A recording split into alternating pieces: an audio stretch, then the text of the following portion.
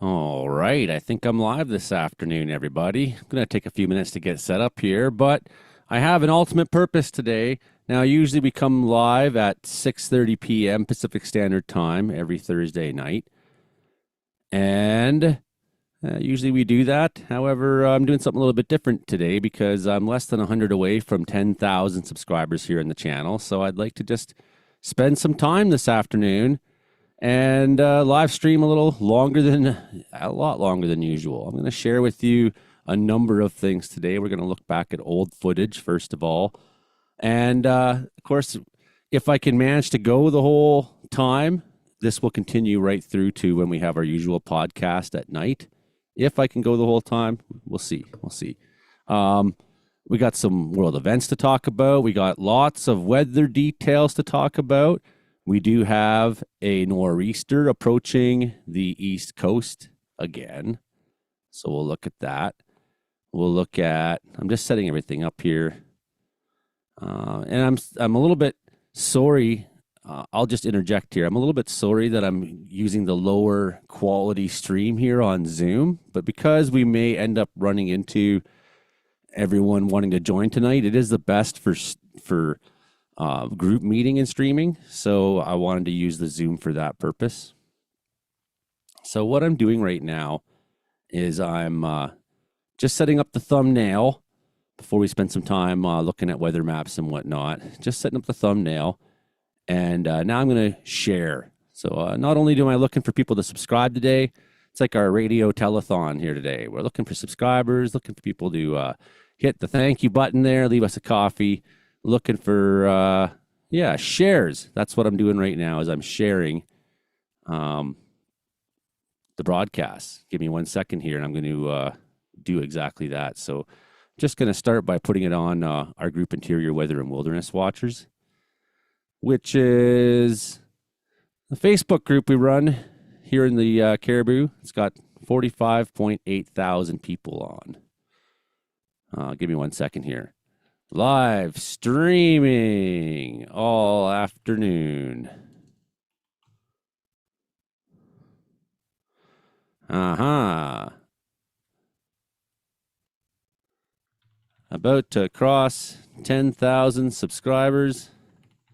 So I figured let's have the ultimate afternoon streamathon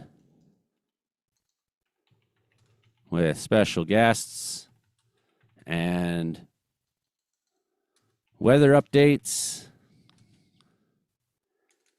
and more. Yes, and old episodes.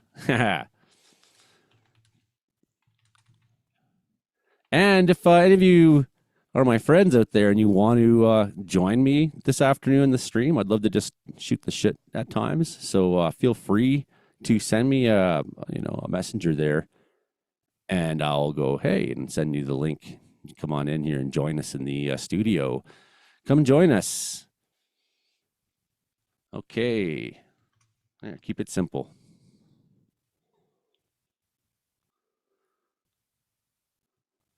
Bam, there we go. I'll share it around to a couple places, try to get, because basically the algorithms never help me out because I don't think the way other people think, and I'm not afraid to say what I think. I'm not afraid to hear points of view that I don't agree with necessarily too, if they're not, if they're conducted in a reasonable manner, a discussion manner. That cost me. I made a deliberate point in my life to not just bow down and join the crowd. I've always been left-handed. I've always been an outsider. I've always had this way of looking at things from an outside perspective. I think that's what I offer the world, and I want to keep offering that. And so thank you for joining me here on the channel. We'll be doing some of that today. Okay, I've almost done sharing it around to different social media places.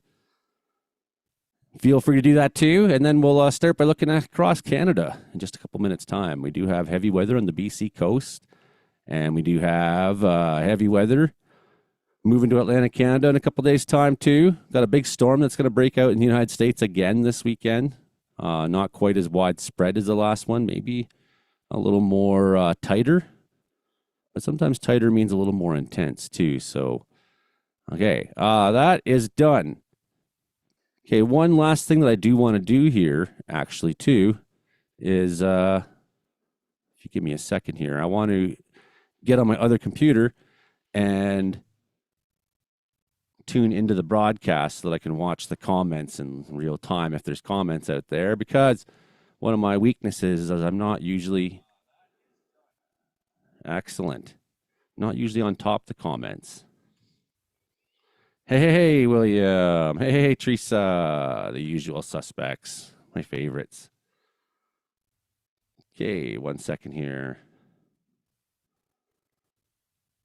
I want to just put down the lowest quality stream there so I'm not using my... But there, now I got a little check going on. Excellent. Check. See myself in real time. Okay, going to close this down, and we'll get started on our first weather map this afternoon on the longest weather stream of Joey's career. However, I got lots of videos set up from the past because I'm going to have to take, he's over there having a nap right now. I'm going to have to take him out for little walks and things like that. So I do have lots of things set up this afternoon. But I think first we're going to start by looking across Canada at the bad news battle board, I like to call it. That was just like this thing I came up with that one time. Okay, glad you can see me. Here we go. Okay, so on the West Coast, looks like that segment of the interior of Vancouver Island is no longer under a warning, but there's now one on the east flank. Let's have a look at our warning this afternoon. We got two. We won't look at the fog advisory. I don't think it should be a warning, a fog advisory. So for Tofino, Ucluelet, Bamfield, Zabalis, Tossis, Highway 4, a warm front is drawing in moist subtropical air that will produce rain at times heavy across West Vancouver Island beginning this evening. Almost at 10,000 subscribers there, Teresa. I am, and I made a video this morning that cost me 5. So I'm -5 to start the day. And people don't seem to, want to hear a viewpoint that's not their own, regardless of how much it's backed up by fact or compassion. But I refuse to not be who I am. I refuse to not say what I think is true. I encourage everybody to be like that in your own way, right? Speak out to the world. Your opinion can matter, especially if it's one that is a seldom heard one. If you're from the, like when you don't walk the beat of the usual crowd, it's important that you're heard, because that's a viewpoint not everyone's thinking about all the time. The heavy rain will ease to showers or drizzle near noon on Friday. Landslides may occur in vulnerable areas, such as steep slopes, deforested areas, or recent burn scars. So, the landslide threat is back up on the coast there. How is my audio, by the way? Am I loud enough? Do I need to adjust it all? Let me know. Yeah, thanks. I know I'm trying to get more, too. And I knew when I made that video this morning that it was going to cost me, but that's how I feel. It's how I feel is that Jimmy Pattison needs to be called out for his business relations. We could talk about that in a little bit, but going to mostly stick to just being weather-oriented here for a little bit, mostly. But I'm not in any great hurry because we're streaming for a while this afternoon. Tonight and Friday, East Vancouver Island, Nanoose Bay, Campbell River, you got a warm front drawing in moist subtropical air. That will produce rain at times heavy across East Vancouver Island beginning this evening. The rain will ease to showers Friday afternoon.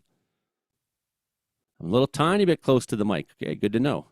Yeah, well, I need to adjust my soundboard. In fact, I probably should have turned it off and back on before I started too. I didn't remember to adjust my levels. I was finding myself peaking a little bit recently in recordings. And the reason why I want to turn it back off and on is because when I do that, it won't turn itself off at some point. When it hits its like 7 or 8 hours max that it's been on. The soundboard's been on since this morning, since I woke up and decided to cost myself subscribers on my subscriber special day. Rainfall amounts in Vancouver 60 to 90 millimeters tonight, today, Friday. Metro Vancouver, North Shore, City of Vancouver, Burnaby, Coquitlam and Maple Ridge. Moderate to heavy rain over the area will taper off this morning in the wake of a departing system. A couple frontal systems will move into the south coast tonight and Friday. Heavy rain will redevelop late this evening and move on to the south coast tonight and Friday.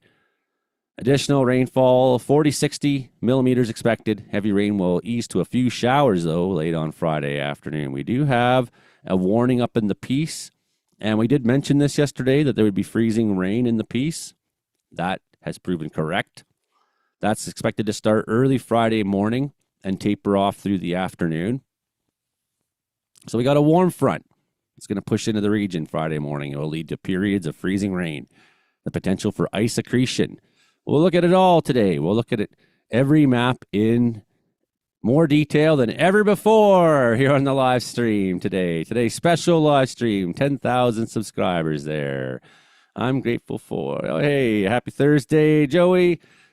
Thankful that you speak your mind. Right on, Teresa. What are you most thankful for on this day? What am I most thankful for on this day? God, that's a good question. I don't know if I'm thankful for anything on this day in particular, to be honest. I've been a little bit depressed the last week or two or three. I mean, that's kind of what happens at this time of year. And it's not like I'm in some wallowing, terrible situation. It's just like, well, I'm in the doldrums of things right now. So it's not like I'm like in a miserable state today. No, not at all. But I don't think I really thought about like, what am I thankful for? I guess I'm thankful for you guys all being here because I really would have nothing here if it wasn't for you regulars. You know, I'd just be a guy that doesn't know what to do, who wants to say something to the world and has no avenue to do that. So it's like very important that I express myself in that way. You know, I'm not very comfortable in social settings. It's like one of the ways I've related to the world in my life is by being an artist. You know, look at this thing I made. Let's talk about it, you know, and kind of, you know, the artistic nature of people is much like that. Hey, from the U.S. there, Frankie McDonald tells us about you. Hey, right on there. Live the vibe, right on. Nice to meet you guys there. Yeah, you know, did you know that January 19th, I think it was the most depressing day of the year? Like it's actually called that. It's called the most depressing day of the year. There's like some study came up with that. They like looked at every day of the year, and it's like, I don't know how they came up with it. It was like, you know, what day are the most people the most unhappy? I don't know how you measure that, but I guess like they figured the number one day of the year was like the Monday somewhere around January 19th, like that third week of January. It's like, and it's true, like the days are getting a little bit longer. You know, and for that reason, I'm glad the Leafs aren't very good this year so that I don't waste good, valuable springtime this year. Because, you know, when they play at 4 p.m. in the afternoon here, Pacific Standard Time, what happens is, you know, the winter has been so long here in the mountains. It's gone on for so long at 5,000 feet, 4,000 feet, I should say, sorry. You know, and then finally we're into May, and it's just starting to melt a little out there. And we're starting to get longer days, and it's like nice, and you like want to go outside and walk the dog. And now, but you can't because there's a hockey game on. So like every time they get beat out, I was like, well, fucking good, because at least I can go enjoy. You know, baseball at least is on every day. You're like not really pressured to watch it all the time. It's like come in and out of the house, ball's on, can't wait. And we're getting close to reporting for spring training, and the Jays have a pretty good team this year, despite not retaining Bo Bichette. Blizzard conditions with near zero visibility and blowing and falling snow. Winds gusting up to 100 kilometers an hour up on the Dempster Highway into tonight. That's especially near the Richardson Mountains. A persistent Beaufort High, combined with several low-pressure systems over the Gulf of Alaska, is creating favorable conditions for very strong northeasterly winds along the Dempster Highway, particularly near the Richardson Mountains. Wind gusts up to 100 kilometers an hour tonight. Today, with falling snow, will result in blizzard conditions with zero visibility. You know, when you're out there on the Dempster Highway and it's like 1,000 kilometers to anything, and you go in the ditch, like you're in trouble, man. I know they got that like truck stop halfway through there, and they specialize in like rescuing people. I'm sure it's like part of their business plan. That whole truck stop. Blizzard conditions will persist through tonight. Travel will be near zero visibility. Like, just don't mess around. So far, we got rainfall warnings on the coast. We got freezing rain coming tomorrow to the east. We got the blizzard going on up there. Let's head over to Ontario, Scario. Yeah, he is an Oriole killer, too. How are the Orioles looking this year, I wonder? I didn't really see that they did much, it didn't seem, in terms of, like, the free agency. At least, like, no major moves, it didn't seem. Not that I caught, at least. You know, and I'd rather the Orioles be a good team than the Yankees. Like, if I could choose who my opponent is, you know, like, man, remember that one-game series?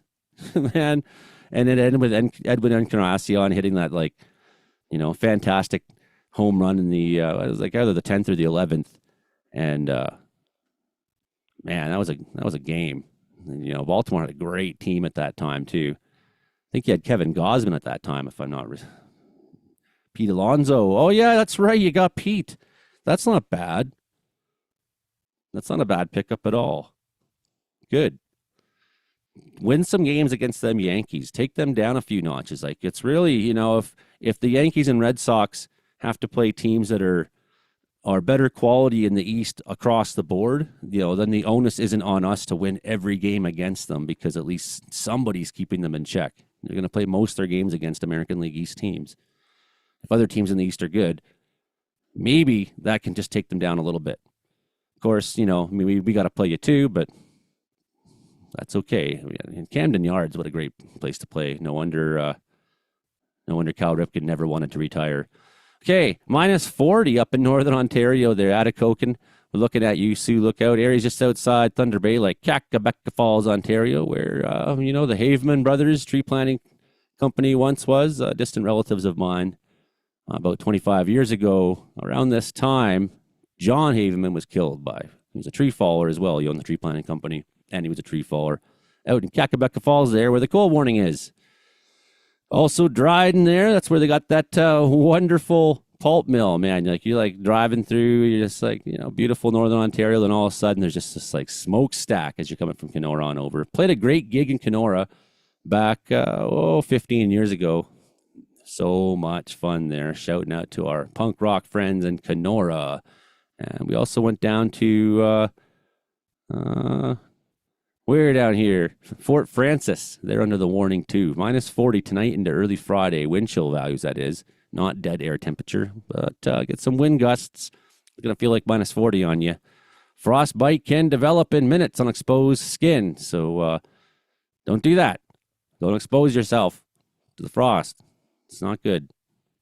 To the cold. Okay, Southern Ontario. Live in the fjords there. Right on. Yeah, Elsador.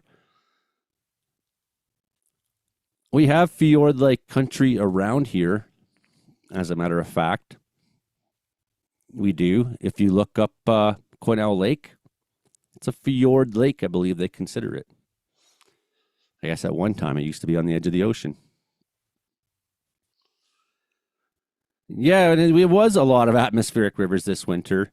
A lot of it hasn't made its way inland incredibly. We did have an okay snowpack, but now after a few weeks, like since that 10th to 13th atmospheric river we had here, it really bumped the temperatures up. That's happening again. I mean, I'm 7.6 degrees. It's January the 29th, and I'm at 3,953 feet above sea level here. Like, that's not generally the case. I mean, over the years, yeah, we've had some January thaws. We've had a couple that were even warmer. But, I mean, we've been kind of sitting above zero a lot this month here in the afternoons. Cold at night, above zero, or just up to it. So we haven't had that cold pattern here either. So we've lost a lot of snow. This is what's happened, right? We lost a lot of snow in the BC interior in the mountains. Cold warning. So this bitter cold's going down in the States. Like, they're getting this pulse of cold air going down into there. And that's going to help feed a magnificent storm up along the coast. And we've already got some special weather statements, I suspect, in relation to that nor'easter. Yeah, Wells is far up. It is. Yeah, it is. And Barkerville, you give 300 feet more, you're even a little higher there. I think Barkerville's around 42 or 4,300 feet, something like that. So it's up there, you know. And what's funny is when you go to the Caribou Mountains, which are just there, but we're up in this high valley, right? So you go to the Caribou Mountains and you go down to the mountains. So then you're at the mountains, right? And, it's like big, snowy, peak Rocky Mountains out there. That's what the Caribous are basically, all that and more, real deal mountains right there. And then you're like, well, let's go home. I guess we'll drive up to Wells. It just defies logic. But yeah, you're at 3,000 feet at Bowron, a little lower at the Caribou River Bridge on 3,100 Road. You're like 2,900 probably there. As you drop the Caribou River Falls, you drop 88 feet there. So you're somewhere in the 2,900 foot mark there. So Ghost Lake is only like the 32 or 33 or something, or 34. It's not that high. Ghost Lake's below us. And there's Ghost Lake with the screaming big mountains. So this cold air is going all the way down through Ontario, and it's going to run up the east coast there and make for a fantastic nor'easter. We'll be talking about that in just a minute's time. Wind chills of minus 30 to 35 into Friday morning. Frostbite. Yeah, man, frostbite is real deal. That also includes down in Prince Edward County, it looks like. What about over on eastern side of Ontario? Cold as well. Oh, hey, Mom, don't go outside. It's cold. You got the wood. Hope you have a good pile of wood still there. Seemed like you're good for the winter last time I was there. But it's been a colder winter than maybe you expected. 30 to 38 value wind chills back home there for areas around Bancroft back home, but also wider areas like Huntsville, Parry Sound. There you go. Okay. East Coast time. So Frankie will be here with us at 7 p.m. Pacific Standard Time. I'm not going to talk this whole time. I'm going to put on some videos of past episodes and things that we can watch together. I do have some stuff lined up. Okay, 15 to 30 centimeters or more Sunday afternoon to Monday evening. So the low pressure system it's developing is expected to bring significant snowfall. We'll talk about this at length today. Sunday and Monday, there's some uncertainty as to where the heaviest snowfall will occur. Of course, cop out. I love when they cop out ahead of time. But the potential exists for significant accumulation over some locations. I cop out all the time, too. I just use different language to do it, It's like, well, no one's exactly sure. Forecast confidence is low. Only one other warning in Canada today. Wow, there's like so little to talk about. Freezing drizzle, blowing snow, freezing drizzle up there in Labrador there. Getting some messages.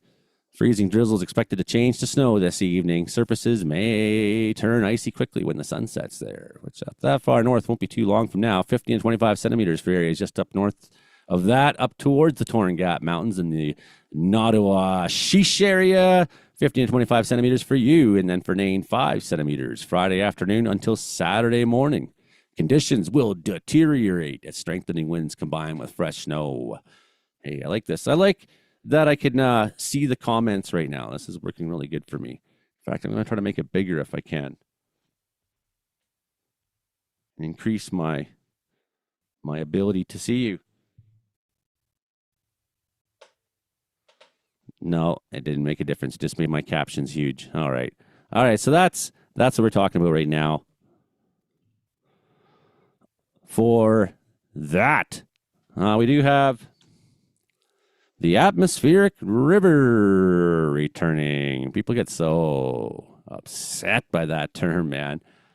It's amazing. If you got any questions about atmospheric rivers, you can ask me there in the comments. We'll talk about it there.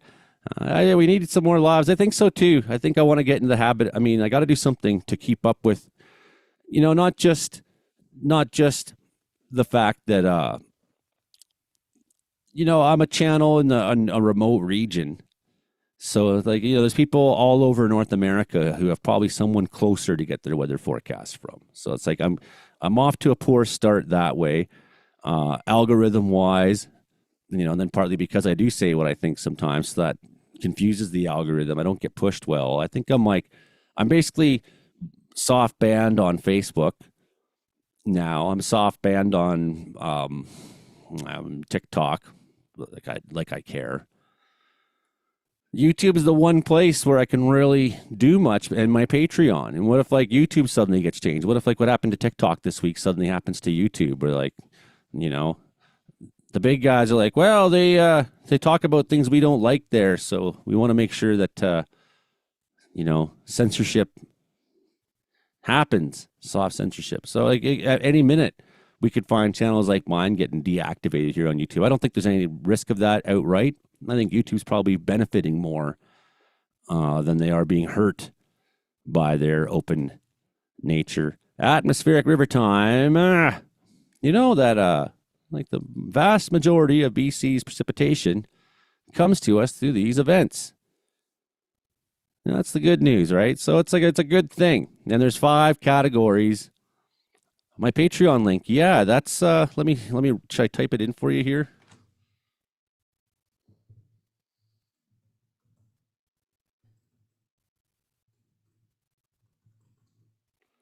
So yeah, at least with the Patreon,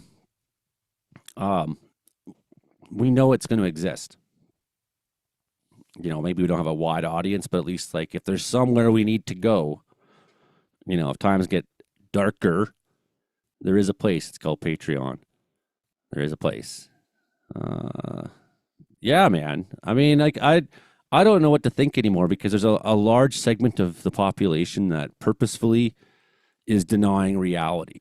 And what this is what you would call post-modernity run amok. Post-modernity is like this worldview that kind of came about in the 20th century in which like, well, that's your truth and this is my truth. And like somehow the value of truth, which I think was the gain of the Enlightenment era, was like this need to understand things from a truthful perspective. And that's been basically under attack for a long time until like people either don't know what truth is, they don't care what truth is, they don't know how to access it, or it's totally irrelevant to them in their like sort of selfish, personally ambitious life they live in, right? So I find it very difficult being a person like myself who really highly values things to be as factual as possible, living in a world like that. Like I just straight up do. And it's like, well, I like to hide out here in the mountains where things are pretty peaceful, man. Things are pretty peaceful. So we got the atmospheric river there. This is integrated vapor transport. So what this is looking at actually is available moisture, right? So it's not the clouds themselves, but what makes the cloud is the water vapor. So this is like how much water vapor content is there. And of course, warmer air holds a lot more water vapor. So we have warmer air coming up across the Pacific from subtropical places. And that warmer air is carrying more moisture because it's warmer than, say, the air is here. And it's warming our air. It's slamming in. We have this high pressure down here, and it moves clockwise. That's the nature of high pressure. Don't ask me why. On the other end of the Earth, though, because of gravity, well, it's the Coriolis effect. I mean, that's why. Okay, I shouldn't say don't ask me why. I know why. The Coriolis affects why high pressure spins clockwise. But if you go to Australia, high pressure would spin counterclockwise. And low pressure here spins counterclockwise, anticyclonic, or cyclonic, I guess. And the opposite's true down in Australia, down in, south of the equator, right? So their low pressure systems there turn clockwise. So everything's really backwards. So I find it really confusing when I'm looking at weather on the bottom end of the Earth because it's completely backwards from everything that I'm just used to seeing move the way it does. And this is the way I'm kind of used to seeing things move. Now, when it comes to severity of atmospheric rivers, as I said, there's 5 categories. And I think we're looking around category 2. Meteorologist Mark Ingalls was hinting at. He's better judge of that than I am. And 4 of the 5 categories we think are like, well, it's good. Like category 5, we say, well, no, it's not really good. It's like there's not many beneficial things that come from a category 5 atmospheric river. It's just straight, heavy, relentless rain, and it's going to cause all kinds of problems, floods and landslides and things like that. Whereas, category 4, we'd say like, well, there's some dangers.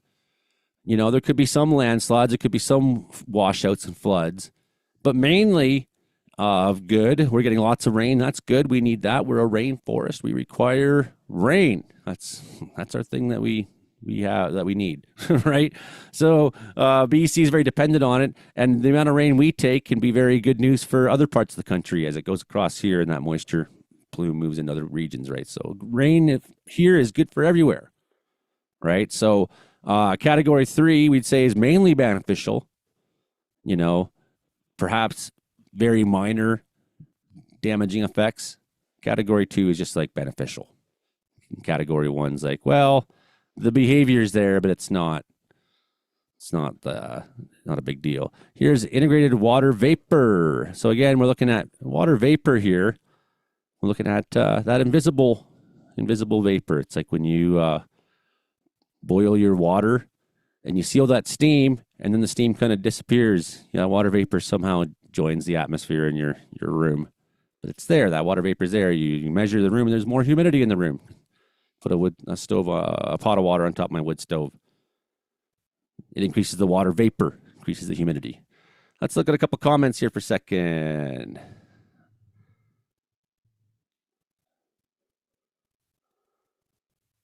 Okay, yeah, it does. YouTube's algorithm has tricks to it, and I'm not good at any of that stuff. I wish I had production support, but I think, one of the great things about YouTube is that you can have guys like me who are just one person with a small team of friends that join them on Thursday nights who broadcasts, and that's accessible to you. So I think that's one of the great things about this platform is that, but I'm up against people who are like teams. Like when Ryan Hall and those guys make a weather live stream, they have like people driving around. They got teams. He's got a producer. He's got someone in charge of the camera. Like it's integrated. It's integrated. Okay, so that's what we're looking at right now. We'll come back to some weather stuff in a minute because we got lots more to talk about. We got lots of flooding statements from BC River Forecast Center and things like that. We got some power outages today in southern British Columbia. Although it's improved, we had quite a few, and it's improved. So quite a few have come back on in the lower mainland Sunshine Coast, but there's still 232. There was like 15 power outages, and now there's like 232 people. There's 8 power outages. So we've seen a real decrease. Anyway, sorry, I'm trying to do 2 things at once here.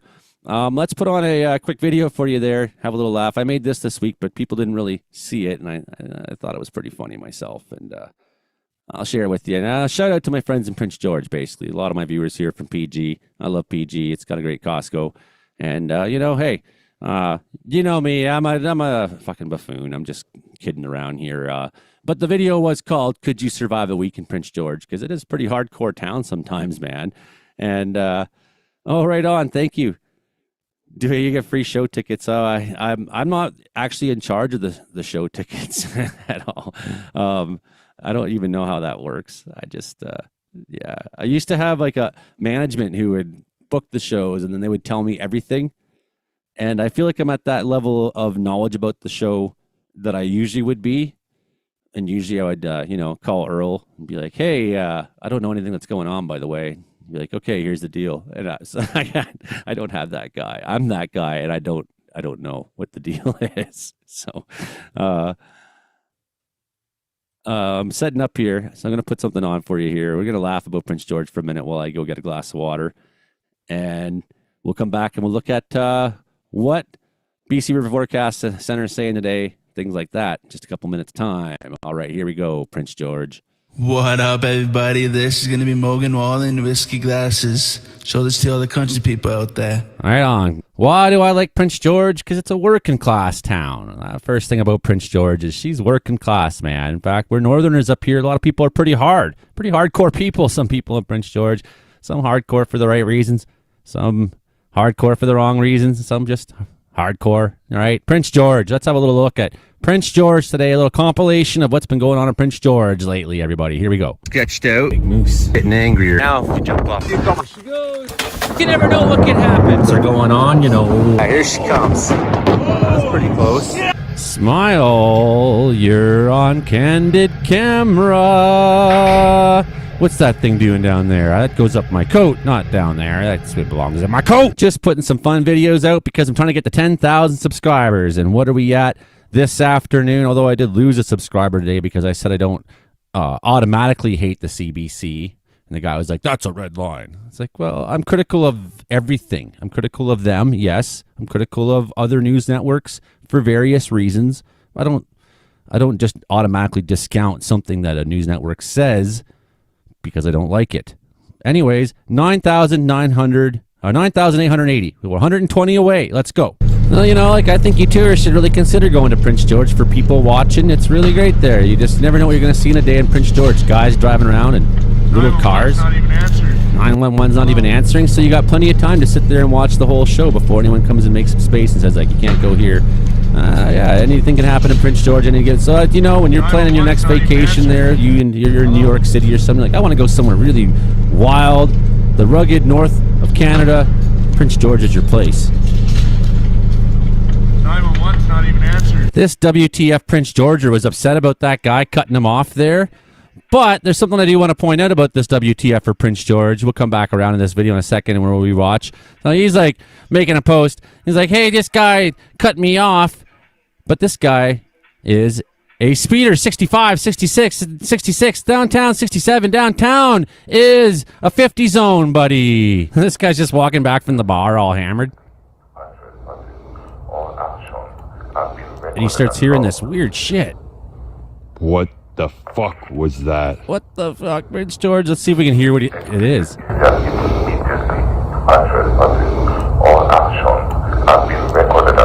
Like some weird ass German voice speaking to him from the sky or something. Imagine being all this. That's why I quit drinking, because I can't handle things like that anymore. That's too much. What the fuck was that? What's going on in this one was there was a sketchy guy walking up and down the street for a little while. And suddenly you can't see him. He was like kind of standing in front of that truck for quite a long time. And now suddenly you can't see him. He's gone.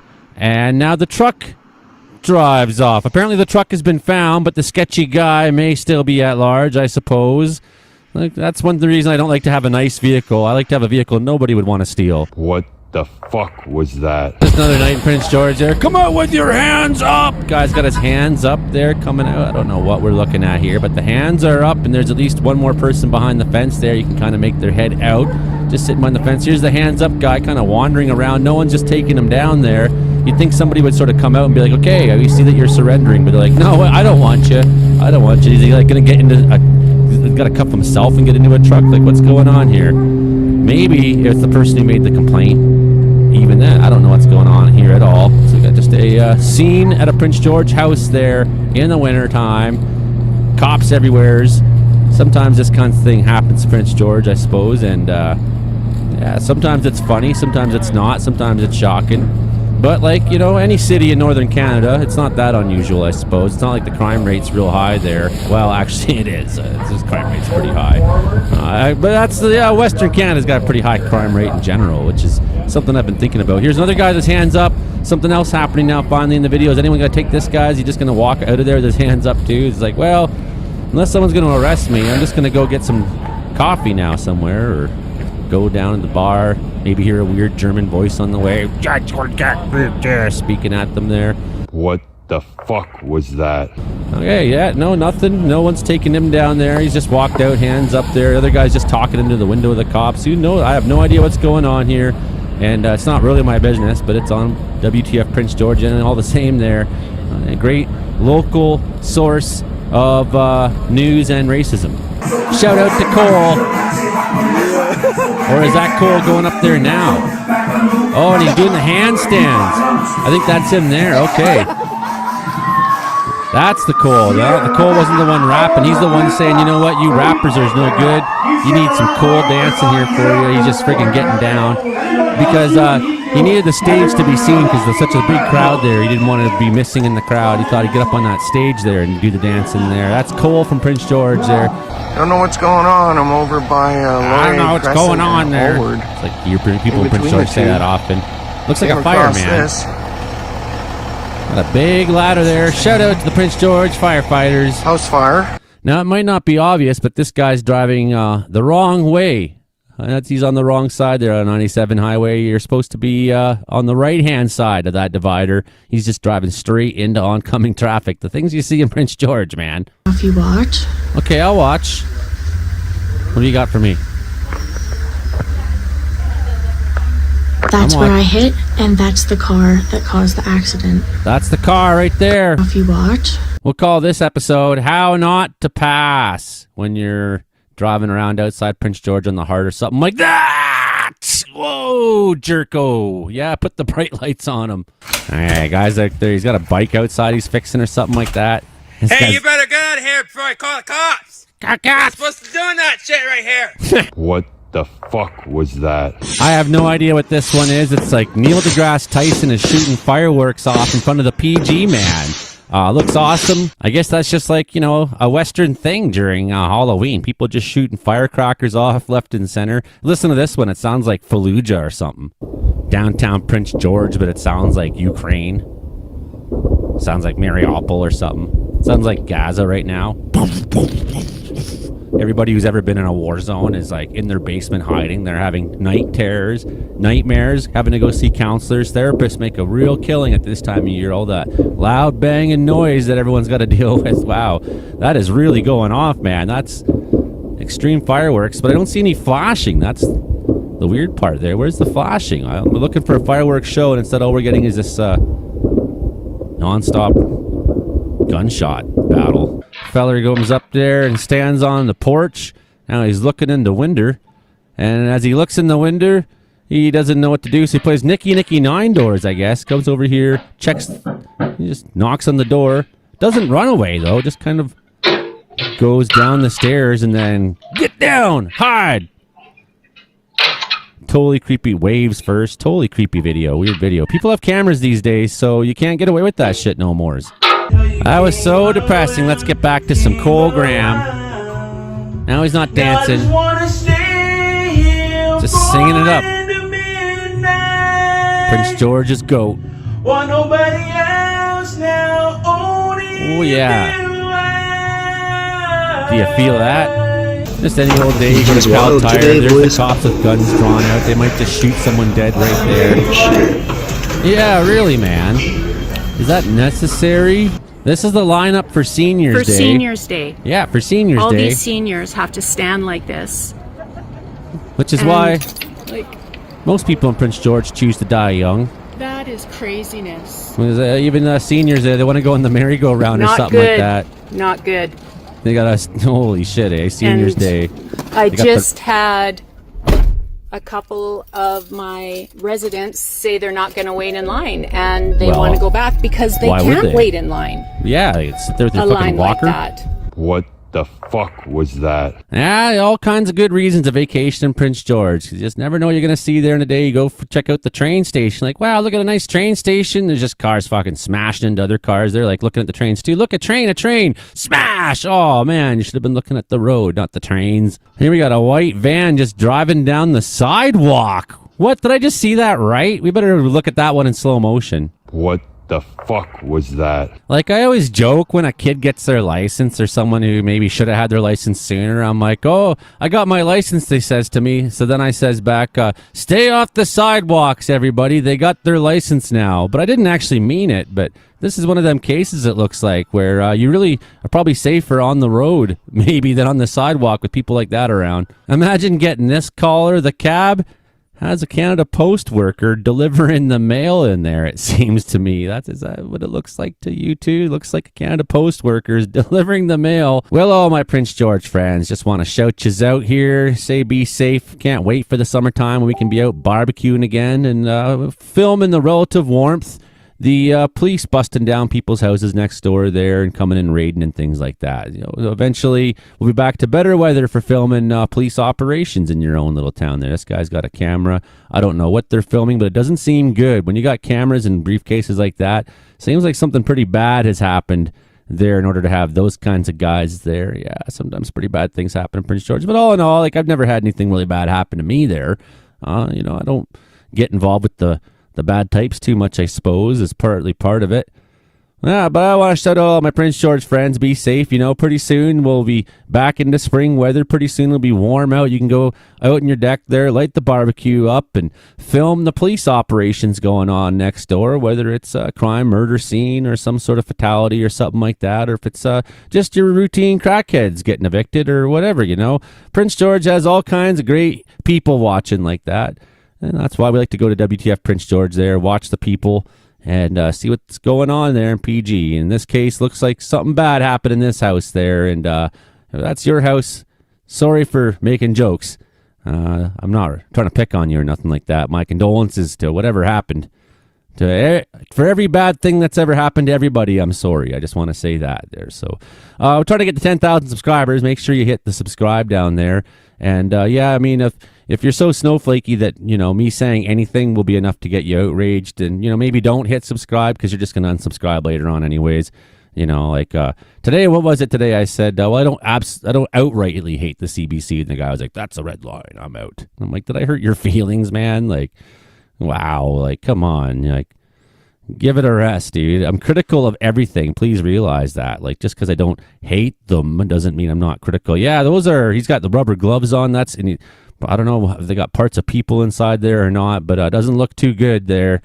Definitely taking a lot of things out of this place. Well, that's all the time I have for this weird shit today. Anyways, Prince George, good place to go. Lots of flowers there for your girlfriends and things like that. All kinds of good stuff. Favorite place to go. Really, it's like a big trip to the city for me, going up to Prince George there. You never know what you're going to get. That's the show for today. Goodbye, eh? Pour me another drink. That's way. Cause I don't want to feel pleasant. a thing no more. Hell no. I just want to sip it till the pain wears off. That was Cole Graham taking us out there. Hey, Cole Graham, Prince George's finest there. Welcome back to the show, everybody.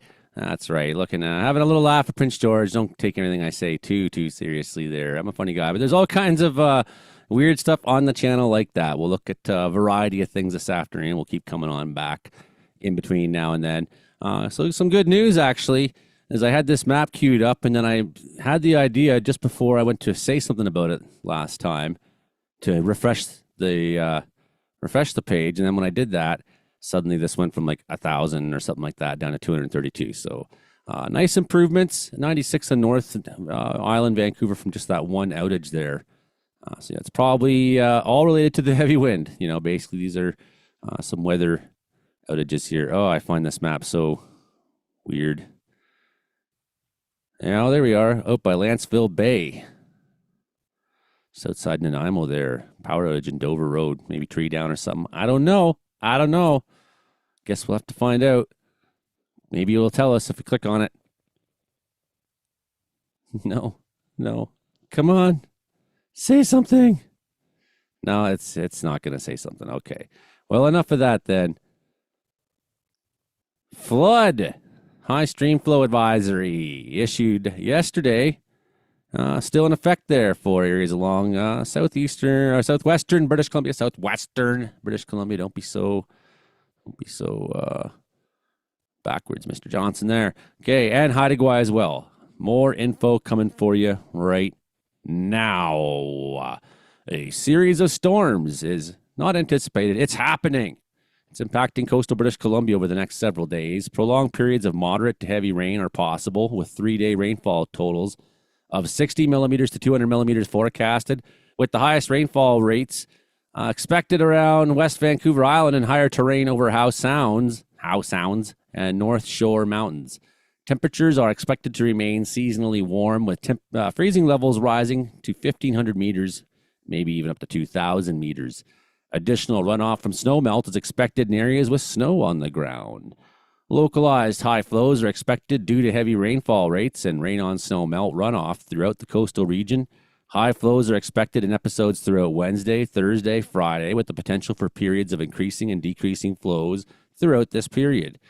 Heightened awareness for potential high flows is prudent throughout this period. In lake-fed river systems such as the Cowichan River and Somas, that's not Sumas, that's Somas River, peak flows are expected a little later in the forecast period. That would be Friday into Saturday. That's because of the cumulative impact of rainfall. Current modeling is indicating the potential for flows in the 2 to 5 year range. You could see a few washouts there. You could see a little bit of water pooling. You could see a couple landslides in there. Things like that. Living in Nanaimo 2 in the harbor, 99 summer boat. Right on, man. That's cool. Yeah, I got my buddy Lucas lives on a boat, I think, still. I'm not sure if he's out of the boat or not, but I think he was on maybe somewhere near Cowichan. on the island there. So that's the two things we're talking about right now. Basically, I got more coming for you, though. In fact, let's go to Windy right now and dig in a little bit. Help us test a new version. I don't want to test your new version right now. Do I want to? What's the new? Oh, smoother. Just click on this link to access testing version. Should I do it, everybody? What do you think? Oh, it'll ruin the segment.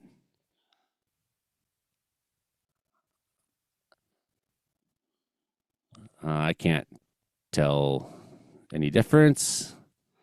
Sure, right on, man. Testing version. Cool. Got it. Okay, so we got a couple things going on that are worth talking about. Let's start down over out east. Talk about their nor'easter here. Okay, I'll hit play on tape. We'll zoom on in and have a look at things tonight. So cold down there in the U.S. Look at this. Even down Jefferson City, -9. Little Rock, -1. Coming overnight. Jackson, Mississippi, 1 degrees. Dallas, -2. Washington, -15. New York, -17. Bitter cold. Okay, we got a conglomeration of storms out there. I haven't really looked at this forecast much, but so this is like not even the main event. This is something else going on here up, but it's helping bring cold air down. Obviously, look at this cold air. That's it on the temperature bead here. Those chilly temperatures, even in the afternoon, moving down through Ontario, northern New York State there, around Great Lakes. Wow, up through the Dakotas, very chilly. Large low-pressure system off the coast there. But that's not where things develop. That's just kind of setting the stage by helping drag this high down, drag that cold down further and further. The stage is right here. Here it's setting. Charleston starting Saturday morning, North Carolina. This is going to be a good one, man. Look at this. Heavy snowfall rates through Asheville, Hickory, Greensboro. Heavy snowfall rates there. Heavy rain off the coast there. Thunderstorms out in the Atlantic Ocean there. This is our developing system. So I think a couple different models had different scenarios on this. I think the GFS had it more out to ocean, and the Euro here had it more closer, a little bit more inland. So as you can see, it's a tighter storm than the last one, and it's also affecting less regions, right? Last one wasn't really a typical cyclone the way this one is.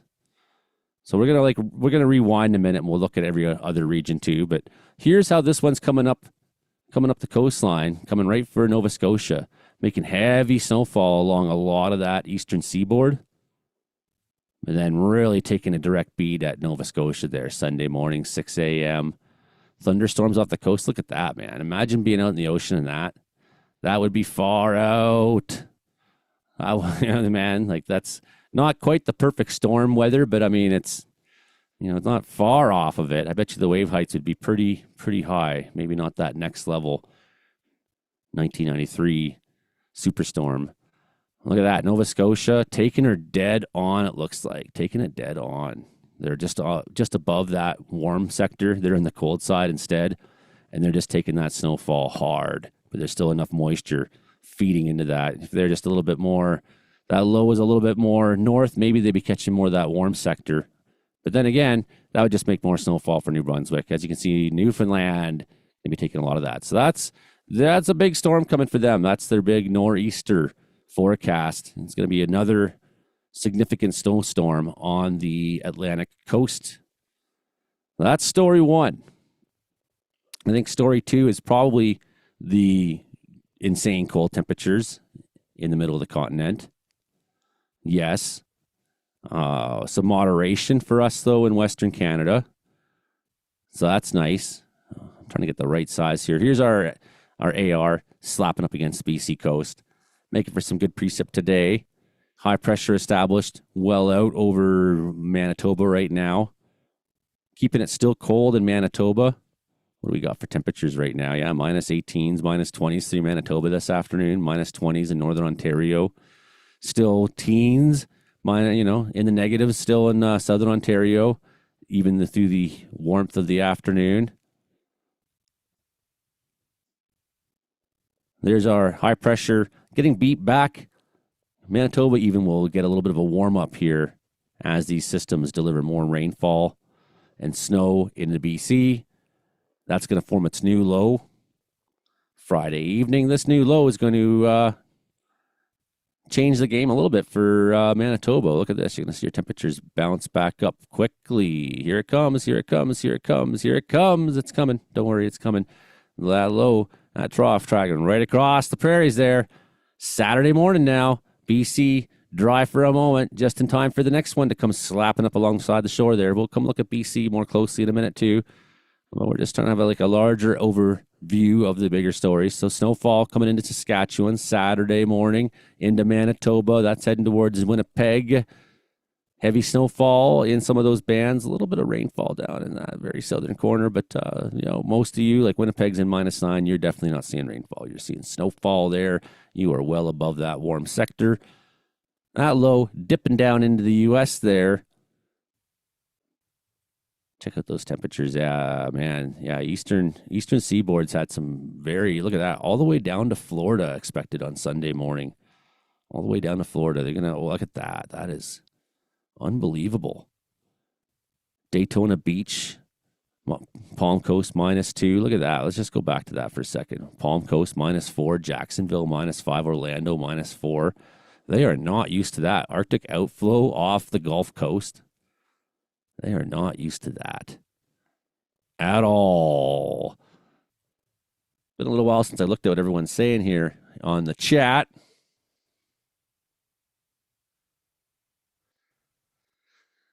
The log drivers dance pleases girls completely. Yeah, if you're in Kamloops, we'll be playing a gig there April 2nd. April 2nd, we'll be at the Blue Grotto. That's a fabulous room. It's a really fabulous room. Really stoked to go play there. That's where I'm at, I think, at this point in my career. I don't think I'm not going to be probably ever having the momentum of my music career that I did when I was a young man on the road all the time. I don't think I want that. I don't drink anymore. I don't care anymore. But if there's a good stage, I do want to go play it. Yeah. Okay, let's look at BC. How about we switch to the Canadian model for a minute here? We'll run through it just because it gives us a little bit higher resolution. Look at that heavy rainfall rates. Those whites are big. 50 mils in a 3-hour period. Those are big rainfall rates. So that's coming hard at you tonight, Vancouver Island. You're used to this stuff. I know. It's nothing that crazy. We had some next level ones that were in the 70s and 80s, if you do recall, not too long ago, where I was just man, that is beyond anything I've ever seen. These are pretty high too. Those are pretty high. Those are up there. But that last atmospheric river, we really did see precipitation totals that were just bonkers, and the rainfall rates, I should say, they were just bonkers.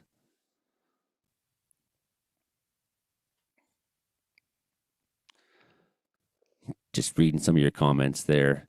Look at that warm up though. Bam, gonna warm things up there. I mean, it's already warmed up a fair bit in BC. So that's just for the next 24 to 36 hours for coastal BC. Let's have a little look inland here. Revelstoke, probably taking a little bit of snowfall tonight, just a little bit of a band this afternoon. Some flurries there. I don't think it's anything big deal, but a little bit of flurries today on that high-res model for you. You can see the real stories pushing in tonight on that south coast, bringing heavy wind, southeasterlies into Haida Gwaii. Snow in the mountains. You can see a lot of these low places are taking rain. Prince George taking rain, right? This is a big warm up. So it's good. We want some rain, but I think everybody needs snow, and we know that. So there's that freezing rain into Friday morning, Fort St. John. We'll pause here for a second, and we'll have a look at them. I said pause. Freezing rain at Fort St. John, just in time for commutes too. So, morning traffic, just warm enough there above you. So you have this, what's going on is you can see it's -2 on the ground, right? Well, the moisture that's coming over the mountains is still a fair bit warmer, and it's hitting your colder air there, but it's not cold enough. It's helping make it precipitate more, sure. but that hits the ground, which is at freezing. So you're warmer above than you are below. This is often what happens too, is like when a warm front moves in, you have to imagine that what's actually happening is that it's coming in at an angle, more or less like it's because it's got to force its way into that cold air. So you got this cold air mass sitting here, and now this warm air is coming in, and it's going to force that cold air up as that warm air tries to ride the bottom. But sometimes what happens is the warm air doesn't make it down below yet. It's coming over the mountains, and it's going to sit above that parcel of cold air. Is that a simple enough explanation? So in this case, the cold air is kind of like so, and the warm air is riding up. And so it's warmer up here than it is below. Is that at all? Maybe I could draw here, just to kind of give you like a visual. But, here's our front coming across, say, and we'll say Fort St. John. I kind of did this backwards. Let's do this. So we'll say here's Fort St. John, right? And you got the warm air is coming, and you got this cold air sitting here. So as the warm air is coming, what it has to do is it has to ride up that cold air. And it's riding up there. So now the fort's sitting down below, and it's still in that parcel of cold air, but it's warming up. That warm air is pushing in and warming up above. So it's falling as rain, right? But then when it hits, that's terrible. I was an art student. Can you imagine that? As it's falling as rain, but it hits the ground and freezes. That's nature. So we had this big freezing rain story last week in the United States. I made a bunch of videos about it and said it was going to be catastrophic, and it was. And basically, there's still people without power down there. We could maybe ask some questions and check in this afternoon and see. But they took it pretty hard, man. They took it pretty hard. So Fort St. John, Dawson Creek, you're probably going to see some freezing rain on Friday morning. It's probably coming in just in time for the day to start. Maybe you'll make it to work before it gets there. And it's going to persist through the day until maybe temperatures finally equalize a little bit. And there you're probably seeing some equalization. But okay. No, not even. It still stays warm down there. Still stays warm. Even Friday night could see some rainfall. Dawson Creek see some heavy rain in January. Yeah, 2 degrees. The adiabatic warming helping you even too as the air is descending as it comes over the mountain ranges. BC this weekend. A few flurries in the Rockies today.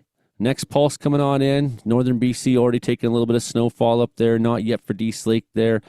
Fairly warm this afternoon. Prince George around 0. Williams Lake bumping up to 2 degrees overnight tonight. Will Kelowna still sitting way above. Heavy rainfall hitting into the coast there. Heavy snowfall and or rain along coastal regions and the mountaintops. Probably snow more. Snowfall developing again Friday in Revelstoke area. That was my warning a couple days ago. Do not try to drive Friday from BC into Alberta through Revelstoke. It looks better, though, than what we were looking at before. Maybe not. No, okay, yeah, it gets worse throughout the day. So you're going to have moments where maybe it's not as near as bad. That new low bouncing over on the Alberta side there. And Alberta Clipper. Okay, let's bounce back here for a second here. A couple more things we can look at. So we do have heavy rainfall expected in that time. What are we saying on Canadian models? Some of these areas might take a bit of snow as well, but we're warm enough here for it to fall as rain in Wells today. 204 millimeters along coastal areas. Max. 210, 215 max. Lots of 140s in there. And 130s and lower. You can really see the closer you are to the ocean side there, the worse it's going to be. Yeah, might even be taking rainfall in the mountaintops throughout the day, into the evening maybe until things cool down up there at night, if they do in these with the specific frontal weather coming in. An easy way to find out. Let's go tonight, and we'll go temperature, and we'll go altitude, and we'll just bounce up to 6,400 feet. So 2,000 meters. So there's quite a few mountains in the 2,000 meter range that'll still be above zero. Figure that. -4 in the 2,000 meter range, -2s, -2s. Go up a little higher. Go up a little higher here. Oops, I missed. That's too high. That's way too high. 3,000 meters. That's a good one. Yeah, 3,000 meters. So that's like some of the tallest mountains are hitting 3,000 meters. So you're talking Rocky Mountain tops, just -8 up there. Pretty warm. Pretty warm as you go up. So we got how much rainfall, right? Well, then how much, we'll look at snowfall accumulation. New snow. How much new snow we taking? Let's just go till Sunday night. And keep in mind, some of this may be falling as rain, then snow, then rain. It may not stick around much. So if we say like, well, a meter of snow on some of the big mountains over the weekend, is there going to be a meter of snow on the ground? Not likely. Not with those warm temperatures during the day. More be falling as rain, making more rain runoff. Which is probably why we got the high stream flow advisories in those areas, right? Better chance of snow, probably in the interior ranges. And you could probably use more up at the ski hills there, 25, 26 centimeters. 35. Now let's just, for argument's sake, let's just extend this out and look at, where are we going the next 2 weeks? It looks good. Looks like precipitation expected for most regions of BC over the next 2 weeks. Some areas in Alberta still expected to be dry. I mean, these forecast models change, so don't look into a 2-week trend as being very telling. Well, let's look at snowfall totals as we go out. There's our high pressure there. Cold weather, bounding on down. Snowfall totals up along the eastern seaboard. Looks like they're pretty high in the Carolinas. High relatively speaking for them. They're not used to seeing 13 centimeters there at all. It looks like the model update really has the snowstorm moving off the coast, though, more and more until it hits, the Nova Scotia highlands. They're going to put on 50 centimeters of snow maybe this weekend. What about GFS? Yeah, they think it's even further out. People are like making these big predictions on this one. And it looks like it's probably going to miss almost everybody.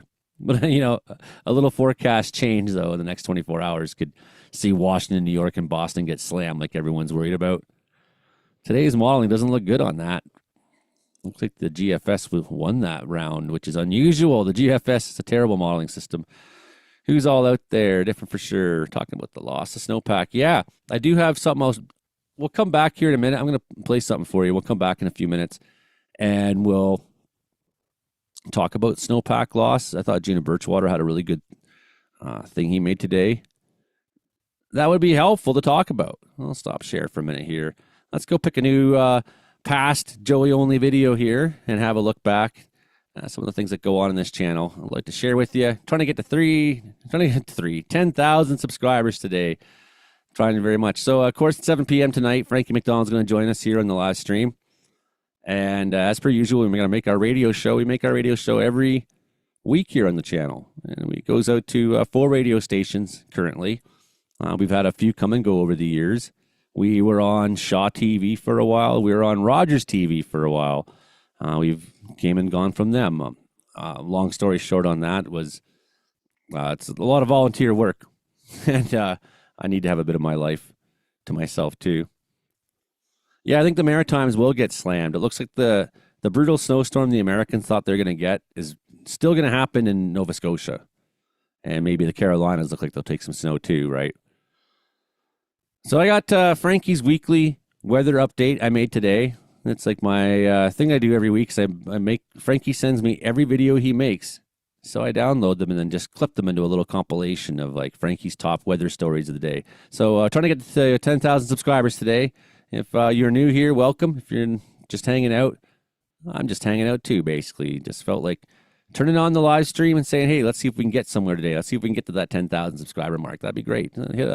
I've done my part for the province of British Columbia as a firefighter, as a medic, as a first aider, as a forecaster. I feel like I've done my part for this province, and small thing to want is to have a channel that is somewhat successful. And I have no delusions of grandeur by any means, but getting to 10,000, that was my original goal. I thought that's what I wanted to do. So meanwhile, we've been making this podcast every week, and we do this live stream every week, and it's like every Thursday is live stream day here in the channel, and I'm just making a longer live stream than usual. We will have our assortment of guests come on later in the afternoon like usual, but I make the Frankie compilation video of the week every week for this purpose. I'm going to play that for you while I get myself sorted here for a second or two. Okay, everybody. Here's Frankie this week, the wonderful, lovely, look at him. He's awesome. Frankie McDonald. Everyone, breaking news. CBC National News just interviewed me just now. I was just on CBC National News just now for Breakdown.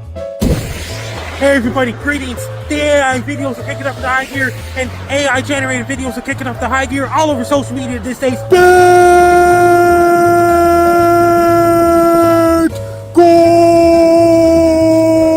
There's so many people saying Frankendown videos are AI, but it's not true.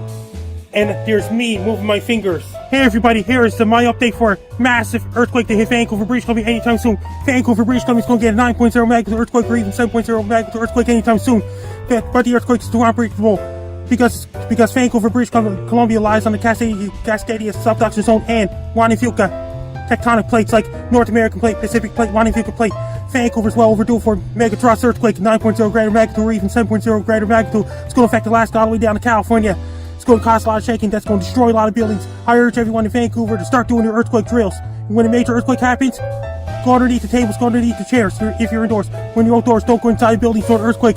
Earthquake can do a lot of damage to buildings and might knock up power. It might damage a lot of telephone poles and power lines, things like this for people in Vancouver surrounding areas as well. Be prepared. When I upload my videos to my social media accounts and my YouTube channel and my Facebook page, it's not AI at all. Heavy snows head towards New York City on Sunday, January 25th, 2026. It's going to bring a lot of snow. New York City, Queens, Manhattan, New York, Queens, New York, Bronx, New York, Brooklyn, New York, Massachusetts on Sunday, January 25th, 2026.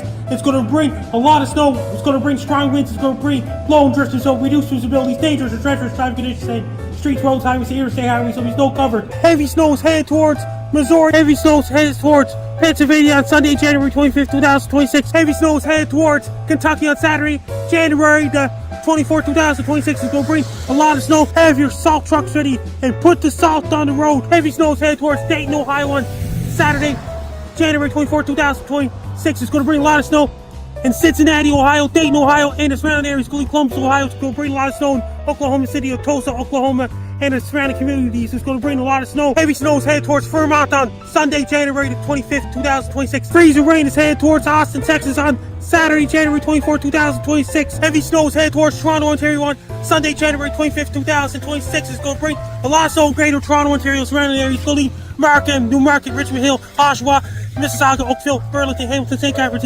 Niagara Falls. Is going to bring a lot of snow in Toronto and surrounding areas as well. For the next few decades and centuries, AI videos will get way much stronger than ever before. There'll be so many AI videos around the world. There'll be one AI right after another videos non-stop. But my videos are not AI at all.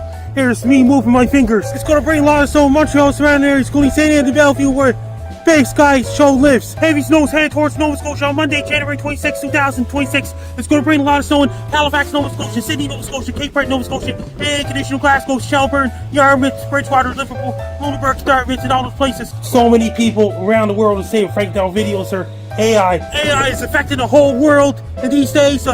Artificial intelligence is affecting the whole entire planet Earth in these days. AI is getting way worse than ever before. It's going to be AI, not an AI again, and AI again. It's going to get worse and worse and worse for the next few decades. Heavy rains head towards Vancouver, British Columbia on Wednesday, January the 28th, 2026. It's going to bring a lot of rain in Greater Vancouver, British Columbia, including Richmond, British Columbia, North Vancouver, West Vancouver. Heavy rains head towards Vancouver Island on Wednesday, January 28th, 2026. It's going to bring a lot of rain in. Heavy snows head towards Moscow, Russia on Tuesday, January the 27th, 2026. Is going to bring a lot of snow in Moscow, Russia. Massive snowstorms head towards Nova Scotia on Sunday, February 1st, 2026. Really cold air is headed towards Florida on Saturday, January 31st, 2026. It's going to bring extremely cold temperatures all the way down to Miami, Florida. Heavy snows head towards North Carolina on Saturday, January 31st, 2026. Heavy rains head towards Greece on Sunday, February 1st, 2026. It's going to bring a lot of rain in Greece, especially in Athens, Greece, and its surrounding communities. Indonesia is going to get a 9.0 magnitude earthquake anytime soon. Once again, it's going to bring another mega earthquake going to hit Indonesia. AI is going to be dangerously worse than ever before. It's going to get worse and worse. Some people cannot tell when the video is AI and it's real. AI and real are two different things altogether. And AI videos are kicking up in the high gear these days. It's going to get way much worse than ever before. Those AI videos on every social media is going to get worse and worse and worse for the next few decades than ever before. Right now. The next few decades ever before. Yeah, holy Frankie, he is a hilarious character, man. I do love Frankie McDonald. Okay, so what I'm going to look up here, we were talking about the snowpack thing. If you just give me a minute, I'm going to locate this article now, and we'll talk about it. Not article, but a post by Juna Birchwater. I'm almost here. Here we go. Okay.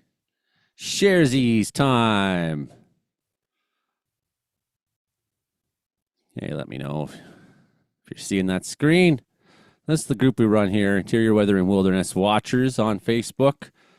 45,800 people there. We've been 11 years and more, coming up to 12, I think, already. Just putting the word out on things that are going on in the BC Interior. So Juna says, last month the snowpack was great, but by the end of this month, the south will be really hurting for snow. Vancouver is yet to have a trace of snow this winter. Kamloops is well below normal. Positive note, Fort Nelson is at least above normal. That is a positive note. But he's got Vancouver snowfall accumulation here, for example, 0 this year, which they seem to always get at least trace. Kamloops snowfall accumulation. Seems like we're below the target so far. My lips get sticky. Get thirsty talking so much, lips get sticky. Look at some of these years in the past. 1972, 167 centimeters. Holy. 1928, 167. Those are big years there. 1997 was pretty big. Kamloops got slammed that year. Notable year. How about Fort Nelson? They're back. Look at this. They were down bad, man. Look why they had such a bad burn season. That's such a bad burn cycle. They went through almost 2 decades of having, quality snow for the most part. Then a big drop for a couple of years. Well, 2016 wasn't good either, but we saw fires at that time. 2016 was actually a pretty good burn season on that side of the Rockies. 2015 as well. Whereas 2016, we didn't see much burning in BC. There's been a couple historic times. 2013, they had 192 centimeters, man. 2014, 186. So, I do recall working with some guys from Fort Nelson there, an initial attack team, and in 2021, and they're like, man, we didn't see a fire last year. We hadn't seen a fire this year. And then things dried out quick. We had a bad snow year, followed by hot, dry. And the trend up there is it's hotter than ever in Fort Nelson in the summertime. They've been having thunderstorms like crazy. The last 5 years, I've been watching thunderstorm activity in Canada for a long time. I'm getting close to 50 years old. I'm not quite there yet, but I'm hitting 47 this spring. I've been a weather nerd for a long time. I've been watching thunderstorm activity. I've been watching the lightning detectors in Canada for 30 years minimum. Since basically that was available on the internet to see where lightning is occurring. I've been watching, and that's one thing I noticed this last 5 years is that area of the Northwest Territories and Fort Nelson, the frequency of thunderstorms up there has just gone through the roof, man. It's like a daily, to the point where I'm like, man, there's no radar up there and no one's chasing up there. Does anyone actually know how strong these storms are or what's going on with some of them? Because sometimes they seem pretty significant when you look at SAT. They got severe thunderstorm warnings up there, and I'm like, what's going on in Fort Nelson, man? Legit thunderstorm outbreaks with those long days. Those long days in the summertime, if those days are hot days, there's a lot of potential there.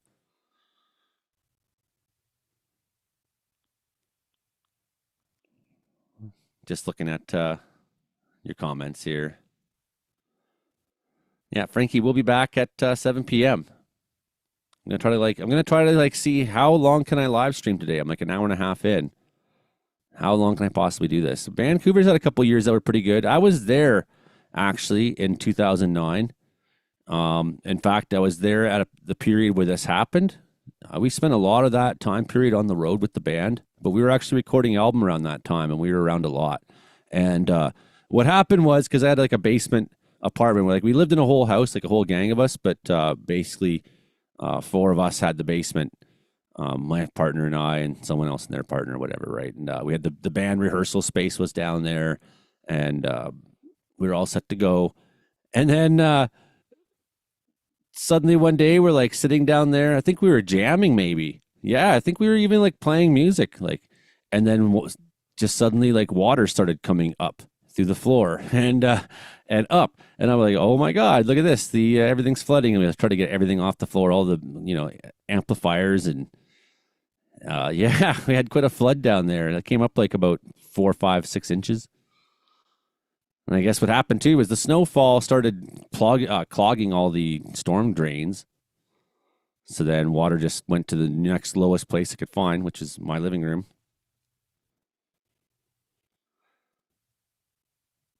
That's what your dad did for his whole career. Wow. That's cool, yeah. I kind of did like that part of timber cruising, doing the core samples and stuff.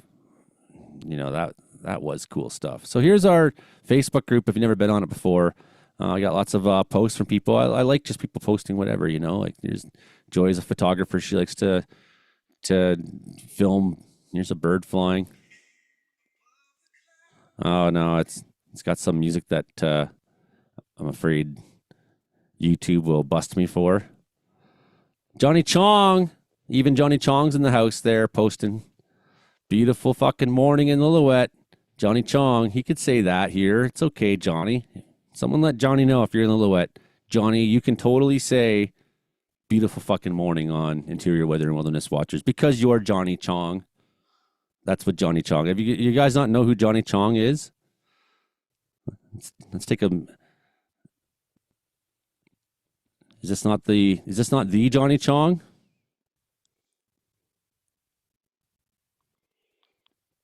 It is the Johnny Chong. Okay, yes. The Johnny Chong from Lillooet. So if you guys don't know about Johnny Chong, he's the greatest.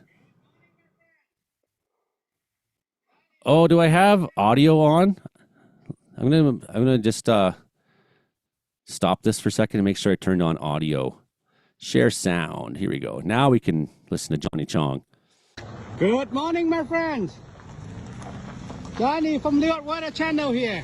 Oh, it's gonna be a fucking beautiful day today. Nice and warm. It just rained this morning. Now the sun coming out. Wow, what a fucking beautiful day, eh? What a fucking beautiful day, Johnny. My customers coming. Hey, what's the weather today? Like, beautiful, beautiful. Yeah. Supposed to warm up to 12. It's warm up now, isn't it? Yep. Oh, wow. Looks like I got the American flag on his truck. It's nice now. I'm thinking I'm getting a short now and weird. Hey, people, if you have to come to Lillooet, today is a good day to come. Fucking nice. The road's gonna be nice too. And this guy, he's open. Look, he's open now. Johnny out. Good morning, so my that's friend. Johnny. He owns the Totem Restaurant there. Good morning, my friend. Johnny from Lillooet Weather Channel here. Oh, fuck, it's gonna be a very fucking nice day today. Nice and warm. It's what?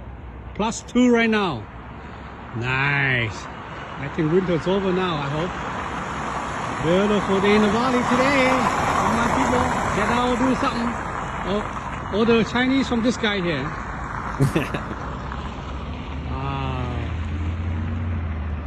The smoke is from the burn. They're burning, so the summer don't have any fire. Johnny out. Johnny out. Good morning, friends. Johnny here from Lillooet Weather Channel. It's an over fucking cast day today. Over fucking cast. But it's nice and warm though. It's not that cold today. I'm at the old bridge here. Looking down, very nice. Oh yeah. Holy fuck! Would you look at the ice, eh? All those ice here. Holy shit. Been here 21 years and I didn't realize that fucking ice form up here.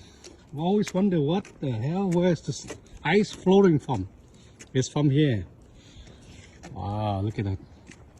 Look at all the ice here. You could literally walk across the river now. My God, Johnny's awesome. Folks, I don't think the sun gonna come out today, folks. This is as good as it gets. Johnny out. How about 26? Good afternoon, friends. Johnny from Weather Channel here. Oh, fuck, the sun finally want to come out. Oh, so nice, eh? Look. It's a beautiful day, folks, today. Nice and warm. That's it. We'll go fishing tomorrow. Beautiful, beautiful day. It's one fucking beautiful day today, folks. Johnny out. Johnny out. How about the 25th? Oh, 26. Good morning, friends. Johnny here from Weather Channel. It's a cloudy day today. I don't think you're gonna see Mr. Sun very much today. It's all cloudy, but it's nice and warm up now. It's like -1 right now. It's not too bad. The wind is dying down, no more wind, but I don't think there'll be sun too much today.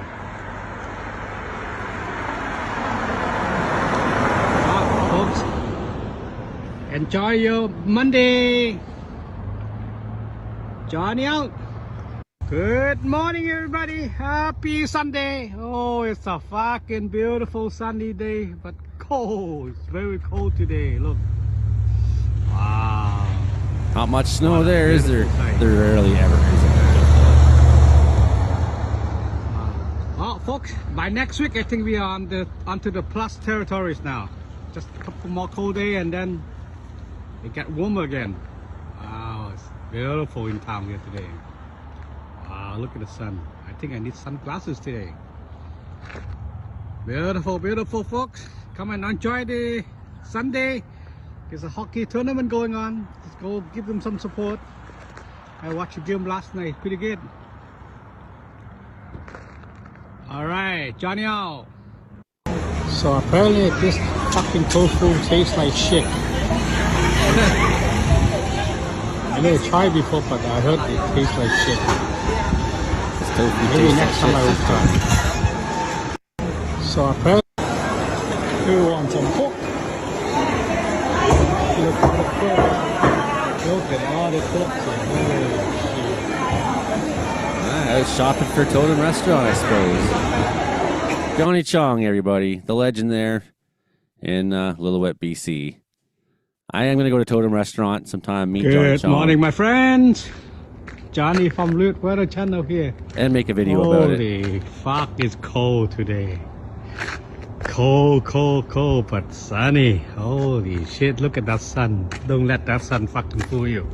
It's fucking cold. Wow, look at that, eh? Don't let that sun fucking fool you, he says. Look.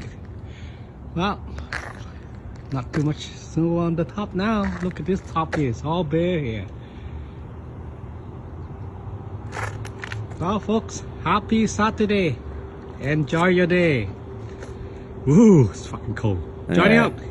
Friday, Good last evening, day. Folks. Holy fuck, it's cold still. Oh, look at all my friend here. All the deer chops here. Wow, look at the deer. Pretty good size too, eh? Too folks? much deers on Main Street. Dinner. Hey, come on with Uncle Johnny here. We have some good sweet and sour sauce to go with it. Oh, look at that, look at that. Look at that guy too, eh? Holy shit.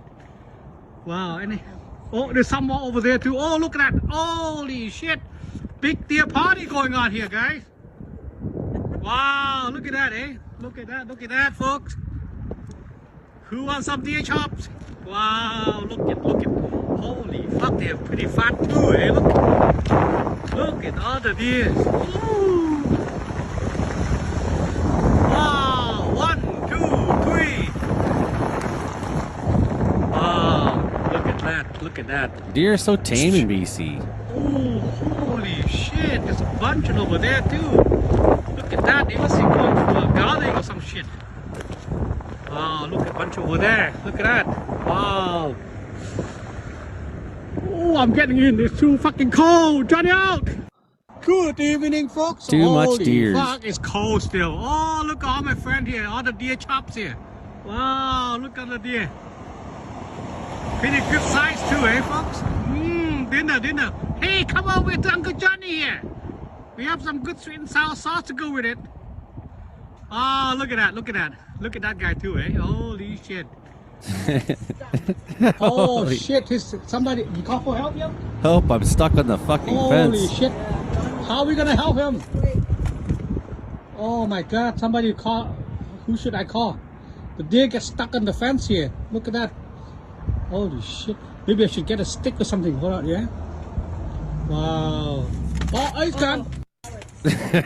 Oh shit. Good morning, friends. Johnny Right. from Meteorology Weather Channel here. There we go. Yeah, Johnny Chong, Little Wet Wet. So if he's talking to Johnny, let him know. Yeah, we really appreciate his post there on Interior Weather and Wilderness Watchers. Johnny Chong, Joey only out on that one. All right, well, we'll put on a video for a couple minutes here. We're going to get to 10,000 subscribers here today. Just hanging out with these all. A lot of you old friends have seen some of these past videos, but I'm going to share them anyways, and we'll, look at some of the things that have been going on here in BC. Here's a good one I made just the other day. Fox gets peanuts stuck in his tail. You want to see that one? How about we get Fox gets peanuts stuck in his tail? Here's one from this week, then we'll look at something from a little bit further back. He's got a peanut stuck in his tail. Now we are 10 minutes in. The fox is still out there for 10 minutes later, and he's still got a peanut shell stuck on his tail. How long can this fox have a peanut shell stuck on his tail? Sketched out. Getting angrier. Now, You never know what can happen. What's going on, you know? here she comes. That's pretty close. Hey, dude, those peanuts are for the crows. Those peanuts are for the crows. Who do you think you are? Yeah, I'm talking at you. Gonna just ignore me? Those peanuts are for the crows, bro. Yeah, he says, that's fine. They can eat the nuts out of me. Okay, anyways. I like this guy. He's got a beautiful orange coat and little booties. Little black booties. He doesn't seem to mind my presence. Look at his little booties. He's eating the peanuts there. That was for the birds. That's okay. He can have some, I guess. And breaking them open with his mouth. He's been by a few times to eat bird seed and stuff. I guess you take what you can get in the winter. Someday foxes will be just like dogs. They'll be our pets. People will have foxes. It's not far off. They're easy to breed that way. I think like 7 generations of foxes and the feral comes out of them, and the ears go limp, the tail goes limp. I think it's kind of like regular animal, yeah, I'm looking right at you, buddy. He says, whatever. Domesticated features. He doesn't mind that I'm filming him because he's got peanuts. Now I want peanuts. Why did I throw them out the window? Oh yeah, they were stale. Yeah, what a beauty, eh? Oops, I didn't mean to hit the window with the camera. Sorry, buddy. He's got a peanut stuck in his tail. There you go. He's got a peanut stuck in your tail, bro. Peanut shells are stuck in your fur. You take some home for later. Store them there in your tail. Yeah, I'm talking right at you. That's hilarious, eh? He's like, yeah, I don't care. You got a window between us. I've been studying you humans for a while as I look for garbage to eat. Sorry, I'm getting loud there. I want the viewers to hear my expressive joy at seeing you, Foxy. Well, that's a fox eating peanuts. If you've never seen a fox eat peanuts before, the idea that animals are carnivores or omnivores is funny to me because they'll eat anything that smells right. He's got this tiny little, skinny little face, this tiny little nose.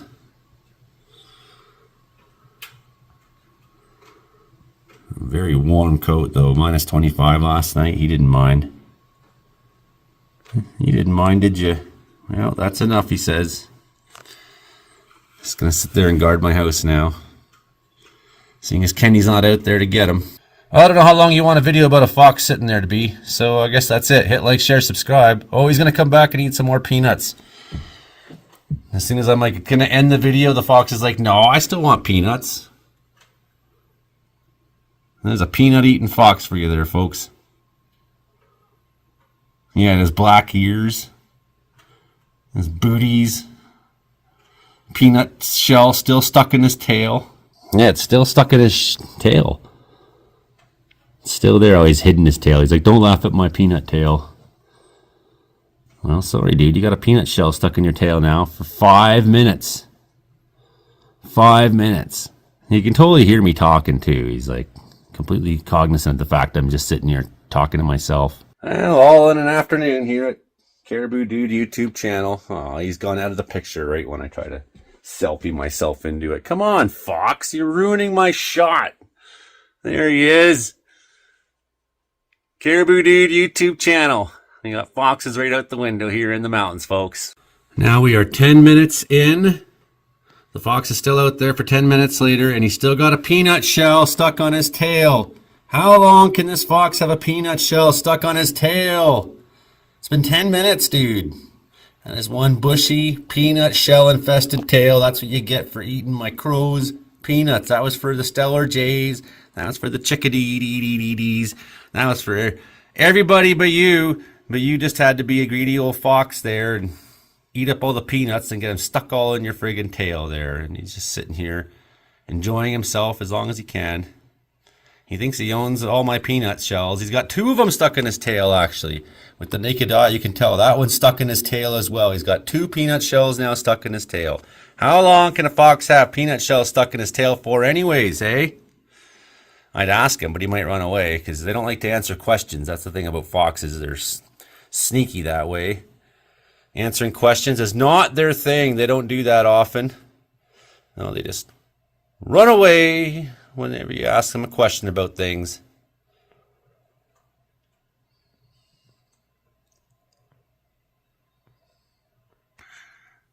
Like, are you really that bold? You're just going to sit there with me talking behind you with your back to me as if I'm not even there? Finally, he says no. Okay, Fox. Have a good night there. Peanut tail and all. Peanut tail and all. Yeah, we got more animal videos for you in a minute here. As you know, I live in a pretty wild place. There's a lot of wild animal videos on this channel over the years. Quite a few. Quite a few. Let's have a look at what's going on out there right now across North America. Here we go. Looks like we're all set up and going. So we got rainfall. A lot of rainfall through Portland. Not in Portland itself, but off the coast there, I should say. Off the Oregon coast is what I'm trying to say. Oregon coast. Got some snowfall in the mountains in Washington State. Not much. Maybe a little bit of fall. We got like a couple radar gaps here. We don't see much. Unfortunately, they don't tell us much about what's going on in the Rockies either. A little bit of snowfall there, though, up just north of Seymour Arm in the mountains. We did have something going on here earlier, but it seems like it's mostly chilled out. Come on, refresh map. That's brutal, eh? Well, there you go. There's a dark North America. It's ruining my segment. Not even any warnings on the board today in all of North America. Oh, man. Radar scope's been kind of glitchy lately. I'll start it again. It's been open for like 3 hours. Radar scope. Okay, a little bit of snowfall there in northern Saskatchewan, it looks like. Just a tiny little bit. A few flurries there in the Dakotas. A little flurry there in Montana as well. Out of Iowa, Rapid City, a few flurries down through there today. Some lake effect snow still happening in Ontario, though not much. Not much now. That was pretty good yesterday. Some snowfall down in Illinois. A little bit in Indiana and Kentucky. Up here into Gaspésie, Quebec. A little bit of snowfall going on there right now. What's going on in our neck of the woods? Let's turn on a radar proper, too. That was a combined image, but here's the real deal. This program here radar scope gives me the raw data that you get from if you were like government meteorologist or whatever. So as you can see, pretty quiet in BC right now, which is nice, unless you're on the coast. Then we're going to see a little bit of rainfall splashing here. Okay, let's zoom in on and check it out.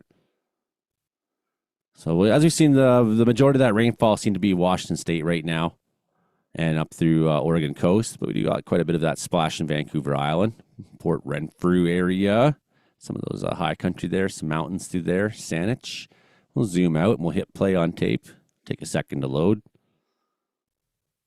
We had some showers through Vancouver this morning in Delta. Looks like they have largely cleared up for the afternoon there. And we can see the next pulse starting to show up.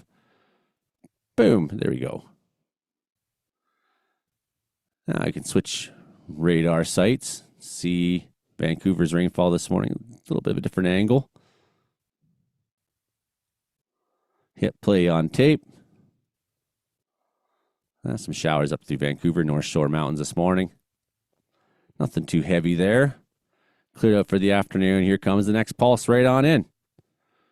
Boof. Okay. Some cool new, I pay through the nose for Radar Scope. It's an expensive program, but basically all the really good radar programs are expensive. So it's like choose your poison. Let's have a look at temperatures right now across North America. This is pretty impressive. So we got minus 20s in eastern Alberta, minus 20s, in Saskatchewan. What am I looking at? 20s in Manitoba, 20s in Ontario, northern Ontario, even down to Sudbury, 20s, even down back home, close to minus 20.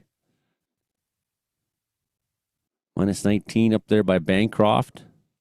Toronto, minus 15, minus 17 in Hamilton right now. Watertown, New York, minus 17. Some of these temperatures, as you go further down, these not too used to seeing these temperatures in Virginia Beach, Raleigh, North Carolina, or South Carolina, whatever it is. Bowling Green, Kentucky. Cold temperatures, Nashville, Tennessee. In the afternoon, below zero. These areas through Iowa, through Minnesota, they've been very cold at times this year. Very cold. Wisconsin as well. As you can see, that's the case right now, minus 12. It's probably warmer than some of the days they've had. That's where we're at right now. Let's just check in on Southern Ontario's squalls. See if they have finished finally. Seems like it there. Clear skies this afternoon finally. Man, they've taken some crazy snowfall down through here.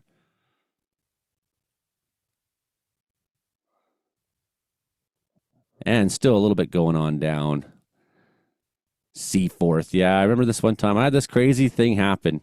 I don't know how much of it I should tell on here, but I was like at this big town party in Goderich.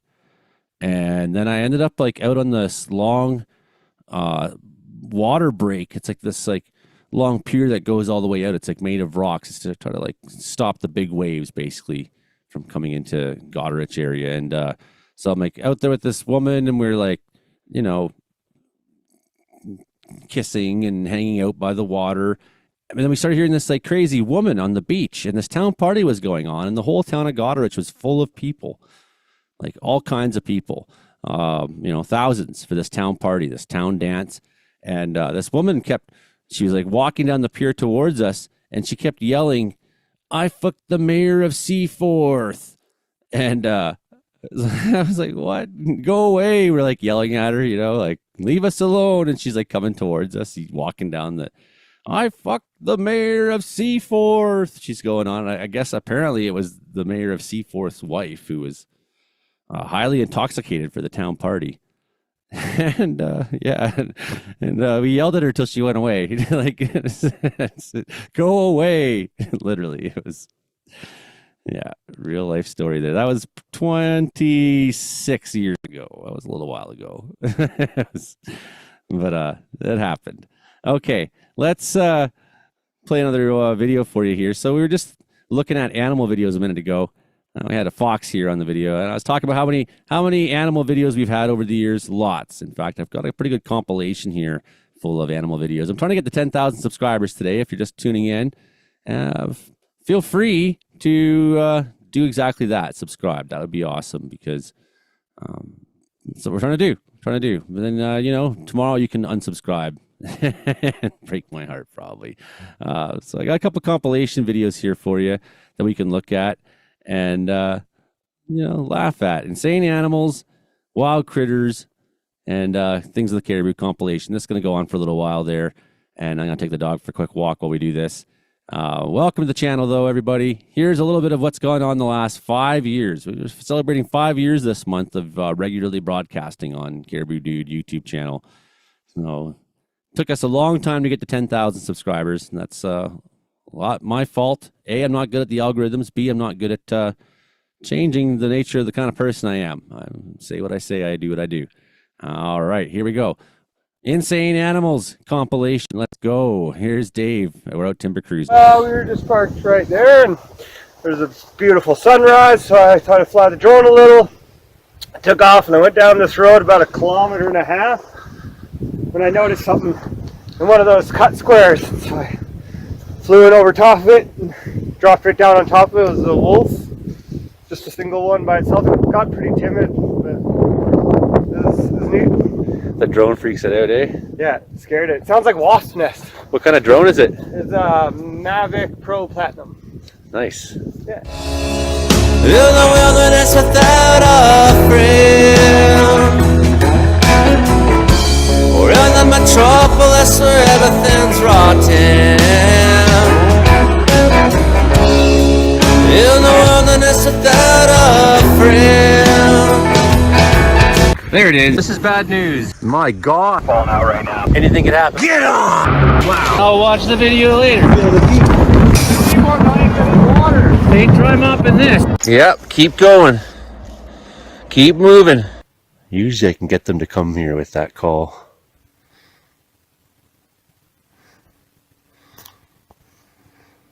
The thing is, I think ravens in different regions have different dialects. So if you sound like a raven, but you're not speaking their dialect, they get kind of territorial, like, who are you?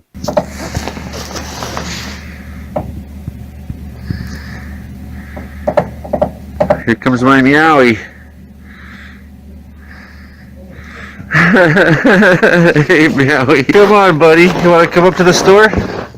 Buy you some cat food? Oh, oh, oh. There he goes.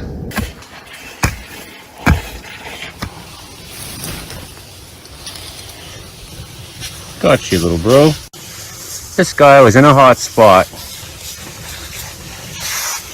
We got him out. I'm just sitting here broken down with a wild horse. That is totally neat. You're huge. Yeah. Did I scare you off?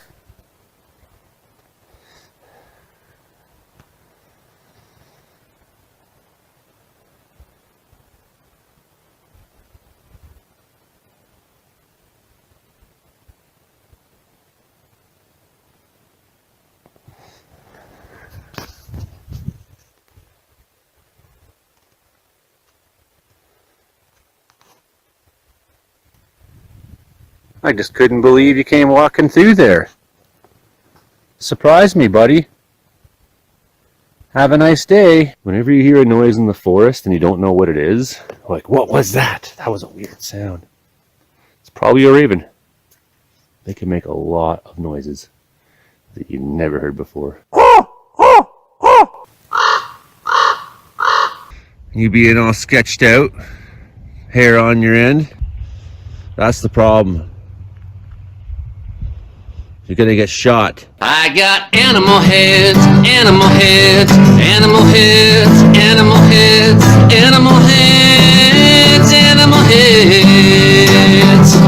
So this black bear, for example, people ask me all the time, Joey, did you kill that black bear. And no, of course not. Don't be silly. I would never get a bear that I killed stuffed anyways, basically because it would be unrecognizable by the time I got done bludgeoning it with a Pulaski or a small hatchet somewhere, maybe the dull end of it repeatedly. It wouldn't make a very good mount. And there's other reasons you can tell that this bear wasn't killed by me as well. Right here on the bottom there's a little plaque that you can read, and it says on this plaque, Alaskan black bear. So that's the first hint, because I've never been to Alaska. I'm not sure I'm exactly allowed in the States. At the very top actually it says 1980. So again, you can tell I didn't kill this bear because 1980 I was only 1 year old. And when I was 1 year old, I only killed very small things. You know, like pulling the wings off a butterfly to see why it doesn't scream. Oh, and there's one other thing. Now, it might be hard to make out. It says shot by bow and arrow by a guy named Jerry. Who the fuck's Jerry, and why do I got his bare head anyways? And my name is Joey. That's quite a bit different than Jerry. You'll have to catch the next video to find out about that. So that's how you know that I didn't kill this bear that I happen to have in my house. Get on. Get on. Yeah. Keep moving. You think I can't see you right there? I'm not going to stop, so you got to keep moving. That's a good start. Go on. Out having something to eat. Pretty mellow at this time of year because all they care about is getting something into them. He's trying to ignore me. She's pretty. She's a pretty girl. Yes, she is. Yes, you are. Sorry for bugging you. And here we got another big boy. He's even bigger. This is boy. Passed right out.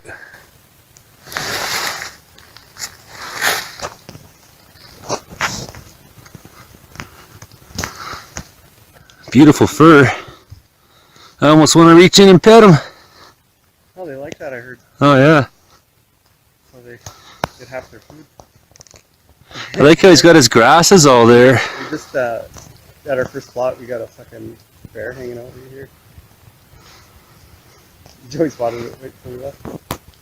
Oh, what? Bear sleeping in the den, like, right in our plot. Oh, it's all right. Yes. So, there you go, man. Well, that's pretty cool. That's right. Keep going. That's right. Keep going. Right out of town. Isn't that cute? It's not a good place to be. You think that fooled me?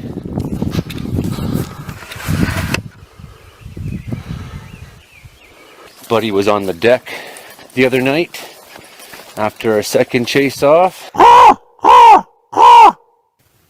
He is tripped right out. Cannot figure me out. Hard to see him in this angle, but there he is. He's looking at me. He's got some antlers growing in. Get on!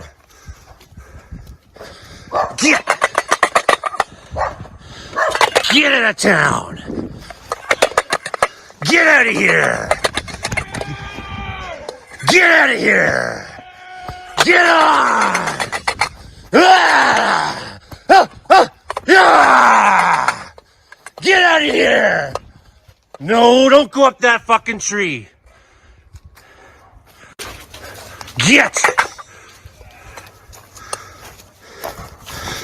out of here! Keep going! No!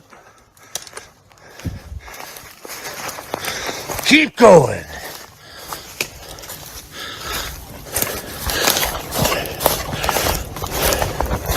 Keep going!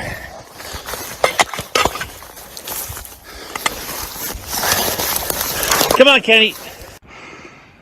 Looks like I made my point for now.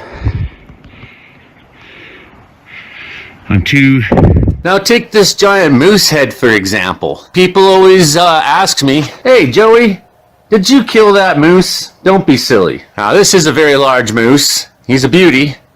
and was actually shot by my friend's uncle a long time ago.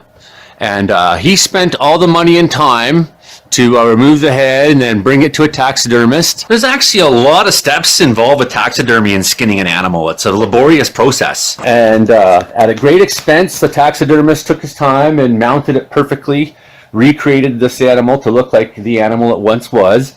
And a lot of time and patience was put in, so he had to kill it and do all this stuff. Whereas all I had to do was kill my friend's uncle and take the moose head. It was very simple. We got two moose on the road. I think this is the cow and calf I just about hit a week ago. So that's nice to see they're still out here.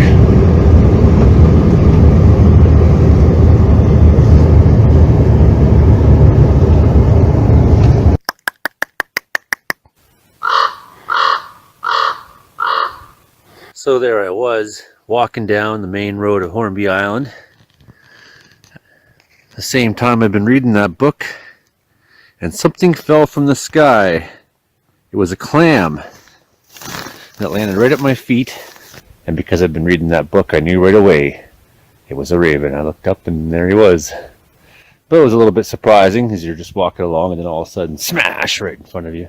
So that's them using the road as a tool. Well, here's my deer head, and like the other things, you guessed it, people always ask me, Joey, did you kill that deer? No, I didn't kill this deer. I do collect antlers. I keep antlers, but I'd never go through the expense of having a deer mounted. I think that's just totally lame. Nonetheless, I think he's a beauty, a nice mount. The mountain caribou have come home. No, the tourist will drive right on by the little bear. You've seen caribou before, Waylon. I never. But Gabe's never seen caribou before. These four big, beautiful boys. Holy, look at all of those caribou. Look at the little one. Got a baby. They're very handsome. They're very rare and endangered mountain caribou. Like to hang out here on the road in Wells. His girlfriend and the little one. You are a beauty, man. Good afternoon. Afternoon, buddy. You are a beautiful, beautiful animal. What's a caribou to do on a day like today? If you leave your antlers somewhere, can I find them? If they fall off, let me know where they fall off. That'd be awesome.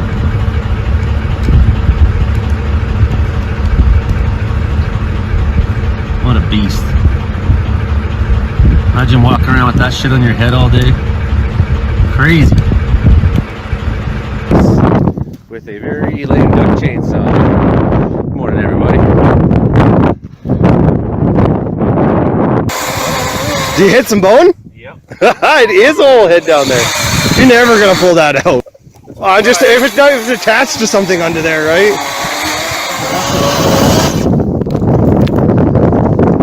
She is solid. It's probably in the muck in the ground.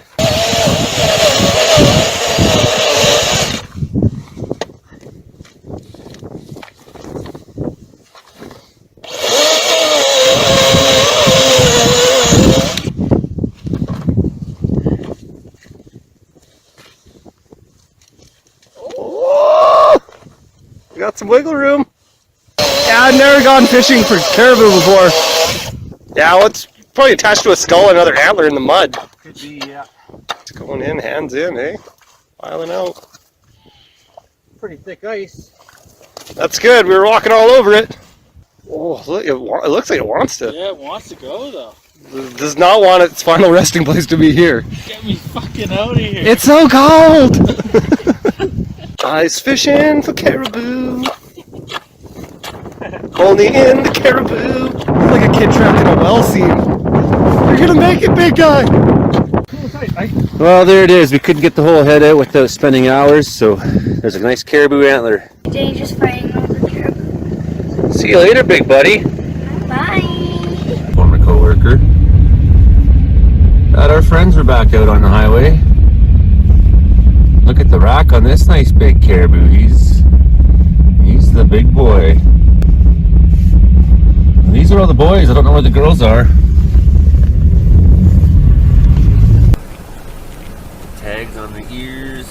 very closely monitored by government scientists.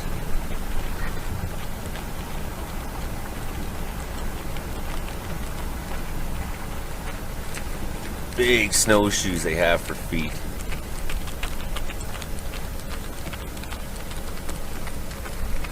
Okay, I'll go this way. No, you don't want to do that. Just a bunch of boys hanging out. The girls aren't too far away, I'm sure.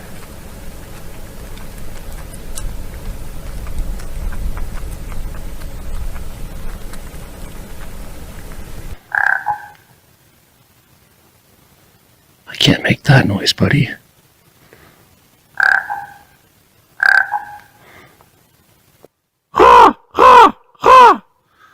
My raven friend just flew by again.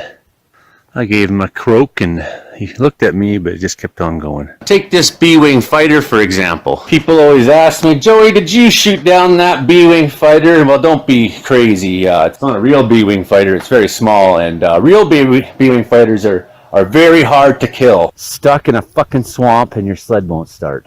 Awesome. Would you look at that?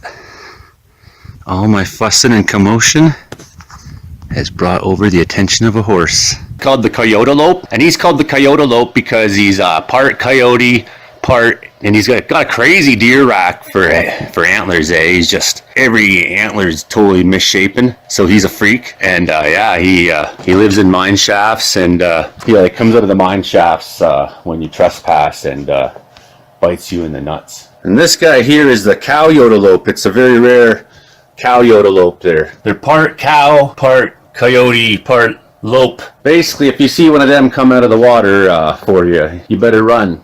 They don't do very well on land. And unfortunately, I haven't got my skunky pine mounted yet, which is in Alberta they call it the porcupine skunk. The largest pile of furry shit I've ever seen. Look at the hoof that's in there. There's even a hoof. Do you? Oh, you got something you don't want me to see here, or are you being protective? What's over here? What's over here? Hey? What's over here?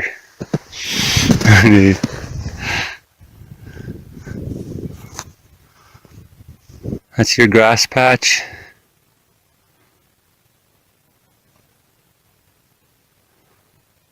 Is that your grass patch?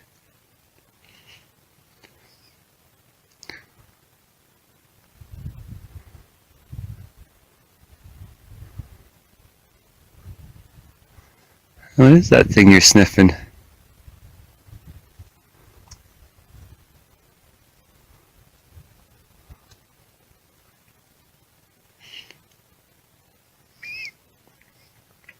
What is that thing?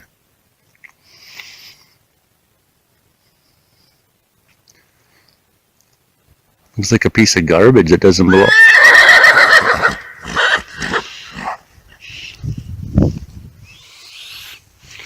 I'll go see what it was. Oh, it's a salt block. Is that what it is? Oh, I see. Here you go. I see what you're protecting. Your salt block. Now you gotta see what I'm doing, don't you? It's my machine. It won't start. It won't move. He thinks I'm cool. Give me a day or two, I'd be riding that horse. Maybe I made friends. Well over an hour's passed and the horse is still hanging out. Hey, that's my buddy on his sled. He's coming to pick me up.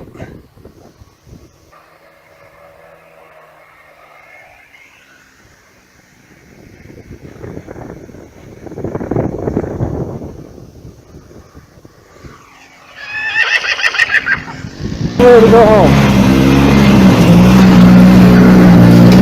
Very, very bumpy. I get fucking seasick back here.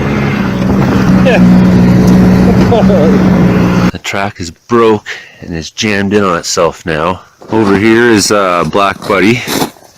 He's come back out and is eating. Well, we're cutting the track off.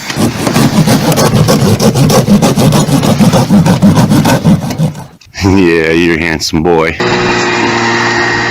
What you got to say? Hey, you silly fox. What you got to say? Wow. You lonely? You horny? Yeah? You horny? Are you? That's my kitty. You can't fuck him. Yeah, you best go on your way now. There's nothing left for you to accomplish tonight. Run away, buddy.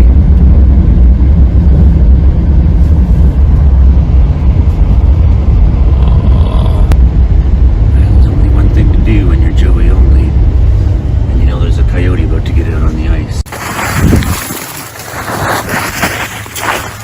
There he goes.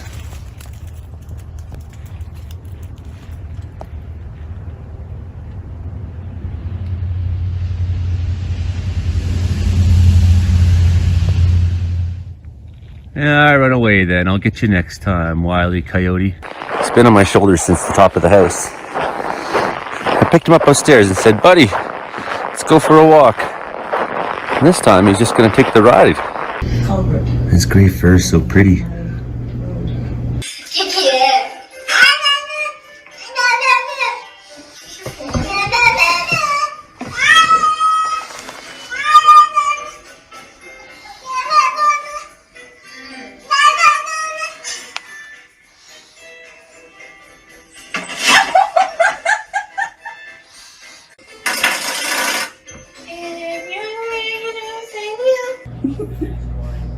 He said, wait a minute, you took the peanuts away. Hey, that's not nice. Giving you some attitude. Pick the corn out and throw it on the ground. Oh. Oh, you're going to be a little bastard. There's plenty to share, boys. Yeah, but this one doesn't like to share, obviously. Oh, here he comes.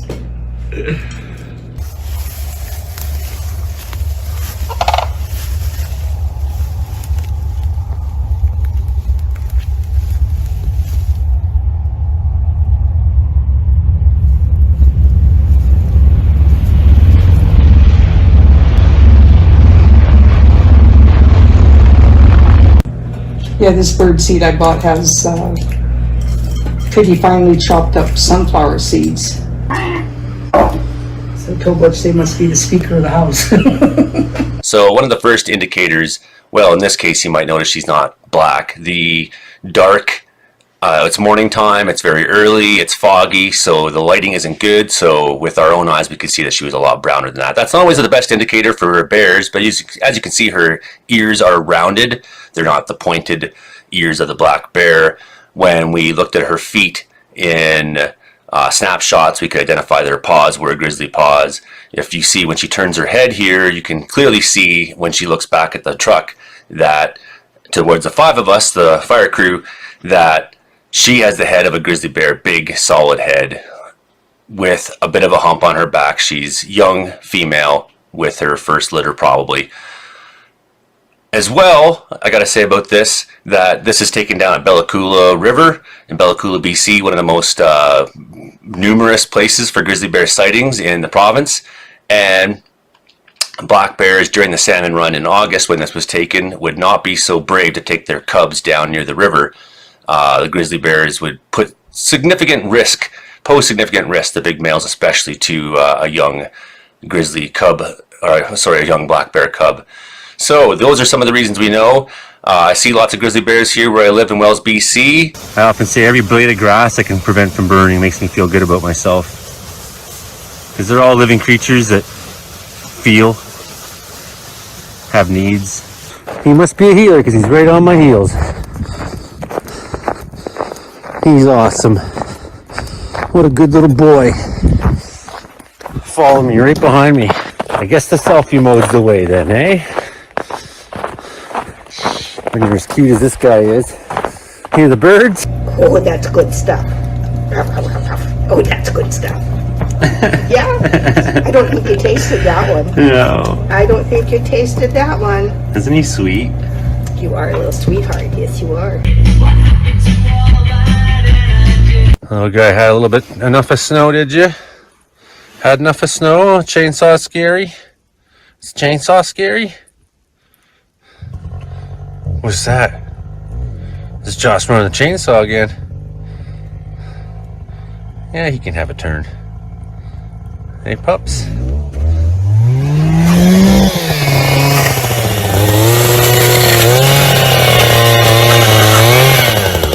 He gets the shakes when he gets nervous. He likes to kiss. He loves kisses. What a cutie.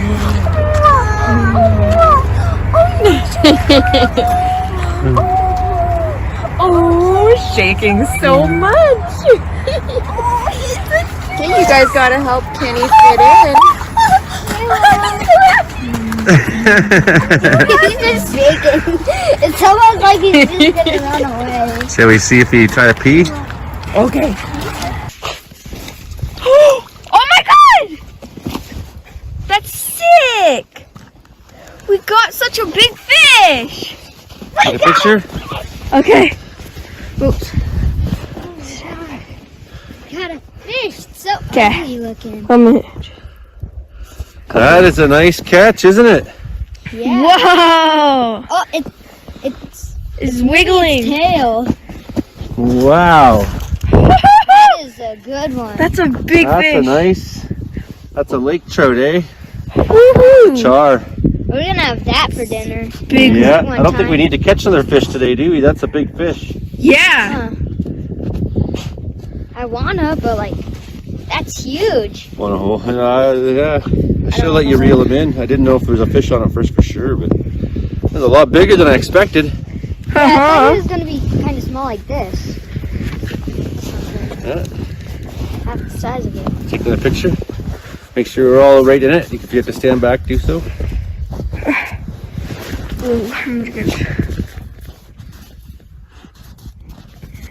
Okay. Nice. That's so cool. We caught a fish. He is more than caught. He's moving. Yeah, well, he's alive.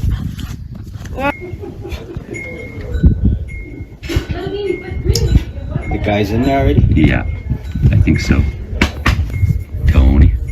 I got a question. Yeah.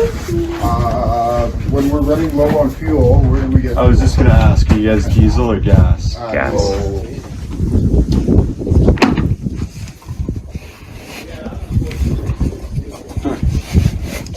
That's awesome. I got a couple nice pictures there. Yeah, I got some cool ones last year. Yeah. She was more orange last year, but I guess I bet you that's a first for you. later on. Eh? Feeding the fox? Oh, sorry.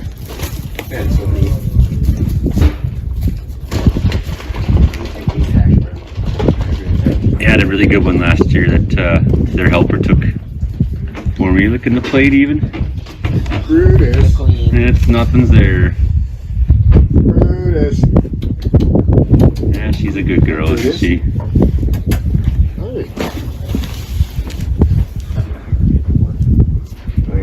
Don't you there. I'm out. That's awesome. Shiznit. Yeah, she's so gentle too how she takes it from you. That's what I thought was neat, eh?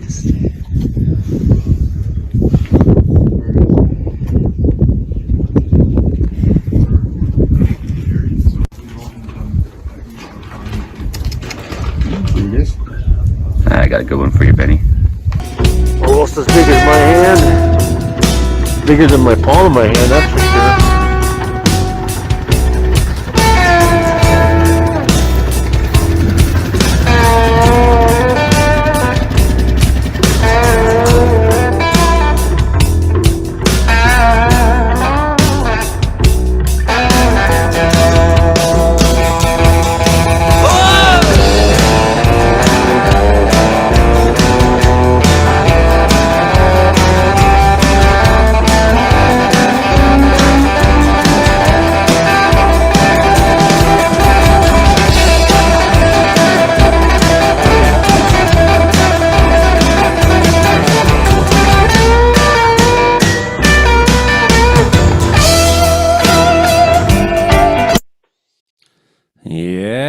everybody. There's a long episode for you. Kill a little bit of time off this afternoon. You didn't think I was going to talk for the whole time, did you? Okay, I'm going to set up a couple things here for us. There's so many things I want to talk about, but it's like every time I do, I lose subscribers. I'm like, have you not learned your lesson yet, Joey? Like, no, I haven't. Maybe on Thursdays a little bit. Okay, just setting up here for a second. I got something new for us. Almost there, everybody. Okay. Forecast maps.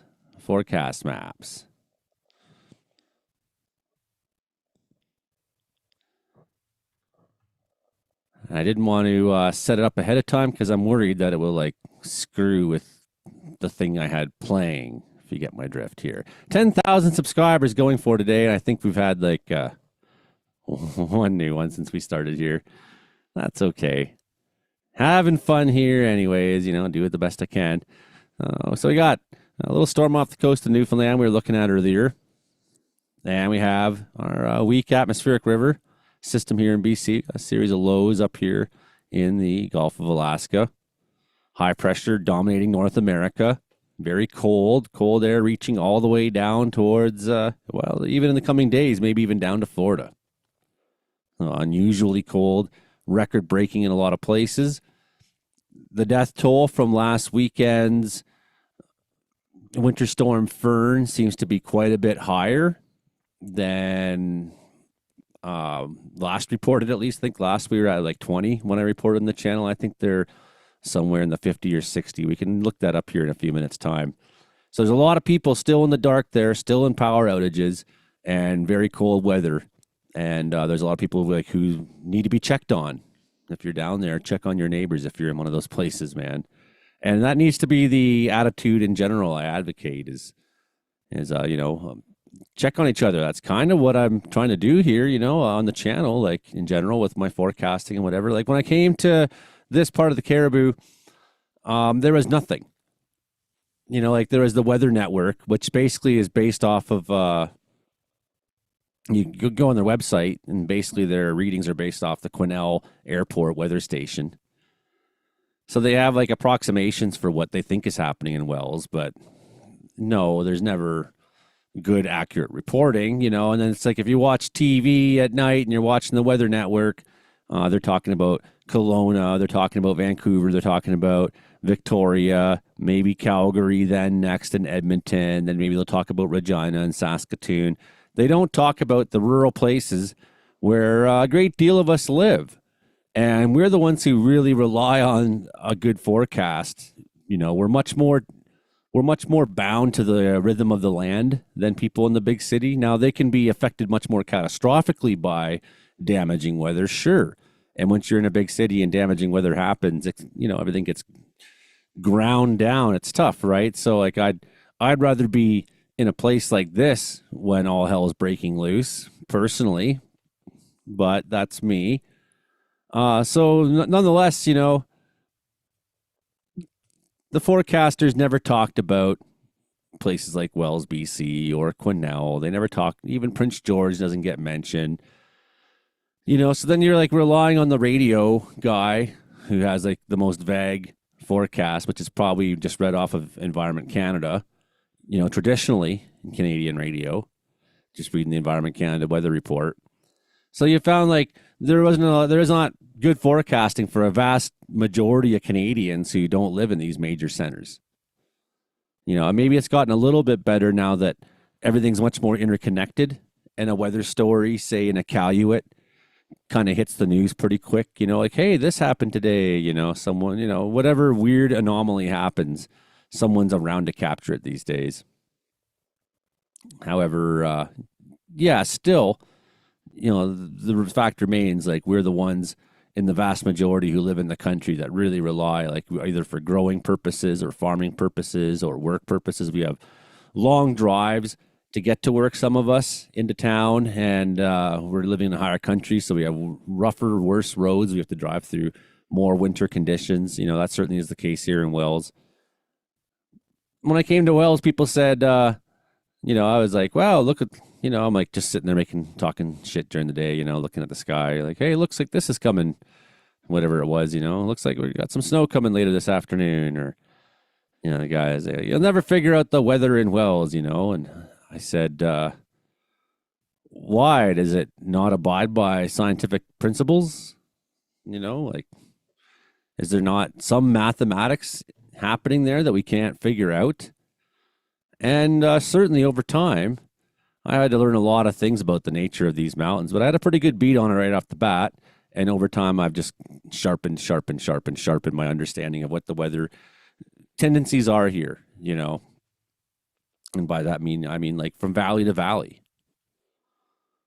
where thunderstorms roll through, where to go park in order to see them here, because often they're going to move across mountaintops mostly only, unless they're the stronger ones that come into town. So it's like I got to go find a logging road and get in the way of them. I got pretty good at it. I've got good at figuring out how they're going to like break apart, come together, like they do. Okay. We are looking at Thursday here. Precipitation coming in BC coast, a little bit northern BC, a little bit northern Rockies.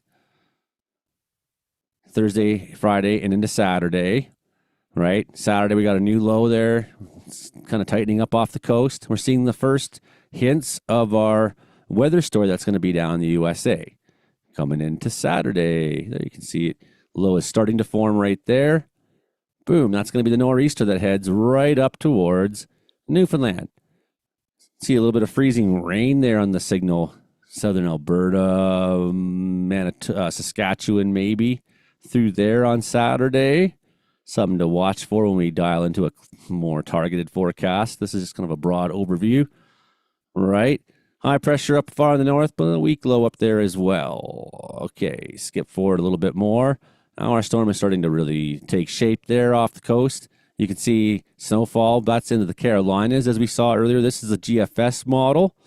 It's going to look a little bit different than the ECMWF model we last looked at. Computer modeling systems. Here we have the next one, slapping BC coast, straight into Vancouver Island again. 979 millibar low. It seems to bottom out at pretty strong. Look how that storm over the last couple frames here just blows up off the east coast there. Boom. There you go. You can see line of thunderstorms out there. You can see heavy snow in the backside. Warm sector reaching all the way up. And she's running right for Nova Scotia. Bam. Straight on there. Wham. 967. That's solid. 965. She deepens even further as it hits into the Maritimes. Starting your week off next week with a gong show. Boom. Look at that. That one bottomed out. That's going to be a big time storm. Yeah, you're going to get slammed. You're definitely going to get slammed there. And then it kind of like joins this other one up there and just sort of swirls around outside Greenland there. Fujiwara effect style. More next week into BC coast, this model says. More. Looks like we got a number of low pressure zones just out there off Pacific coast. More. So that little bit of a warm spell again Thursday. Look at that warmth reaching all the way up into the Peace. Warm spell. Here's that last low now forming again. Big time snow through northern Saskatchewan, Manitoba. Where's that guy going? Straight down towards the Great Lakes again, almost in that same route that we watched quite a few storms go this last little while. We'll see if it bends up and heads out towards Newfoundland. But it looks like by the motion of this guy, it's probably going to more or less follow that out. Yeah, chases that out. So that's a little look at the long range. Just for argument's sake, we'll go further out. Now we're like into the 11th of February. So basically, like, none of this is going to happen necessarily, or, whatever does happen won't be exactly like this. Seems like another good storm there into the 13th, into southern Ontario. Looks like thunderstorms in behind. Finally, a bit of a warm-up. They're in for a long spell of cold weather down there in places that are not used to it. I'm talking, yeah. Seems like we have an active storm track staying in BC, and I think whatever forecasts were for that high pressure to return in February, it just sort of evaporated. We had these long range projections that we were going to have. And, you can kind of see it here, but it just doesn't really establish much. It seems like the weather's going to beat it back. But I don't see a lot for southern BC either in that forecast. Maybe a little there, but we're talking February the 10th. Like, how likely is that? I haven't looked at comments for a little while. Nice to see some of you still watching. 4:30, so we're still 2 hours from when we'll start the usual broadcast time on. Usually when I go live, I don't know. Is this something I should do more? Like, I feel so awkward live. Like, what do you say? What do you do? I don't know. It's like the radio station was different because I had radio DJ'd for years. And that's like whenever I just run into words, I just hit play, boom, and music comes on. So I just really make it tight. Be like, okay, everybody, blah, blah, blah, blah, blah. You're listening to the show. Okay, I'm out of words to say. Play. It's great. Really great. So, I don't know if this is something I should do or not or in the future, but that's what I'm doing today. Trying to get a few more viewers to find the channel here. Trying to get some attention to the channel here. Trying to get the 10,000 subscribers. Let's look at some temperature expectations now. I am set to go. Temperature, GFS model again. Let's watch the cold air sinking all the way down to the United States. Pretty warm there in southern Texas all of a sudden. Pretty nice and warm there. South Florida, like you might expect. I might expect that in South Florida. California, pretty nice. Pretty nice there.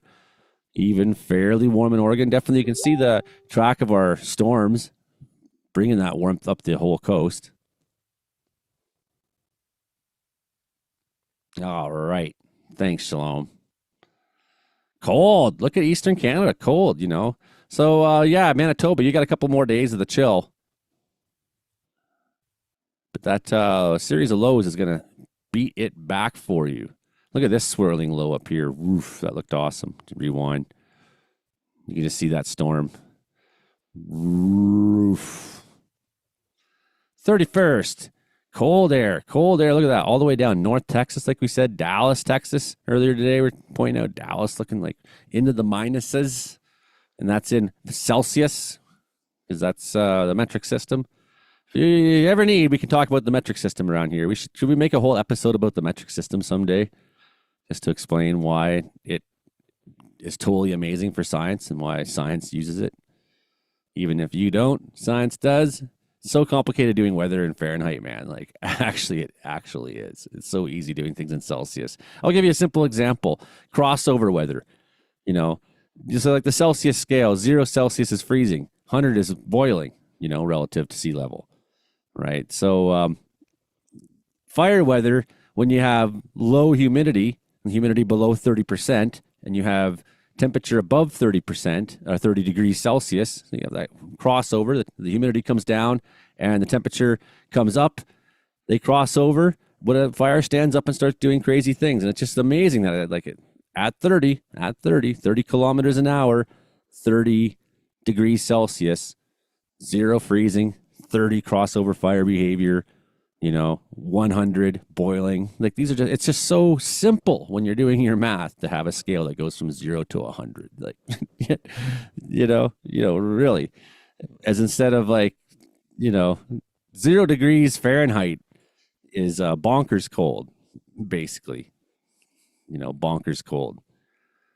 But it seems so weird to me when people are like, wow, it's only 20, it's 20 down here. It's so cold. And I'm like, 20, that numbers to me sounds high. And then you look at the weather we're probably having here. It's probably much colder here than it is there.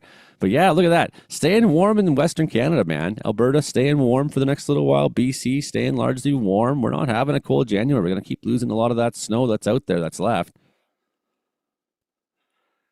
Pulses of cold. Pulses of it. Southern Ontario.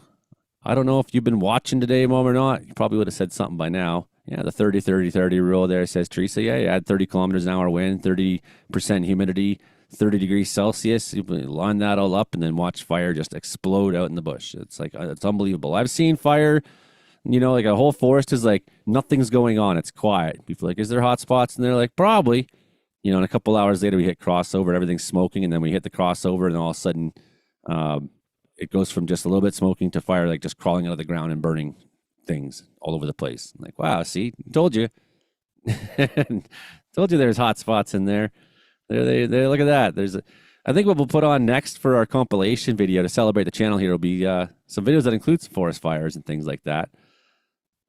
Tried my best to show you what the life is like. Look at that. That is bitter cold, but that's a long ways out in the model again, so you don't look too deep into this. So this is Pivotal Weather. It's definitely a program. I thought about paying for it because there's so many more options, and then I went to pay for it, and they didn't take like any online banking. You know, they're like, oh, enter your credit card or whatever, you know. It's like, can't you just take PayPal or whatever? You know, because I have a bunch of money from the Patreon stashed up in that PayPal. So it would have been sweet to just, you know, no. So let's do this again. I'm going to open that. Oh, no, wait. I'm going to open that same page back up. It's just easier to do it from my here. This time, now we're going to go focus on British Columbia. We're going to go, what the heck happened here? You go regional. Boom, British Columbia. We're going to switch modeling to GDPS. That's Canadian model. Got the latest one there, the 12Z forecast. I'm going to put on a forecast slideshow. There we go. Here's our precip in BC over the next few days. Bam, that's tonight. Vancouver Island gets a good smacking. That's good smacking. Look at a little bit of freezing rain possible out there. Maybe undersold. And that looks like more or less close to the Highway 16 corridor. So maybe beware coming into Friday and Friday morning that it won't just be the piece that sees that freezing rain that's under warning right now. That there could be a few spots if you're coming into higher elevation. Say you're driving on the highway and you jump up to 800 meters or whatever. There's some high spots along that road. That might be an example of places where you're just at the right temperature, where it's falling as rain, but it's hitting the ground and it's freezing. So there's a freezing rain signal there. That's not major though. No, that looks like a pretty solid one for the piece though. Some pretty widespread and lasting for a couple jumps on the run here. The piece looking at some freezing rain there. Alberta freezing rain, snowfall coming into Saturday, Friday night into Saturday. There's going to be some pretty heavy snowfall up through Revelstoke, through the Rocky Mountains. Basically, every way you want to try to get into Alberta, that's not one of the times you want to go. It's like there's a really simple tricks in Western Canada. It's like you wait out these moments and then you go. You know, if it's unfortunate enough that you have to like drive all day long, you know, like you're a trucker, you got to go from Calgary to Kamloops or something like that. Like, I'm sorry, then you got to go through this kind of stuff sometimes. I get it. Yeah, that freezing rain signal in northern Alberta, a little bit of freezing rain there, but not enough, I don't think, to break trees and cause lots of power outages, just enough to make roads slippery.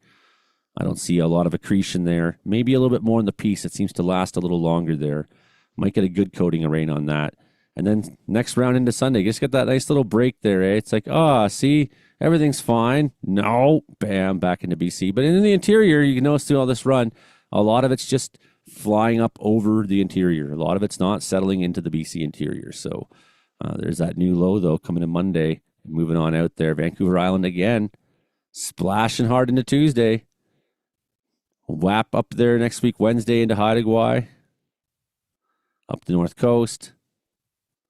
That's a ways out, though. So, you know, the specifics, you know, it's like, again, you know, we're now looking a week out. Do I think there'll be a big freezing rain event up in northern Alberta? Could be, but I'm sure the models will change 21 times between now and then and show something a little bit different every time. So they evolve these models, right? Short term, though, the Canadian model is one of the best ones, like most definitely. especially for us here. So how about we go to our DPS, another Canadian model here. Just gives us a slightly different level of sophistication. Tonight, bam, Vancouver Island. Again, see that? A couple freezing rain spots show up in the interior. And this one shows it even further south. This one shows a little bit of freezing rain even down into wards like the high country outside Kamloops, maybe, for example, like say the 24. Again, that's not a big signal.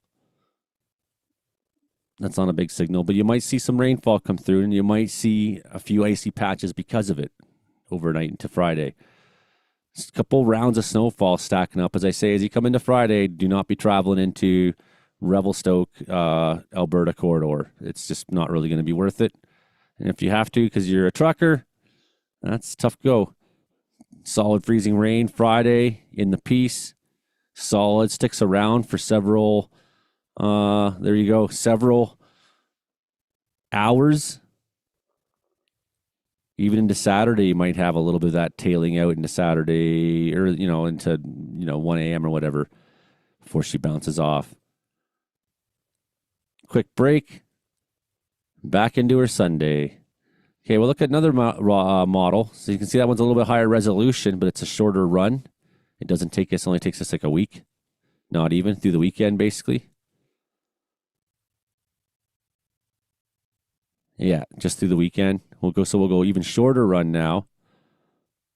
This HRDPS, convective allowing. What does that mean? It means it takes more into consideration convective forces, which means it also takes into consideration elevations. This is the highest resolution model we can get. This is the one that'll give us the best idea. But it only goes for a couple days. So that's like just a little lesson there on how modeling systems work. Your short runs that are really high resolution like this, that only probably, this will probably end on Sunday. We'll see. So here we are coming into Friday, overnight, Thursday night into Friday. Again, we see the same signals, snowfall in the mountains there. See some signals for freezing rain into the morning, overnight hours. See that warm sector bump in. Temperatures bumping up overnight. Yeah, mix of rain, freezing rain, and snow at different elevations along the Coast Mountains. The low sitting right over top of Haida Gwaii. Snowfall in northern British Columbia on Friday. Again, Revelstoke Pass. All these different model runs showing you variations of the same thing. There's our freezing rain really popping up in the Peace. Expanding out. Looks like that. Who's ever in that center zone there is going to take a pretty good amount of freezing rain, I would have to say. Poof. Yeah, lasts for quite a while. You're going to see a little bit of rain into Prince George over this weekend. A little bit of rain. Not going to see snow there. Just a little too warm in BC. Just a little too warm. Snowfall in the mountains, though. This higher resolution model makes it look like Wells is going to get absolutely dumped on. And I think that's often the case. You look at a lot of the long-range models, and it doesn't look like, it doesn't show the snowfall reliably in the higher elevations. Whereas, like, what do the mountains here do? They create snow. They attract moisture and turn it into snow.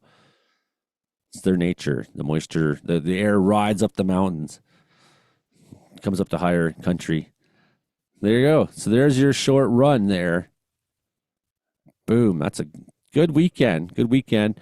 Yeah, I mean, a lot of you won't see too much concerning things. Right, Prince George on down through, a little bit of rain in PG, but, Prince George down through Kamloops into the southern interior, mostly getting skipped.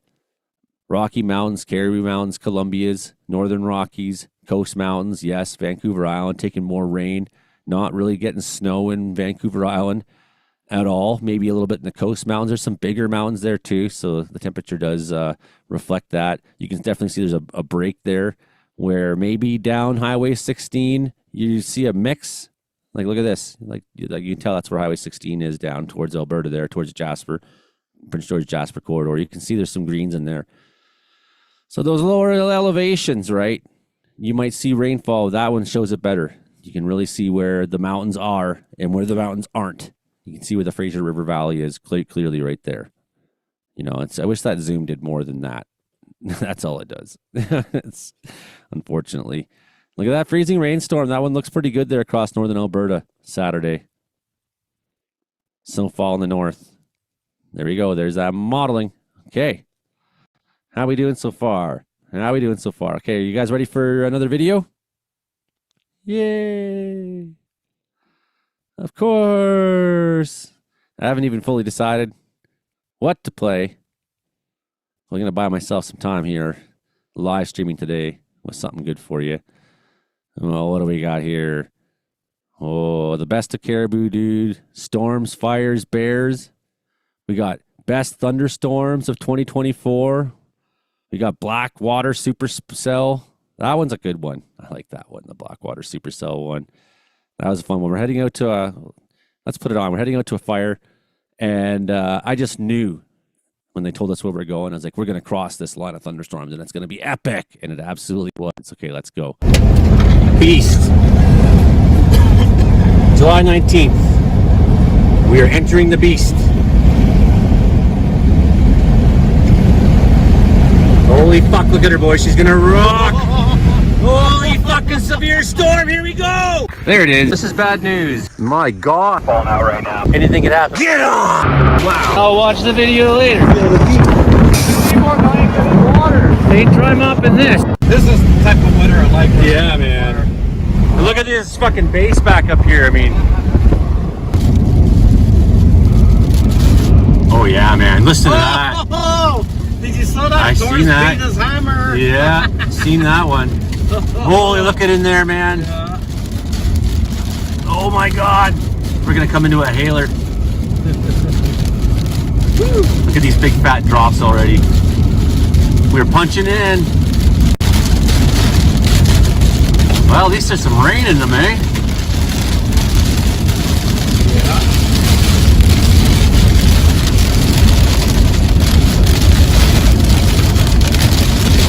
Yeah, it's gonna start getting water pooly on the road pretty quick. Oh yeah, look at them chunks coming into the hail core. Holy! See what you got.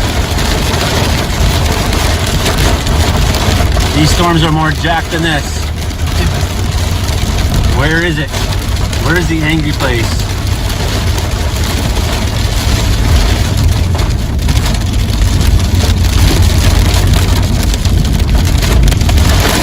Holy. Hail. We got hail.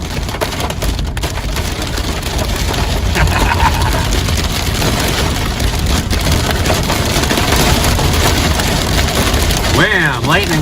Yeah. I didn't expect these to be so high precip.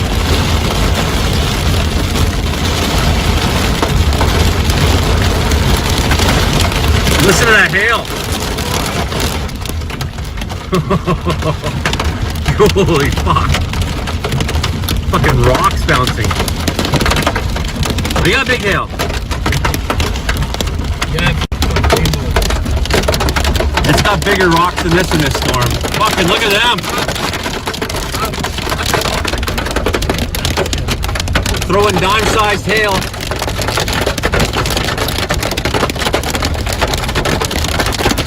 Into the hail core. Holy fuck.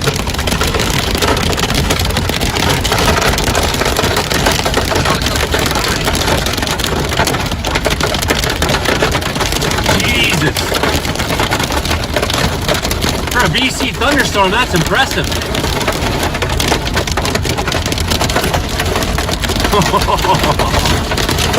This is prairie shit.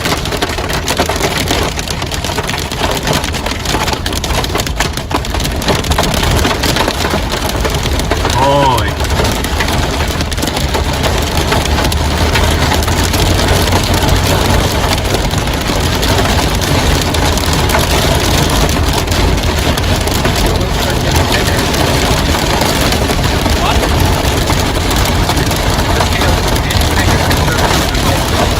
Oh yeah. It gets much bigger than this, see. Some of the craziest hail I've seen in BC in a long time.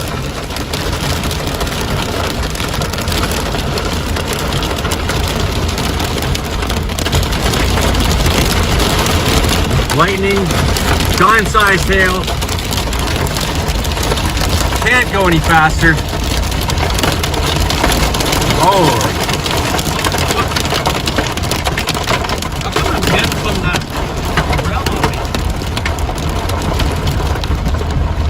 Coming out of the hail core. That was nuts. Park here, wait for those guys. They're caught in a hailstorm, the other crew. The lightning bolt's coming down right in front of us.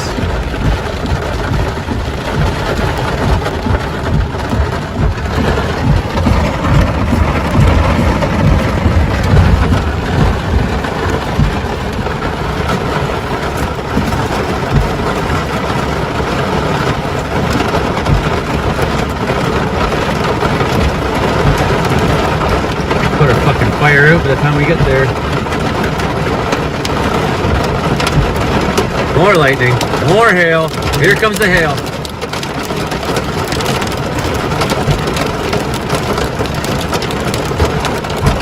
There they are.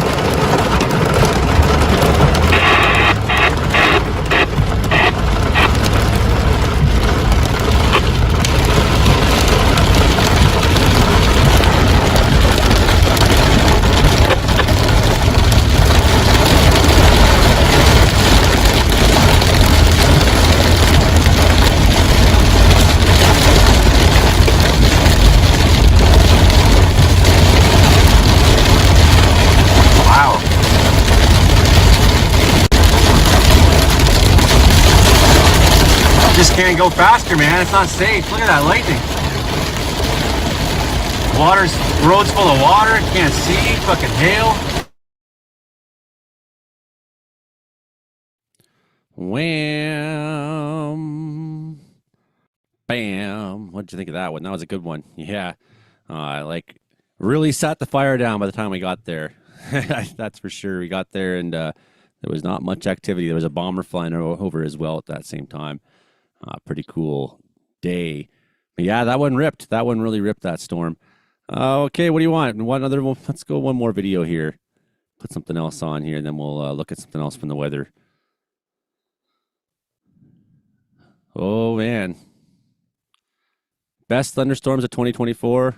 What do you think? There are some good ones that year.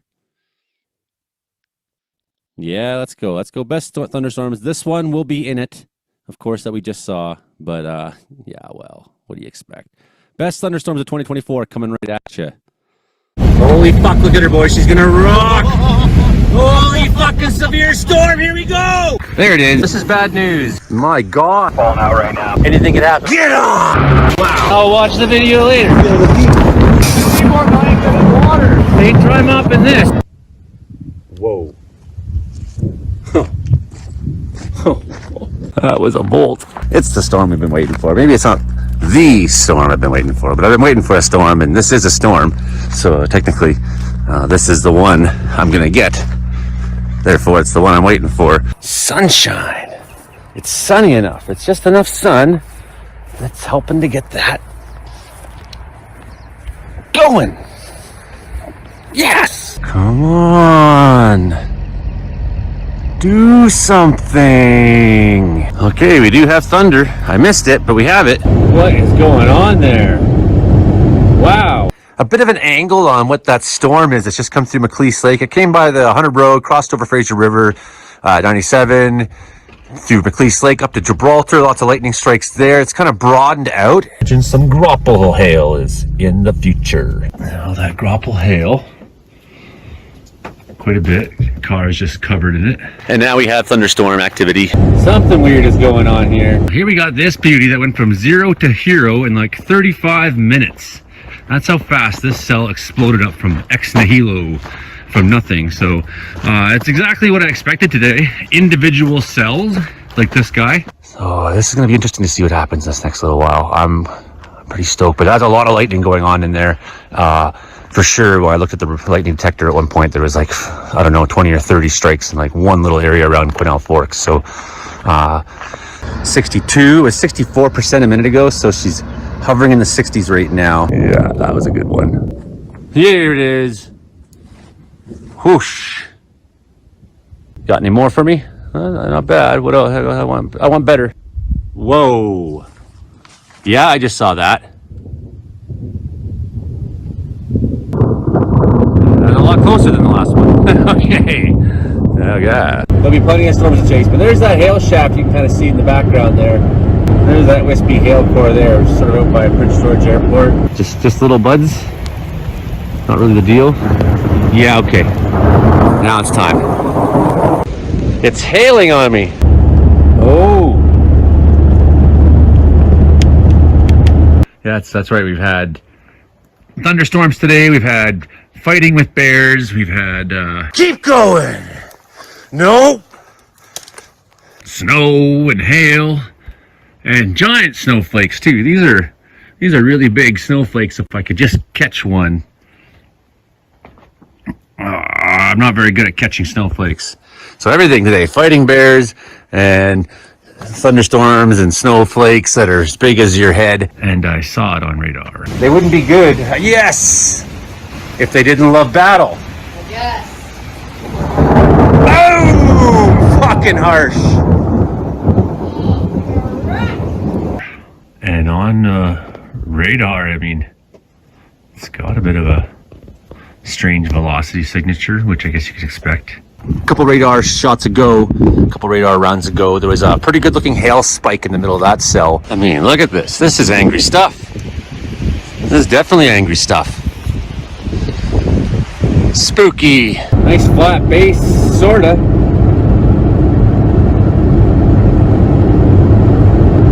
It's the most interesting thing I've seen today. What the hell is going on back there? Crazy looking. These are big hail balls. I mean, they're making the road very slippery. Almost in position. So nice, I can just drive right into it. Don't drive. Why not? Don't drive into the lane. Wowzers! But how would I see the rainbow and the thunderstorm at the same time if I don't stay in the stupid dangerous spot? Extreme Rainbow Intercept. Downtown Williams Lake. April 24th. Happy birthday, Frankie McDonald. From Joey Only here in Williams Lake, where I got a double rainbow right now. A thunderstorm that I did not think was going to happen today. It's happened. Just had a heavy rainfall, Frankie. Happy birthday, buddy. I hope you like the double rainbow that I got for you for your birthday. It's the Frankie McDonald double rainbow. Happening right now in Williams Lake, British Columbia. Whoa, and a lightning flash for you, Frankie. Check that out. That was friggin' wicked. And way too close for where I'm standing up here. Whoo! The Frankie McDonald rainbow that I died to film. Some pretty smart fucking people on it. Wowzers! Quite possibly the strongest thunderstorm in Canada today. Oh, here comes some wind. Oh, right above us. It's here. That one was above us. We need to get back to the house. Yeah. Yeah. It looks crazy right now because the way the sun's hitting it. Holy! It's the big anvil. Boom!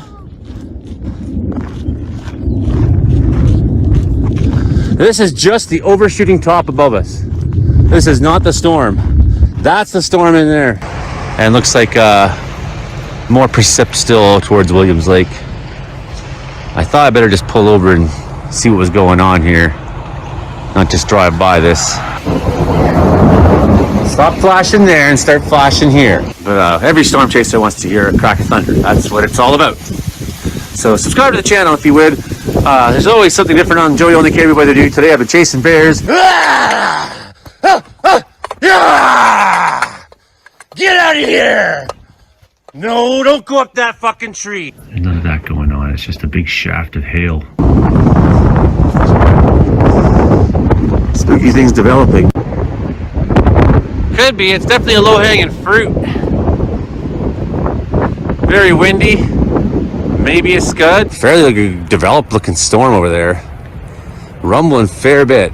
More than I expected today. The heat wasn't there. I mean, I don't know what's going on. The cold front is certainly pushing in. There's a lot of snow happening in northern British Columbia. So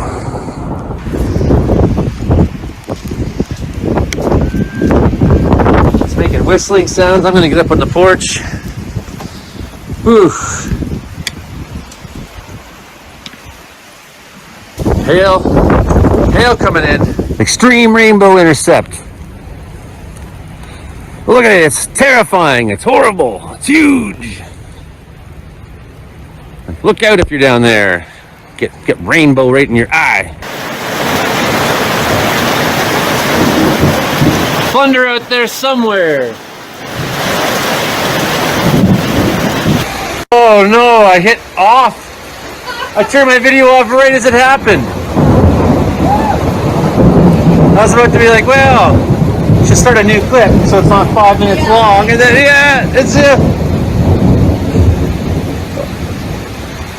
I suck at storm photoing. Blasting wind here, and there's a very high base to the clouds as I was coming into this, but as I looked in behind this storm, like I got a view of it for a minute there, I could see that it was quite low actually in behind.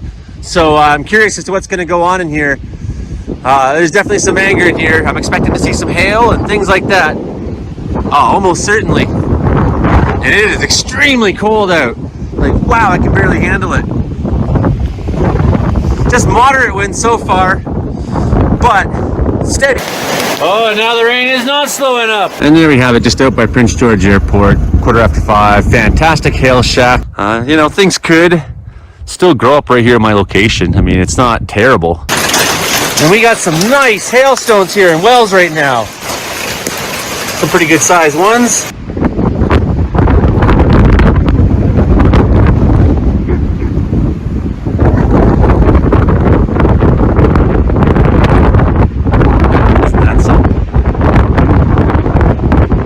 Alright, well here's attempt number 2 to see if I can miss another thunderstorm. Oh yeah. Okay. Yeah, I heard you, buddy. Yeah, that's pretty good booming. Was exactly the right place to be today. We were just there too early. Holy. What the heck? This is like what winning $1 million is to average people. Look at the overshooting top. Wow, she's a beauty. This storm really just developed out of nowhere. Like it's a severe rainbow. There's 2 of them. All right, we officially have a severe rainbow outbreak. Yeah. Wowzers. Come on. Boom. Double rainbow thunder. There we go. Unbelievable. Mammatus, rainbows, big overshooting top. It's cold. I don't like it. Just like I fucking said it would. Holy, that's terrifying. Let's hear what you gotta say. It's a pretty good boom. Here's downtown Wells, BC, with lightning flashing above me. Wowzers. That was fucking incredible. Nailed it. Holy. Oh boy. Wowzers. Fantastic. Fantastic. But I think I'm coming to the end of the show as for where I can, maybe not. Double rainbow, severe rainbow outbreak. Here we go. It's fucking terrible. Never seen anything so terrible. It's a rainbow outbreak. My God. Look at the rainbow. It's like gonna wreck the cop shop. Holy. It's almost July and I'm getting hypothermia in my town. Hey, good morning. How's it going? Good. Just watching thunderstorm roll in big time at the lake here. Certainly is tailing in behind nicely.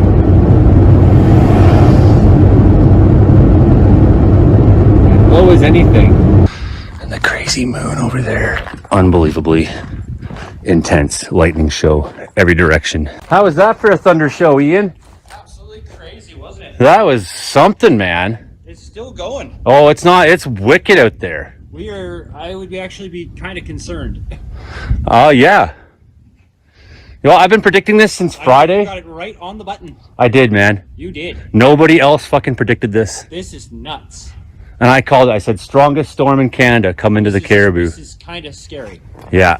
450 lightning strikes in 20 minutes. Was that really? Still not stopping.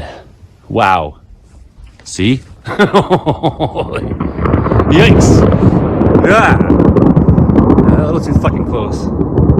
didn't strike near us though. It struck over there, but it came above us. Some good bolts going on, man. Cloud tops are sitting minus 45, Josh Palmer just told me. And it's hard to know where to point the camera. So pretty interesting. And there's a lot of gold mining stuff out in that neighborhood. I'm not sure exactly where the fire is. So, you know, don't take anything I say as actual information. That's for BC Wildfire to distribute. And if you have claims back there, I'm sure you already know. We got that fire kicking up now. That's actually in the direction of Wells. So that must be the one that those air tankers were looking at.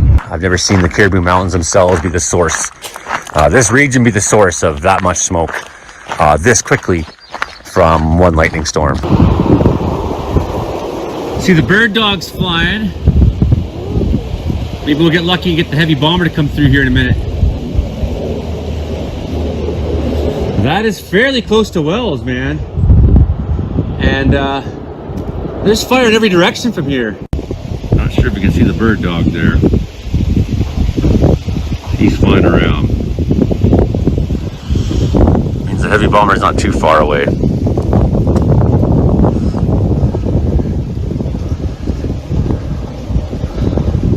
I gotta do everything they can to stomp that one close to town as fast as we can. I'm gonna hit it with everything. The other ones, I don't know. We'll see what resources are there for them. That's obviously the priority. We got mines right here. Whoa, Ministry gets it, and we show up in the morning. That's pretty close. About 2 kilometers or more. With haying, like how the timing of that all happened, you think everybody in British Columbia started cutting at that exact same time. Everybody was drying their hay at that exact same time. Like how much moisture actually goes back into the atmosphere from... Whoa! Yeah, every little bit counts. That's the thing, you right? think about it, like the weather-wise, like every fucking farmer I knew was fucking cutting hay. Yeah. At the exact same time. Yeah. Right? Well, it's true though, like when it has nothing to feed it, there goes another one, she's getting angry. When it's got nothing to feed it, it will pull moisture from wherever it can. Yeah, like it seemed you're sweating and it's coming off of you and feeding a thunderstorm. The exhaust from your vehicle, totally. The heat off the pavement, sucking from the grass. Oh yeah. Get a little quieter, but keep going. Look at a little quieter, keep going. But like the rumbling never stopped. Yeah, that was... So I expect this to be more angry. Wow.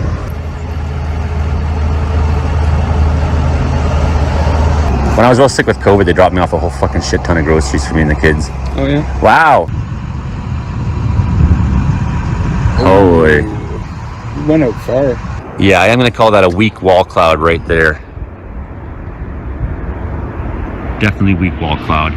I don't think this is a tornado producing storm, but it's got some characteristics that are clues for what's going on right now. He's up front. This Wolverine crew, and we're heading south to Cornell. Somebody called a possible fire start, but it looks like it's going to be fucking put out by this. Wowzers!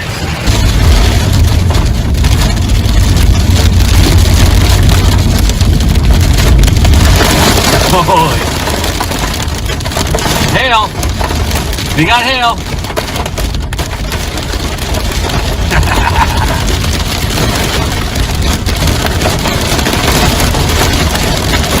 Wham! Lightning! Yeah. I didn't expect these to be so high precip.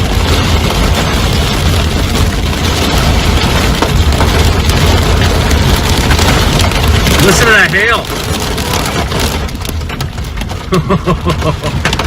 Holy fuck! Fucking rocks bouncing. We got big hail. Yeah. It's got bigger rocks than this in this storm. Fucking look at them! Throwing dime-sized hail.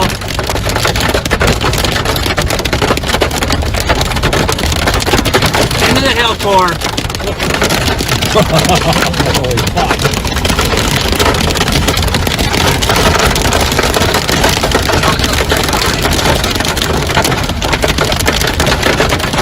Jesus.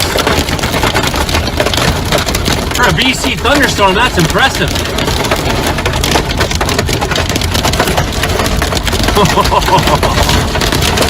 This is prairie shit.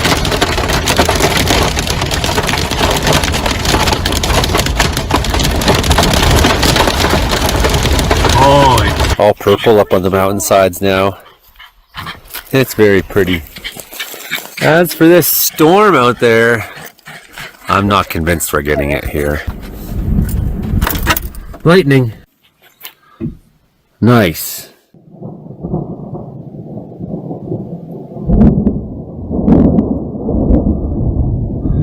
Not too far away. Close enough, I still don't want to get out of the truck. There's the edge of our storm, the top. Well, that's me, your friendly neighborhood Caribou Mountain Man Storm Chaser. Wow, that was a good one. Whoa! That was fucking awesome! Struck Two Sisters Mountain dead on. What's wrong, buddy? Scared of a storm? Whoa! Think we found our storm. Yeah! Even in the truck I can fucking hear that one. Woo! Hail! My God, this is nasty stuff. Yeah.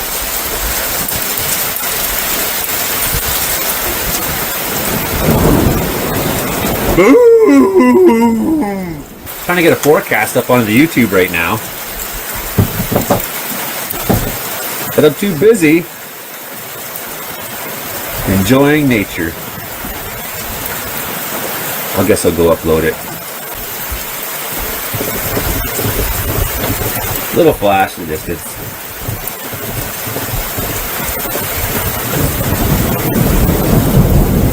Oh, it wasn't in the distance, it was on the other side of the house.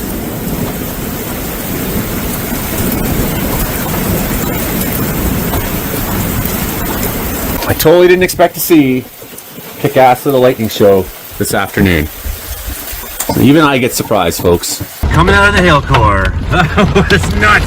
Park here, wait for those guys. They're caught in a hailstorm, the other crew. And lightning bolts coming down right in front of us.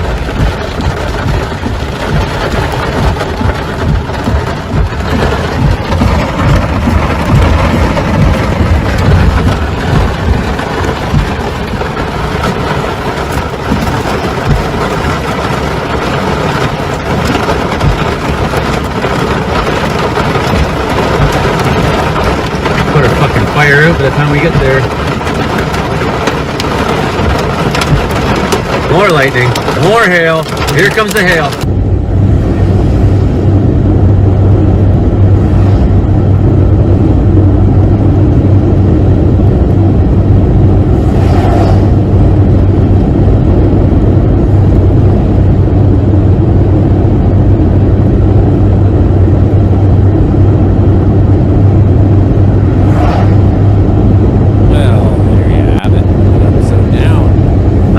See any rotation, so I'm going to call that a scud. Scud. No funnel cloud.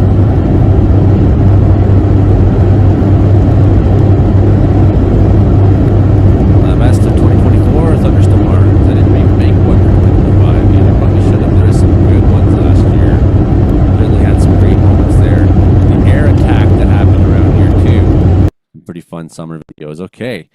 We are back, everybody. I'm trying to get to 10,000 subscribers in this afternoon. We've added 2. That's good. That's good. Thank you for the 2 new ones. Appreciate you very much. Couldn't do without you. We are here to talk about weather, wilderness, and all things in between. Caribou Weather Dude YouTube channel here, Wells, British Columbia. What a bizarre place Wells, BC is there. Yeah, out by Goderich there. Still coming down pretty good there. That lake effect snow there. We'll look at some warnings here in a minute or two. Lake effect snow affecting Goderich, Ontario, and down by Seaforth, where I told you that little story about. My buddy lived in Grand Bend, and then I went from there, hitchhiking down to Sarnia there in 1999 to visit friends in Sarnia from university, and 1998, I should say, and we had a big ship parked in the water there. It's like right here near Port Edward. There's a big ship parked there, and we were all just like jumping off of it. It was cool. It was really cool. We were like climbing the anchor and jumping off the thing. And then I had my wallet in my pocket. I didn't realize that I just kept jumping into the water again and again. And all my wallet was soaked. My money was wet. Everything was ruined. It was stupid. Yeah. Okay, let's head back over to BC side here. What is going on in Wells, BC this afternoon? Not much in the Caribou, Prince George at all right now. Roads are pretty good. Roads are pretty clear. Seeing a little bit of disturbance moving off. And there she goes. So we're looking pretty nice so far. It's nice here right now. It's like warm in Wells. 3.2 degrees at 3,953 feet above sea level. It's warm here for January day. It's very warm. In fact, it's warmer here than it is in Prince George, although not so in Quesnel. Quesnel's up to 8 degrees there. But yeah, I had a little bit of that precip moving off and over onto the peace side of things. Southern BC, what about you? Anything new in the last little while? Let's have a gander at Southern British Columbia. I don't think there'll be much to talk about here, but we'll turn it on anyways just to ease your worries. A little bit of dusting of maybe rain, wind, or snow. Depending if you're on the mountaintops there, probably a little bit of snowfall. But even that has started to move out at this hour. So the vast majority, at least of the Kootenays, we don't have a good radar that looks into Radium and Golden and Parson. I love that area, Fairmount. It's pretty neat, man. The mountains are neat there. There's like some hot springs. There's some weird hoodoos. It's a pretty cool place to play. Played shows in Cranbrook, played shows, and a lot of shows in Fernie over the years our band played, but not for a long time now. I'm not the road warrior I used to be. So we may have some precipitation going on down in that area, and we just will not have a radar beam in any direction that can reach out in there. Sometimes a tall thunderstorm you can get on radar down in Cranbrook. It looks like my radar scope is frozen or something. I'm just going to shut it down and start fresh. Having it, it used to be just like having it run all the time would be fine. And now it's like gets confused or upset at me if I just let it play for far too long. Okay, we're going to go look at the coast now where there's a lot of rainfall going on there. And I'll just turn on the radar and we'll come back at it. Again, radar scope. Yep, I pay through the nose for the radar scope. I expect it to work a little better than it has been lately. Okay, heavy rain now. Move back into Vancouver, Richmond, South Surrey. Got a big band of rain through there right now. After not being too rainy through this afternoon, you are back in Rain City, Raincouver, no Funcouver. See, there you go. Not much happening. And then we saw it when we first started the show here. We saw it moving into the South Island. Now it has made its way across the strait, stacking up there, slamming into Vancouver, getting it rainy for you for a little while longer. You're used to it. I was in the Yukon in January until about this time. That's probably about the time I left in 2006. Went there December 2005. Was in there 2006 there. Stayed for about a month. I played a bunch of gigs up there in Whitehorse and whatnot. And when I was up there, like about 3 weeks into it, it'd been about minus 25. You know, the coldest for the most part. Maybe the warmest it got the whole time I was there was like minus 18. It just kind of stayed between minus 18 and minus 25 every day. It really didn't snow much. Not much changed. It was like cloudy overhead sometimes, Whitehorse, you know. And cold, but hey, whatever. That's fine. I did a lot of drinking downtown Whitehorse. The days were short. But, you know, then I turned on the television, and was watching, and they featured, you know, Southern British Columbia news or whatever, and it's like, you know, from Vancouver. And they said, Vancouver is 2 days away from tying the longest streak of rainfall, consecutive days, and it ended up being like 32 days or something like that by the time they were done. And I basically was up in, like, as I was living in Vancouver at that time, but I was all over the place, all over Canada playing music. And I said, thank God I missed all of that. That was awesome to have missed that. I was really stoked because, yeah, that's a nicer radar image when it's hitting good at the airport. The airport radar is pretty good. Doesn't hit well in the central part of the island, but it sure gets some of these taller ones. So there must be a bit of convection in that, because look at how big it pops up there in a second. Boom, look at that. Big orange. That's heavy rainfall on the Olympic Peninsula. Heavy rainfall there right now. Near Watch, Forks. Not too far from Port Angeles, just a little bit west of you, Port Angeles.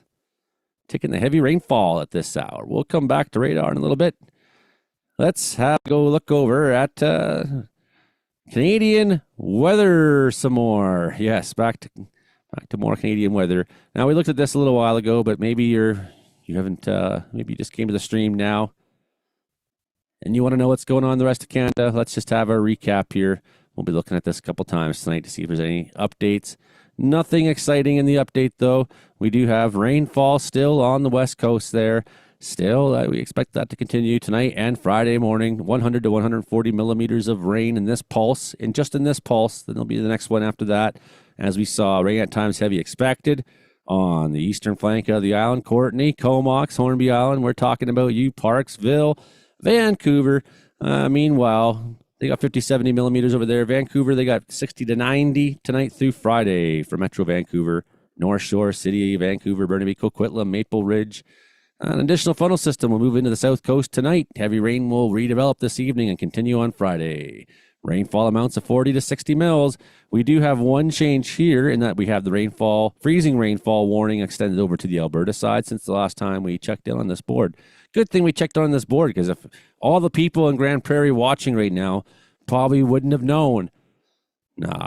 Okay. Well, if there's anybody from Grand Prairie shouting you out, freezing rain expected. Meanwhile, on the BC side, that's for Charlie Lake, Fort St. John, Moberly, Chatwin, Dawson Creek, Tumbler Ridge, all these places, BC, Peace River District there. Freezing rain's expected to start Friday morning, taper off late in the day. A warm front will push through the region beginning early Friday morning, which will lead to periods of freezing rain and the potential for some ice accretion, as we saw in that model the last time. If you were here for the last little while, we saw that looks like it's going to be sticking around through the day there a fair bit. Sticking around a fair bit through the day there. Freezing rain may be mixed at times with snow, maybe as you're going up and over some of the heavy, higher country. And it will taper off Friday afternoon, Friday evening. But we've now got this extended over to Peace River, Grand Prairie, Rycroft, Spencer, Fairview, Hines, all you guys there. Freezing rain on Friday. Could lead to some, it looks like it's going to be pretty significant for them. Pretty good storm. I mean, not off the charts crazy. Certainly not like they had in the States there last weekend. Which reminds me, we could look up a little bit on that still. Dempster Highway, especially near Richardson Mountains. Still blizzard tonight for you up there.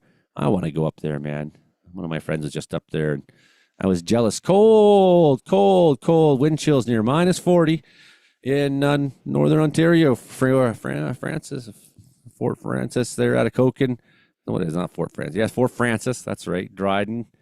All these areas. Kakabeka Falls, I was telling you about there. Wind chills near minus 40 tonight, early Friday morning. Frostbite can take your fingers away. I guess in Dawson City they had a jar of liquor with frostbitten toe in it, and then some American ate it, and then they had to make a rule you can't eat the toe.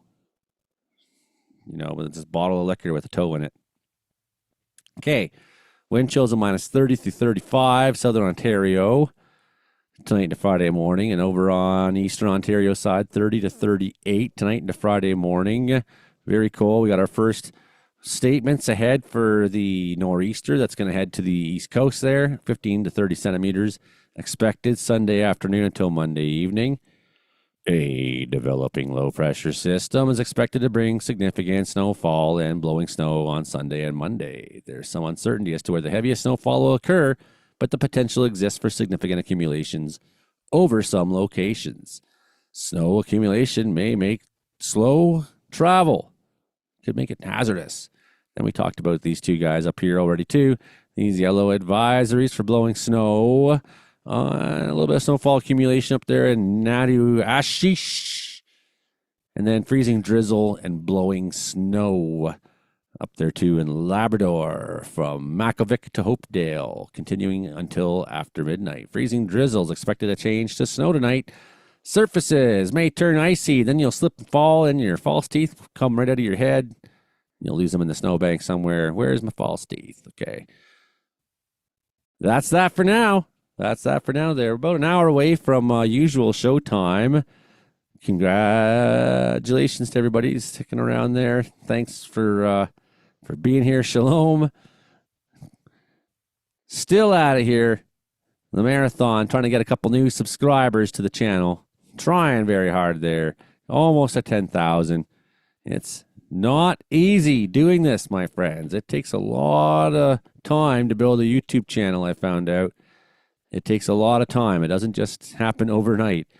Man, oh man, have I really gone through it. Okay, well, let's put in a little longer one here while I take the dog out there. The Best of Caribou Dude. Storms, fires, bears, mountains. A couple of these clips you'll have seen already, but most of this is different. Most of this is older. I think this was the 5,000 subscribers special. That's what this one was, actually. That's right. Can you imagine that? That was a long time ago already. Man, I put out a lot of videos. I made 3,000 videos in order to get 10,000 subscribers. I mean, talk about not being good at this at all.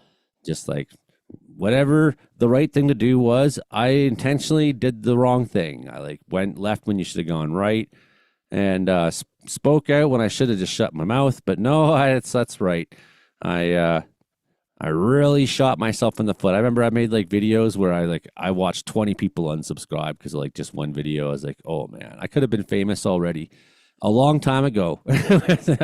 You know, if I was like, I'm just going to be a selfish, greedy comic who just or I'm just going to be this, or no, I for some reason always had this intention to be the real thing somehow, prove to myself I'm the real thing, I guess. I don't know. And that means by not selling out who I am, I guess, in some ways. Here's the Best of Caribou Dude, 5,000 subscriber special. Going back there a little ways. Enjoy this. Starts with some air attack. I love the vintage wave, man. Love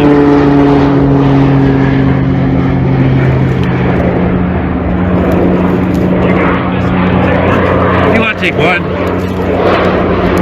I don't mind it balancing me out.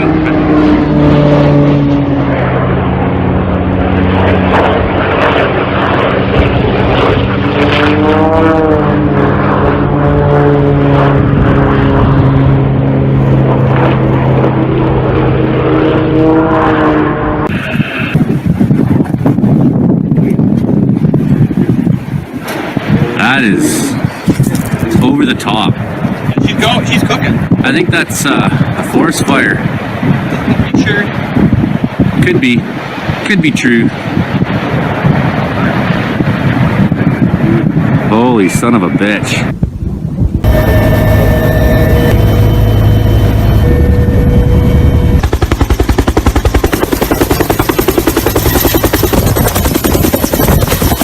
Was taking tornado footage sometimes when we had off days towards Valemount, TSN, and adult movies.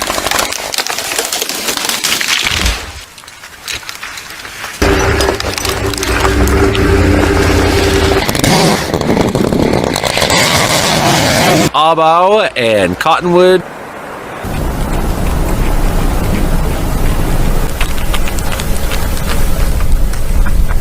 This one branch is hanging over the power lines, so I'm going to be real smart about how I take everything down here. I would tell most people not to do this, but you know, this is me. Just gorgeous. It's a nice camp spot and all, but I'll tell you from my experience, it's loud here and you don't get good sleep. I'm near some metal things, hydro wires, trees, things I don't really want to be nearby once the lightning starts really flashing near here.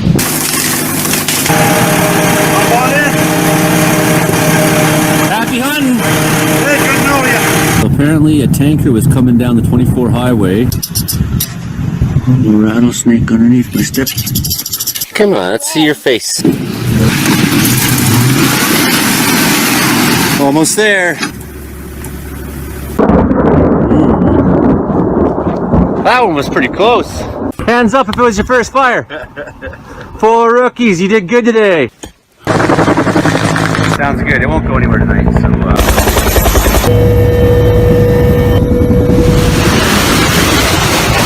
after a hard day of fighting fire, I get to stop and have a look at Cancelada Falls.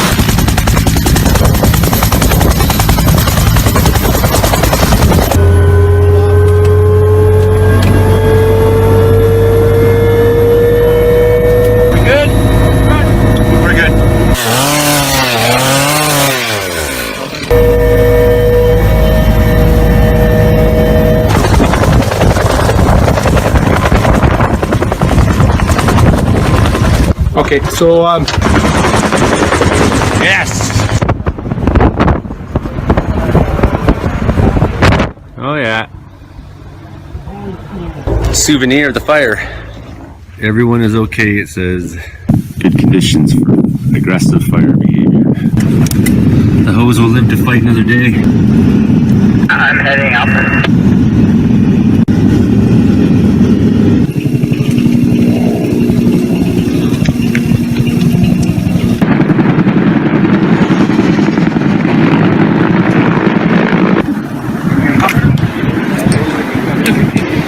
Is that the staging up there that we were going? I'm not sure. Zip our line. Oh yeah, fire whirl. Look at that.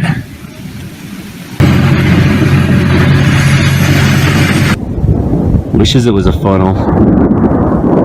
Hello. Really? Get in before you get struck by lightning. What's going to happen? Yes, I did. Look at the tree.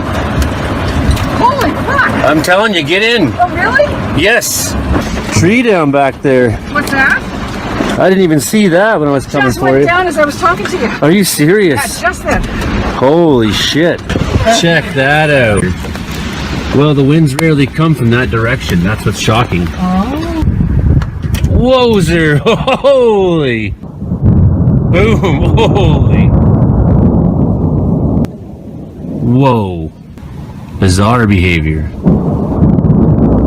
And it is mad. Holy shit.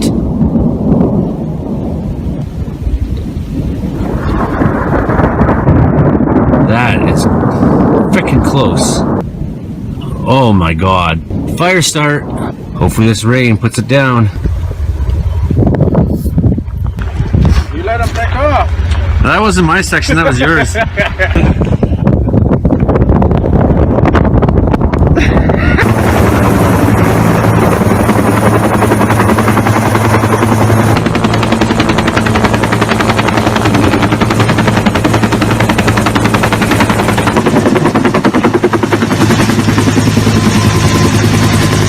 And the plastic is still on.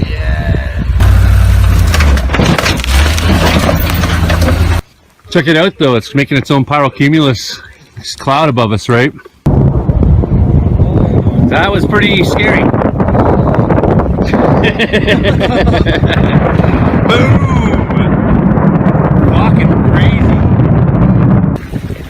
There it is. Bam!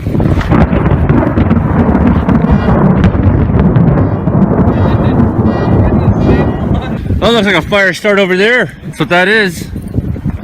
Boom!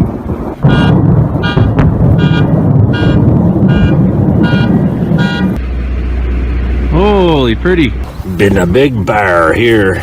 Joey Only is a contract firefighter. That's as aggressive as anything I've seen. These are people who really care. Every time we lose a battle, it hurts us. I'm Joey Only, and I'm the founder of Interior Weather and Wilderness Watchers Group on Facebook, and I'm a radio weatherman, and I'm also a firefighter, crew leader, and I've been... So you're better... That's not bad, though. Real thing. Tomahawk Fire Crew 2021, you're welcome.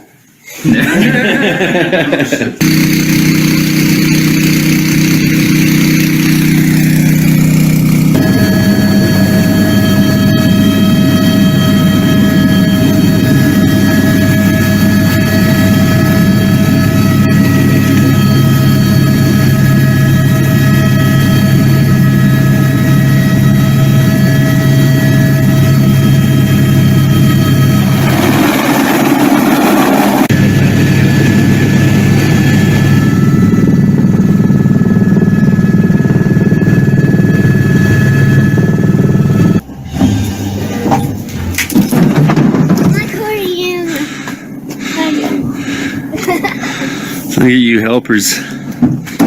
Good job. Yeah, I've never gone fishing for caribou before. Yeah, well, it's probably attached to a skull and another antler in the mud. Size of those paws next to my feet. That's a big dog. Big wolf prints. I'd be so happy if I got to see that guy. No tire tracks, just white. Big black wolf. You are so big, buddy. You're huge. Yeah. Did I scare you off? That was fucking cool. Dave, I would be like, this is what it would look like if I was... Oh, man. What the fuck? This is so awesome. Oh, man. How am I standing here? Probably the tallest mountain around. Over there we got Bowen Park. You can see over there is Sandy Lake. It's 9,000 feet plus. Well, after many painful, not so painful really, many grueling hours.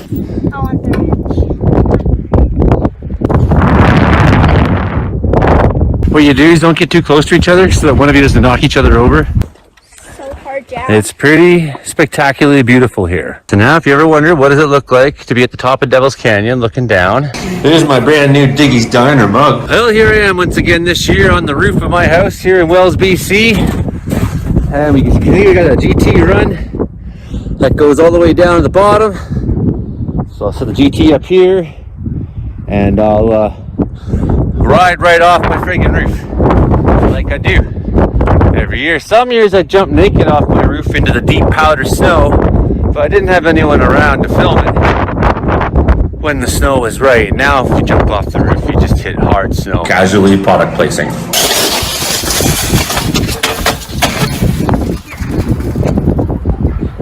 I'd never heard of a kid on this mountaintop, so proud of you guys. You know what also? Oh, the two sisters over there? Whalen was the youngest person to ever be on top of those mountains. You know how old he was when we were on top Two Sisters? How? 3 months old. Seriously? Yeah. Took Whalen to the mountaintop when he was 3 months old.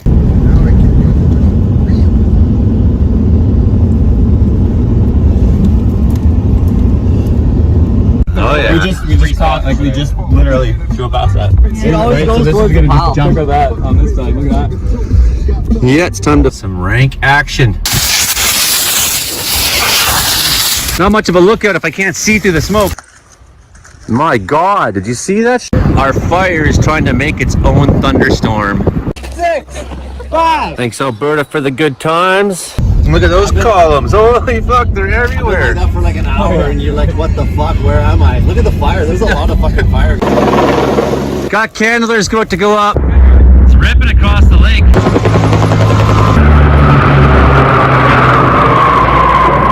Drop it. Oh, you did too, right on. Okay, we're getting out of here. Okay. And Iverson 169. I think today was a long shot to win. My boots,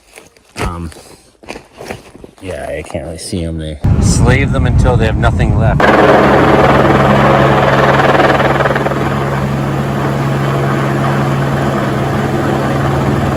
Yeah, we got water and it's great pressure.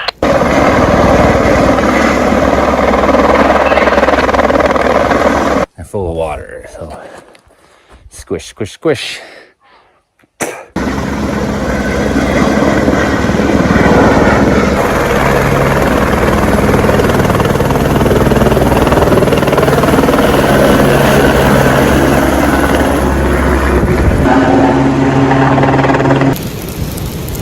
Heads up, here comes the next one.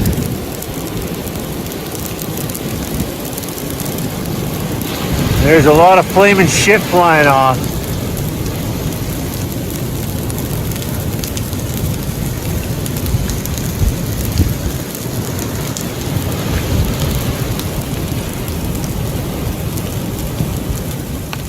Mostly going the right way.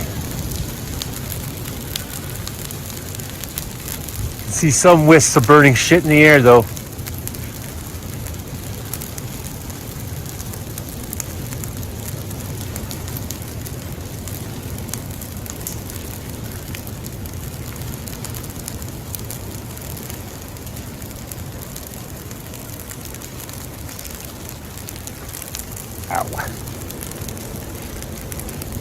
burning him. For 169.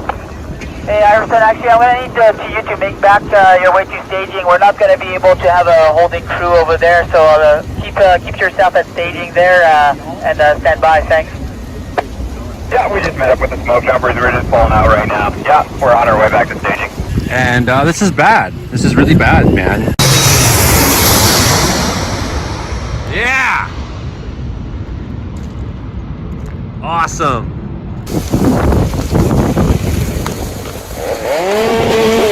So we're right on top of a mountain at 1,300 meters almost. It's not a good place to be now with the lightning coming. As we run away. Fantastic mammatus clouds at the end of this severe storm that just went through Vanderhoof. Toonie-sized hail was in some of it. We've seen pea-sized hail, definitely. Good shot.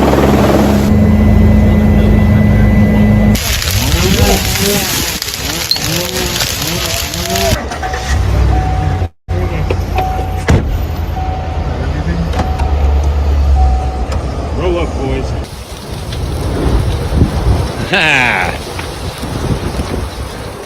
That's kind of fun.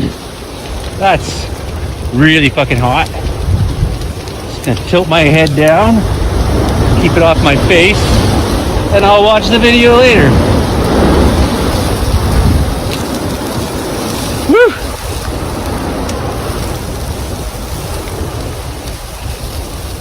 Awesome.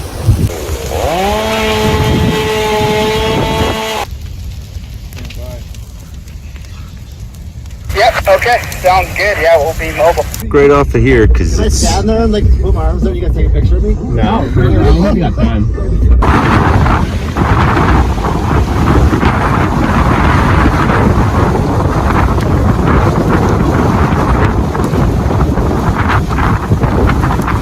We got time there.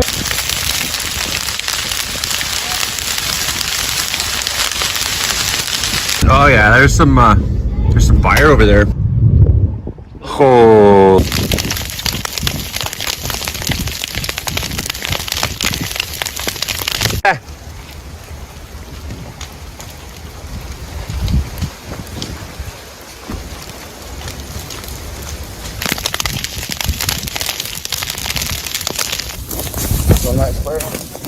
Yeah. It's trying. Yeah, I think we just entered optimal conditions. Just keep a good bead on the wind and weather guy off the Iverson crew. Wind approaching 60 kilometers an hour.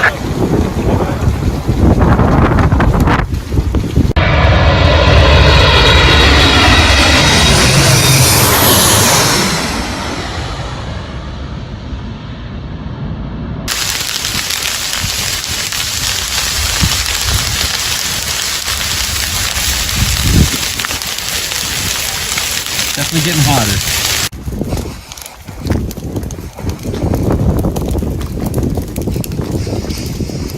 Golfing. Fucking golfing.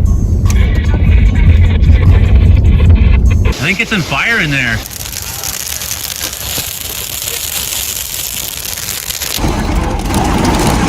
Holy.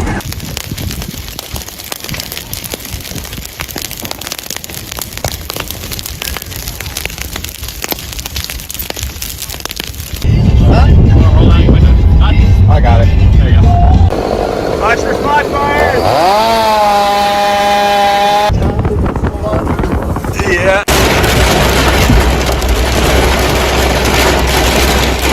My God, it is hammering. Wow.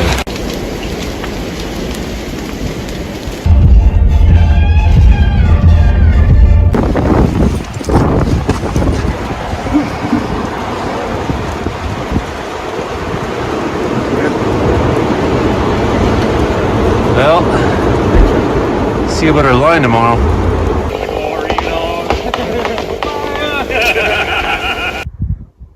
Wow. Holy. That'd be like the worst fucking. Wow. You guys doing just standing there.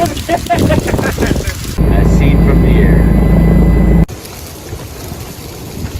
But the developing storms are sucking it towards it. So this is really ideal. Yeah. Fortunately, what I'm saying is this is coming. Oh, we've removed some fuel at least. Ooh, that was a good one. I missed it. Blasting winds, smoke, lightning. Oh yeah. Yeah, man, it's not joking around. See those lightning strikes? Holy fuck. Boom! 1 kilometer or less. Guys, believe me that I'm a weatherman yet? Nice!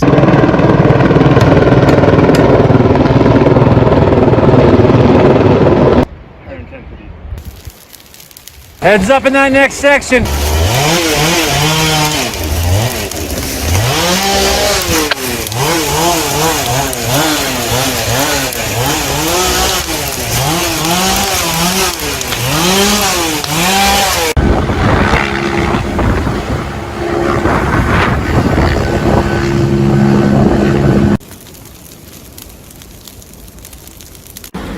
Make sure it doesn't jump.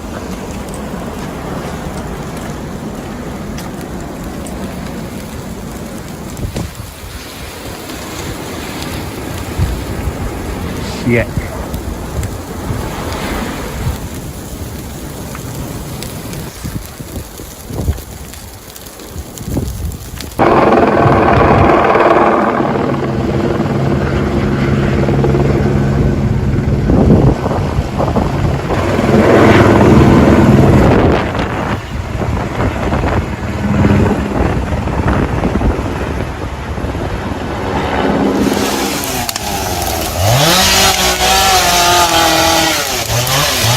A little bit hot to work next to.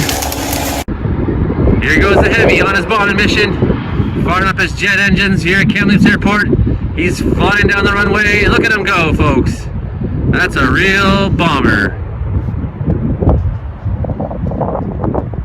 Full of retardant. Out doing the Lord's work for everybody in British Columbia today. Go get him.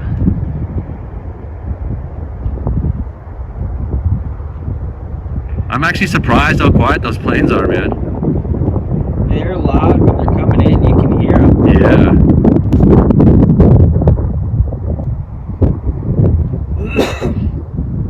But taking off, yeah, they're really quiet. That's surprising to me. And that's where they're going. Over to either Adams Lake or this guy south of us, I don't know. I don't know where they're going. Could you ever get enough of watching that?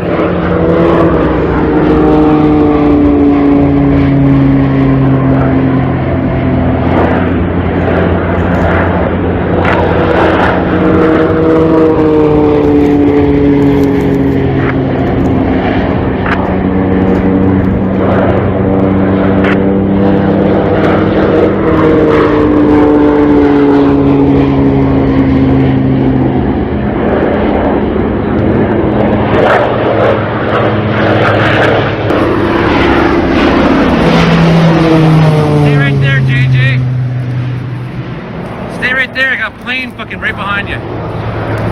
Fuck yeah. That looked wicked,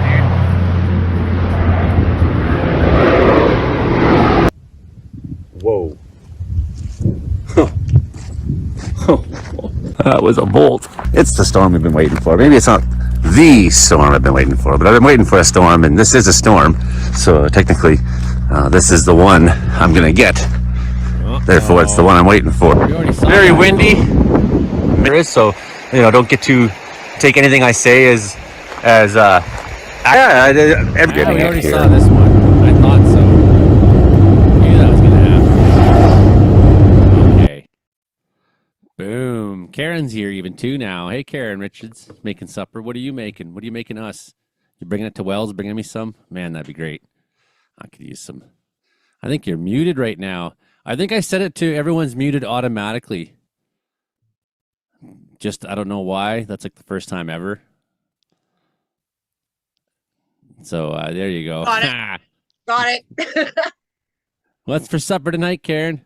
Tonight for supper is baked spaghetti courtesy of Hank's wife, Charlene. What do you mean? Like it's her recipe? It's her recipe, yeah. Oh man, that does sound good. Oh, I can't wait. Actually, I'm just waiting for my spaghetti sauce to finish simmering, and then I'm gonna put her all together. Throw her in the oven. Holy. That sounds way better than my nothing. Actually, I did buy a chicken lasagna from Norma this afternoon because I knew I wasn't gonna functionally make actual food. Like at the best of times, that's tough on me. Whoa, there, I get a microphone that's kind of in a proper place there. Live streaming, trying to get to 10,000 subscribers today, Karen, because it's like my dream, man. Oh, how close are you now? I got like 3 new ones by doing this all day today. Okay. Yeah, Cool. it's pretty How many slow. more to go? Let's see, what are we at right now? Oh, I lost one of those new ones. So one new one since we started broadcasting this afternoon. It's legit. We're doing pretty good here. Thankfully, we appreciate that new one a lot, because if it wasn't for that new one, fuck, it'd be really bad. Be really bad. We can throw it onto the cooking show tonight for a little bit if you want. I would like it when you're ready to show us what you're doing there for sure. So we are 88 away still from 10,000. That's a good thing I didn't decide like I'm gonna do this until I get there, because it might take days. I got to get the kids tomorrow, so I knew that this is like my only time to really do something to try to make the channel better. Show off some I'll old tell you, videos. like when you want your canned goods and stuff or anything, you gotta let me know when TJ's coming back up to practice with you. Ooh, okay, good call. Give me a couple days notice. You might actually get some fresh homemade bread in there as well. Oh, Mountain Man likes the sound of that. Yes, thank you. That'd be perfect, man. I would totally eat that a lot right now. It's like I don't have a shortage of stuffed full of stuff. I don't have like a shortage of food. It's just not made. You know, I hate that. I get that. You need like freezer meals. You need that kind of stuff, so you can just pull it out and heat it up. That's what people keep telling me. I need to keep taking stock of that idea more and more, for sure. Like, you know, the problem with being a bachelor is like, what's the point? Like, why would I bother cooking a whole bunch of food? Like, then you know the kids come here on the weekends. That's great. Then it's like, yay, let's make some food. It's fun, right? But it's like, you know, you pull out like a roast out, and it's like you're a guy. But maybe I need to do that more. Is like just make big meals and then freeze them. My husband works like different. For example, this week he's on nights every night, but we still need to have lunch, and I need to have dinner. So I just kind of make it work. I sort of figure out Sundays, and I do freezer meals, and so you got to make it work.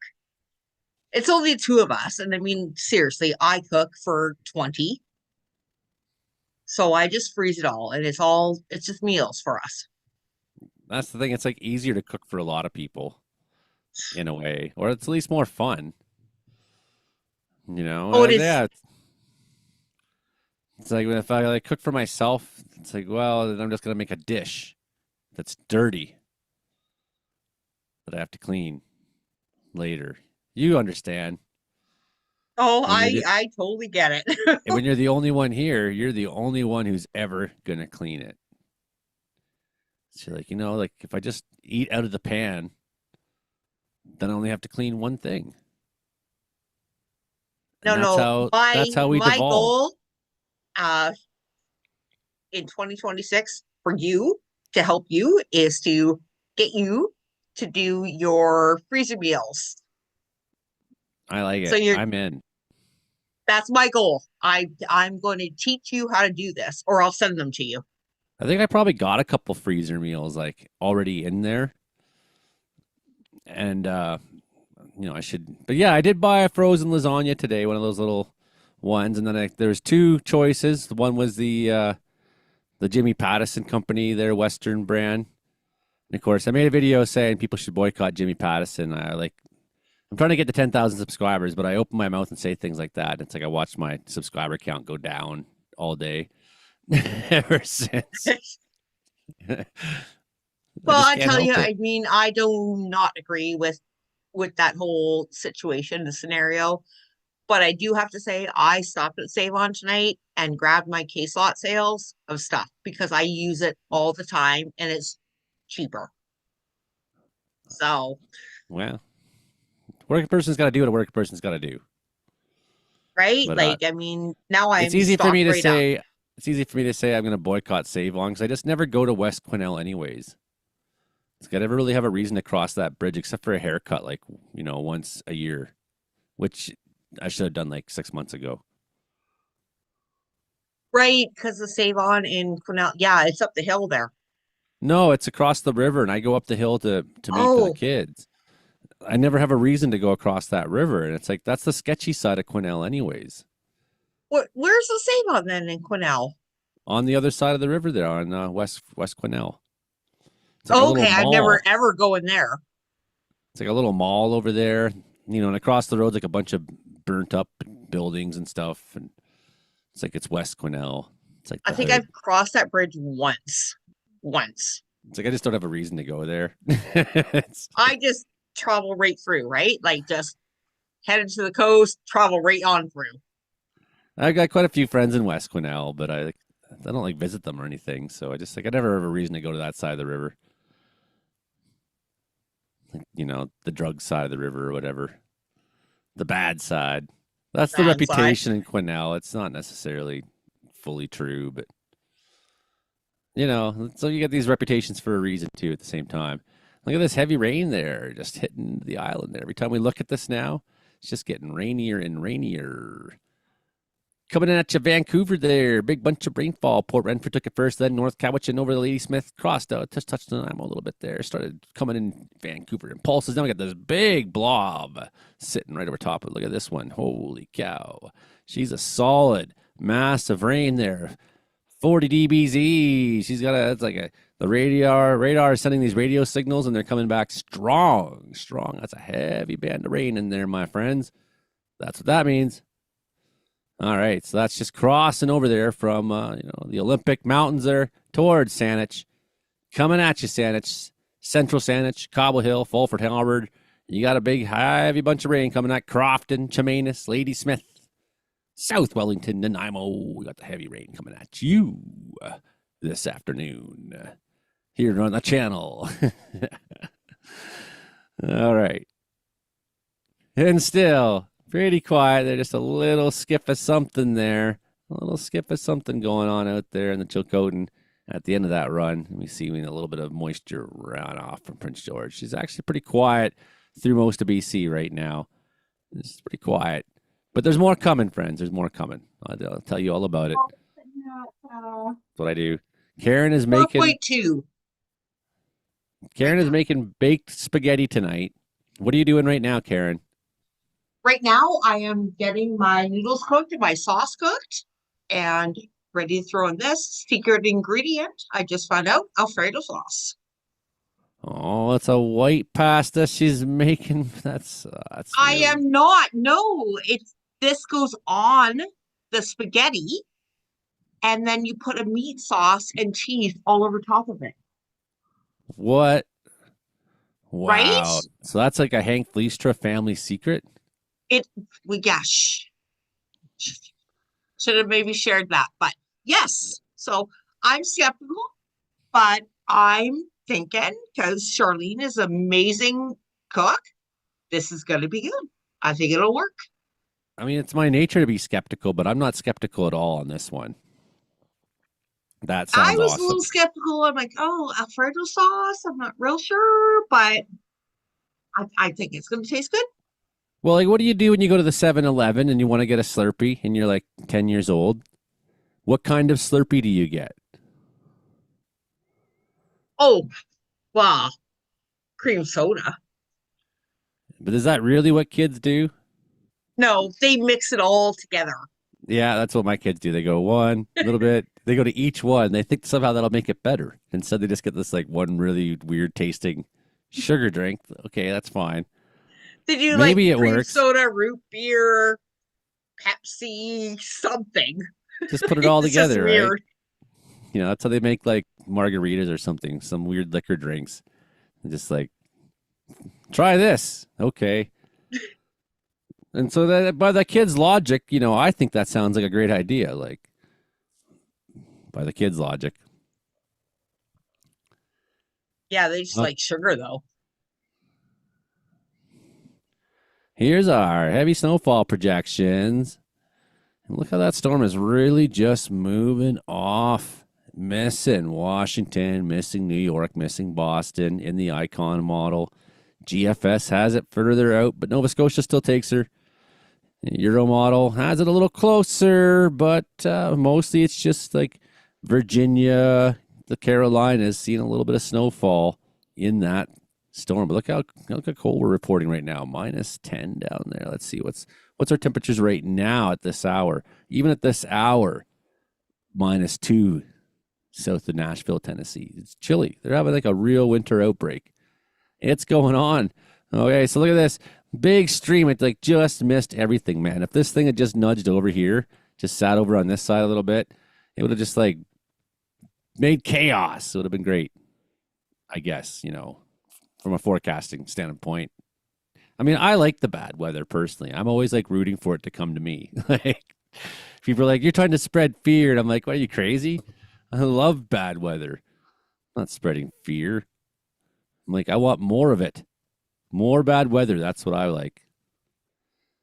So that's coming out of Nova Scotia there into Monday. And then even a little bit into Newfoundland. Newfoundland. That's what we're looking at there. Whereas for BC, you have a little bit of a low that does track down through the prairies and moves right towards Winnipeg. Different story. In BC, of course, those of us who live in central places like Williams Lake, you know, you're going to see much snowfall. No. In fact, there's probably going to be more rainfall for a lot of these locations. Like you see Prince George is in the clear here. Doesn't show any snowfall there. Here's the unfortunate news for you. Rainfall accumulation for Prince George. That shows up there, doesn't it? Ooh, yeah, gross, 17 mils. So more like snow is melting right now here in Wells. It's melting right now. I have green grass in my yard. Is that so? Yeah. In PG. A lot of green grass. Unfortunately, that also shows up the, dog poop. It's already dog shit season in Prince George. Yeah. And you heard it's it here, early. folks. It's early. It's way too early for dog shit season. I agree. Shouldn't be happening. I actually went up tonight and, got garbage bag full. So, yeah, it's not fun. Not fun. A garbage bag full of dog shit? Well, yeah, but I've also been really super, super lazy because it's been cold. So I've not gone out and actually picked it up. So it's a lot easier when they're frozen, that's for sure, eh? Right. But tonight you I'm just like, wait till the spring till the rain just destroys it and it becomes fertilizer.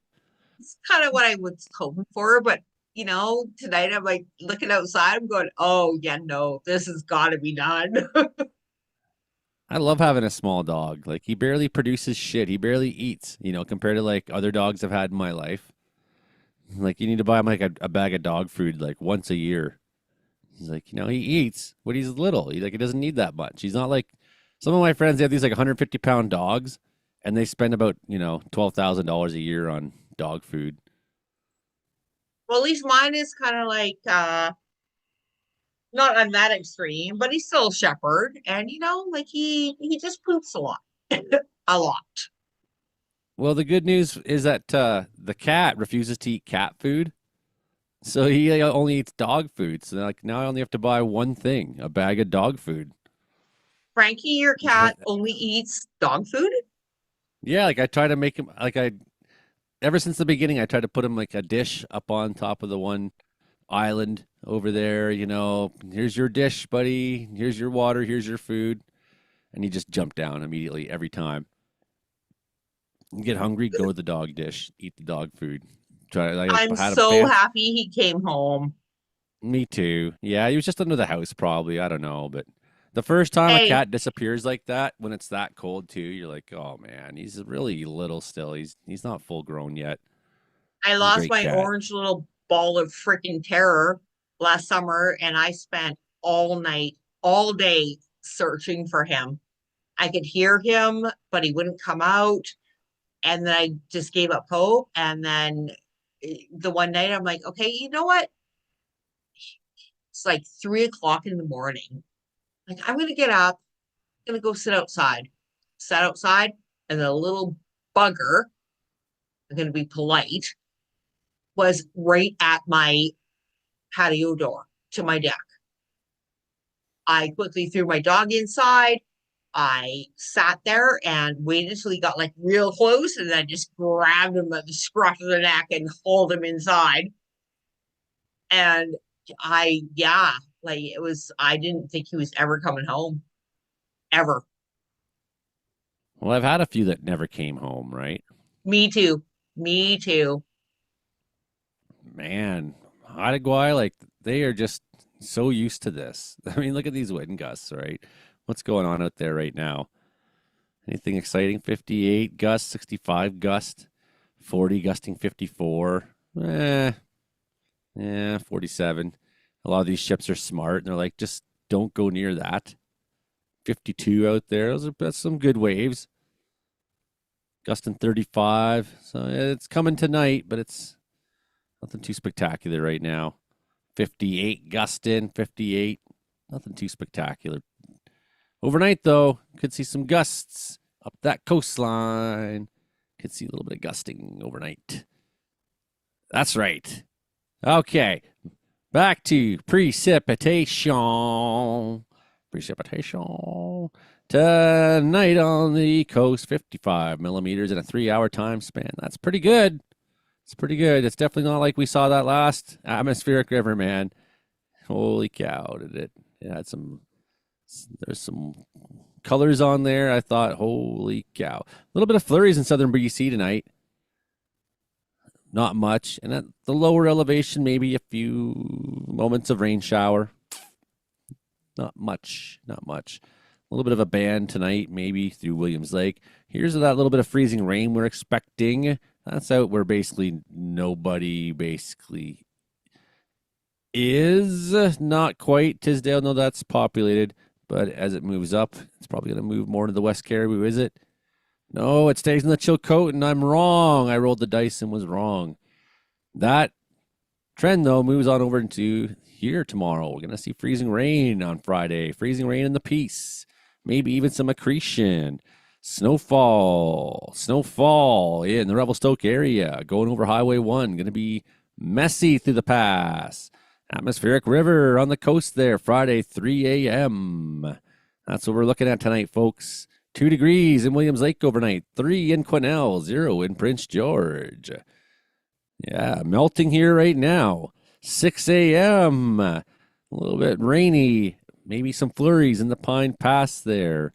Up in the Omanika, some snowfall. A little bit of snowfall still up near Spetsizi. Telegraph Creek on the verge of it. Smithers probably taking some rainfall in the morning there. Still see a little bit of freezing rain intermixed there in the Francois Lakes area, this side of Tweedsmuir. We'll go ahead another hour. Keep having a look at it. Prince George in the rainfall, first thing in the morning. May be going to work with a little bit of rainfall sometime around the 7 a.m. hour. A little bit of rainfall at lower elevations through the Kootenays, even snowfall up in the mountains, though. Revelstoke sitting at 0, hovering around snowfall. Williams Lake firmly above and in the dry. Quesnel in the dry on Friday. Dry Friday. McConnell Creek -4. Couttsine -4. 7 a.m. Here's your morning commute. Commute. And Vancouver, maybe a little bit of rainfall still there. Heavy rainfall, though, up the coast. Heavy wind up the coast. Look at that. Flow. Whoosh. Whoosh. Some of those big mountains on the BC coastal mountain range out by Waddington into the heavy snow bands. Rainfall. at lower elevation. That's the big story, is the freezing levels up around 2,000 meters in some place. That's high up, man. That's definitely high up. 10 in the morning, still a little bit of showers in the Prince George region, maybe a little bit between Quesnel and Hickson. That freezing rain showing up now in the Peace, starting around 8 a.m., yeah, maybe slightly before that, just in time for people to drive to work up in the Peace, basically. You got a little bit of freezing rain in there. Here it comes. Boof. Some snowfall in the Northern Rockies, at least. Fort St. John, Dawson Creek, Chetwynd. Going to get slippery possibly for you tomorrow. -2 at the surface, but a little bit warmer above you. A little bit warmer above you. I wonder. Let's see. Let's go to temperature here. And we'll click on the altitude just to go up one a little bit. Look at that. Warmer above. The air is warmer above than it is down below. You can already tell in that graphic. So a little bit of warm air sitting on top, making rainfall falling, hitting the freezing ground, though, and turning to ice, secreting as ice. Up the Alaska Panhandle. Heavy rainfall there. Well, solid rain at least. So lots of solid rain. I don't know about heavy. Solid rain. Heavy rainfall really in Vancouver Island. That's what we're talking. Friday at noon. Now, we'll go ahead into the afternoon. No snowfall expected on Vancouver Island. Up and down the coast mountains there. Snowfall expected into Revelstoke. Snowfall expected in the regions, the high country around Prince George, but probably still seeing rainfall again overnight. Quesnel, maybe seeing a little bit of that. Snowing here in Wells. I'll guarantee you that. You have this way, even when it's above zero here in Wells, it'll snow. I don't know how to explain that. It just does that. That low transitions over on the Alberta side, and gonna have a good freezing rain bout on the Alberta side later on. Here it comes. Push play on tape. Over to the Alberta side. That's clearing out there Friday night in time for the next pulse. A little clearing in southern BC. Finally, a little break. Edmonton taking a bit of rainfall. Bit of snowfall coming at Fort McMurray early in the morning on Saturday, all the way up to Fort Chipewyan. Now here comes our next pulse in time Saturday morning. A little bit more north there. Heading a bit towards Haida Gwaii. It almost seems like at the stop. We'll over to the Euro model. Peek back in there. Snowfall. That's that little band we saw heading down towards Winnipeg on Saturday. Just enough snow to make things slippery. There we are Saturday, back into her on Saturday. More of that breaking into the interior, but not, for a lot of us, not making too much for snowfall. We're pretty warm. See some rainfall, see some showers coming through on Saturday into Sunday. Updated models show next storm arrives Monday. Barely even get a break there. Coming in there Monday, short break Tuesday, Wednesday for southern BC. Northern BC takes it, but then it's going to kind of realign. And after a couple days of that, we might be right back into the stormy weather. It might have a little bit of a dry spell to start February, but it might not last all that long. Check out 3D mode. I love 3D mode. It's so fun to play with. It actually makes things a lot easier, but you can't see place names on it. That's the unfortunate part. 3D mode. So that is the windy here. It's already after 6, Karen. It's already after 6. She's not there right now. She's making spaghetti. I'll probably put on another video here for a minute and get a snack going on. Oh, you're on mute there, Karen. I can see your mouth moving, but I can't hear you. I'm trying to get, like, before the meteorology report starts, take a picture or video of my dinner. Yeah, what stage, what process are you at right now in the baked spaghetti? Right now, I'm just about ready to put it together and throw it in the oven. Okay. That does sound... So you got to give me a couple. Does sound absolutely delicious. I would like to eat some of that. Yes, I sure would. Okay, let's have another little video here from the collection. Something a little bit different, though. We are coming to Kamloops there on April 2nd.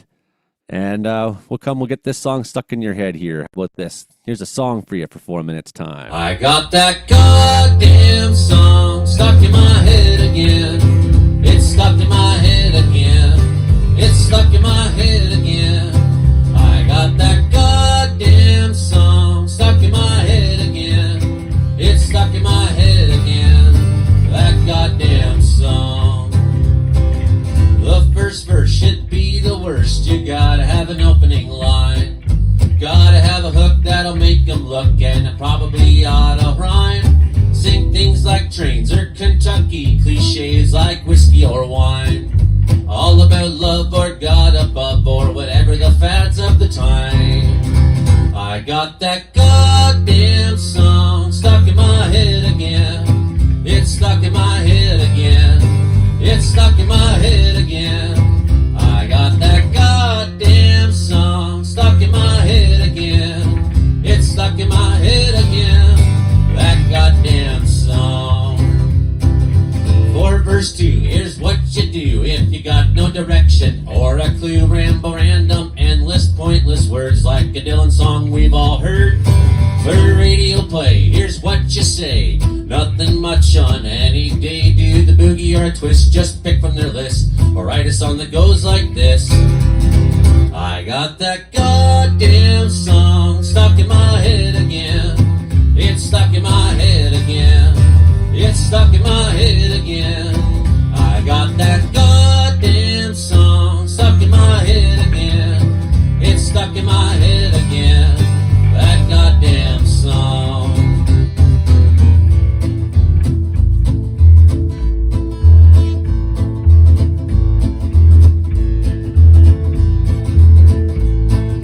Back in black, thunderstruck, she shook me all night long. Try to drive it in their heads with the bridge part of this song. California hotel, free fall down Copperheaded Road. Sweet home Alabama, where 4 strong winds they blow. Bring a fire boy named Sue, yes he's a fortunate son. I said that New Orleans is sinking to an American woman. We built this city on rock and roll, but now it's hammer time, and I'm insane in the membrane. So hit me one more time. I got that goddamn song stuck in my head again. It's stuck in my head again. It's stuck in my head again. I got that goddamn song stuck in my head again. It's stuck in your head again. That goddamn song. Now the solo part.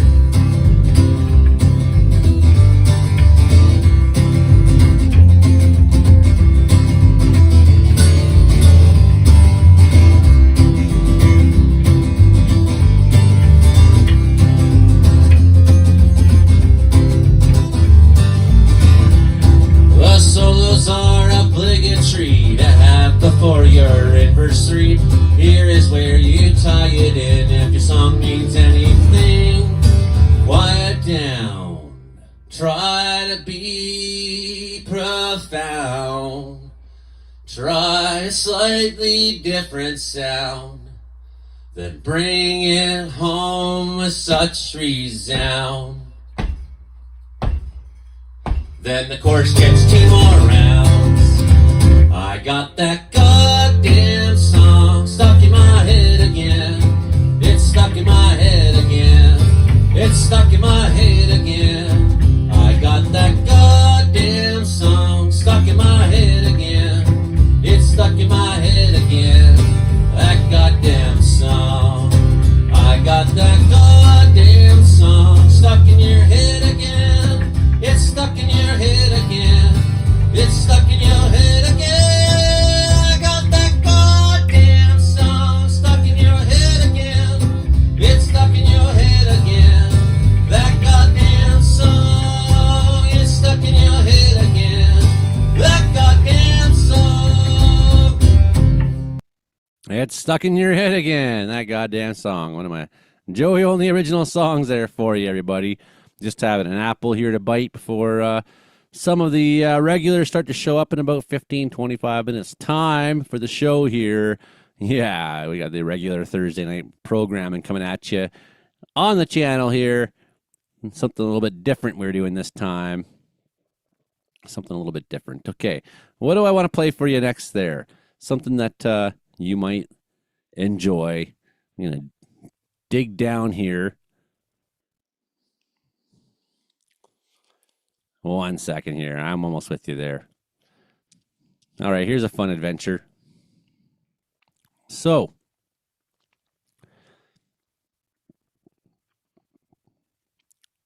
this beaver was flooding out the 3100 road. I decided to take it into my own hands there and battle with them while the water was high earlier this year. Once the water came down, it was okay. He could build his dam. If you recall, last week I came here and poked some holes in the beaver dam, and the beaver dam has been repaired by such beaver. So it's time to, look, you got some rocks and stuff in here. Time to poke a few holes in her again. Get this water level back down so that our road doesn't get washed out. There it is. This is bad news. My God. Out right now. Anything could happen. Get off! Wow. I'll watch the video later. Take time up in this.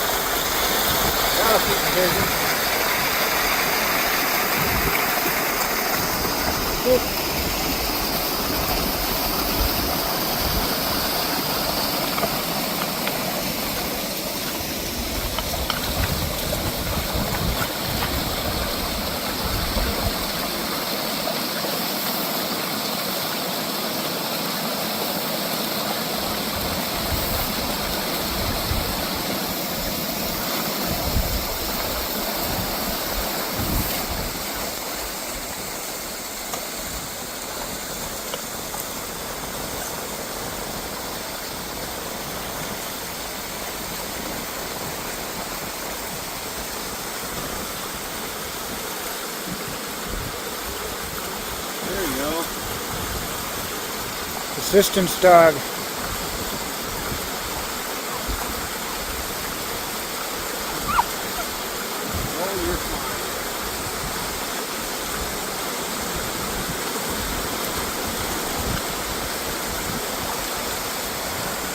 Put it over on the other side.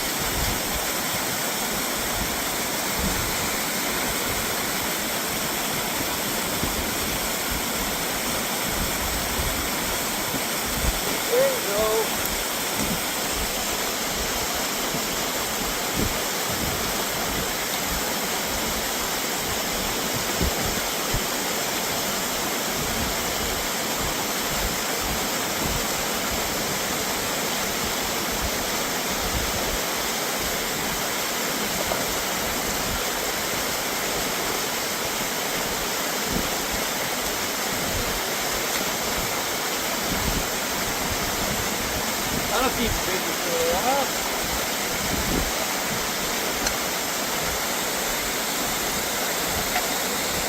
That's your damn beavers.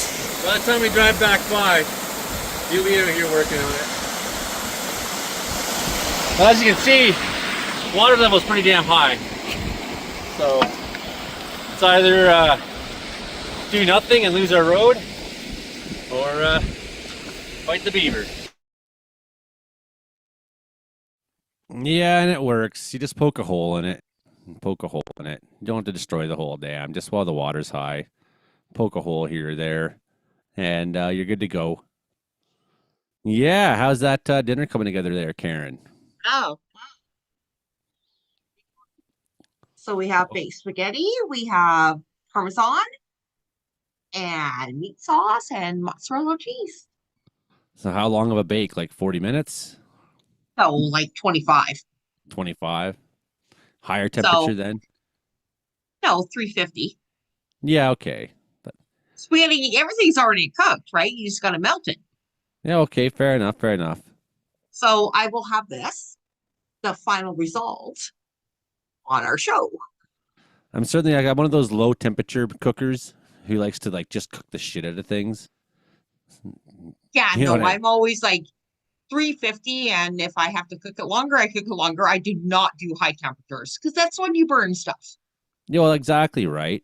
It's like, a nice like roast or something like that, or there's a few things like you like better for high temperature, but I'll let you put that down. You're just standing there with that in your No, it's hand going now. in the oven. I'm in my kitchen. Okay, so I got something here to briefly mention too. From here in Wells, an unfortunate incident happened there a number of days ago. They're talking about it. Occupational health and safety is. I think the cat's out of the bag on this one now. I do know some of the details, but I don't think I need to say anything. Like, I have my nose kind of like on the pulse of what's going on around here, my finger on the pulse. Like if I think that Barkerville Gold is doing something stupid, I'm like the loudest one in the community to speak up. So like if I don't have it, if I know the details and don't feel like there's something to say, take from that what you will. Like, an incident happened, it's a tragedy. So activity at a gold mine site in central British Columbia was temporarily suspended when it was a contractor. It wasn't a local.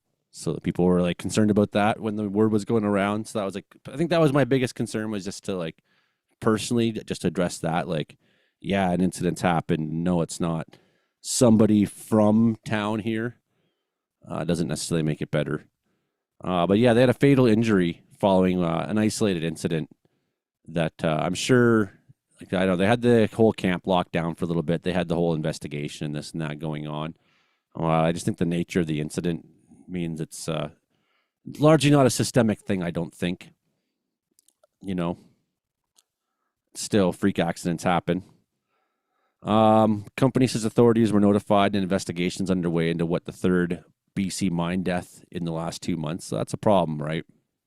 There's been this is like part of an ongoing, seems like, decline in safety culture or commitment from the companies, or like I don't know what the link is, why there's so many now.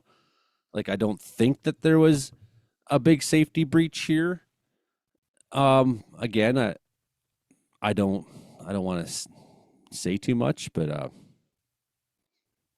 it seems to me like people are back kind of working and doing things in town now, and I'm hearing machinery moving. And okay, so the Caribou Gold project here in Wells is still in the development phase. It's given environmental assessment permits. So the company, Barkerville Gold Mine, there, Cisco, calls it a scalable.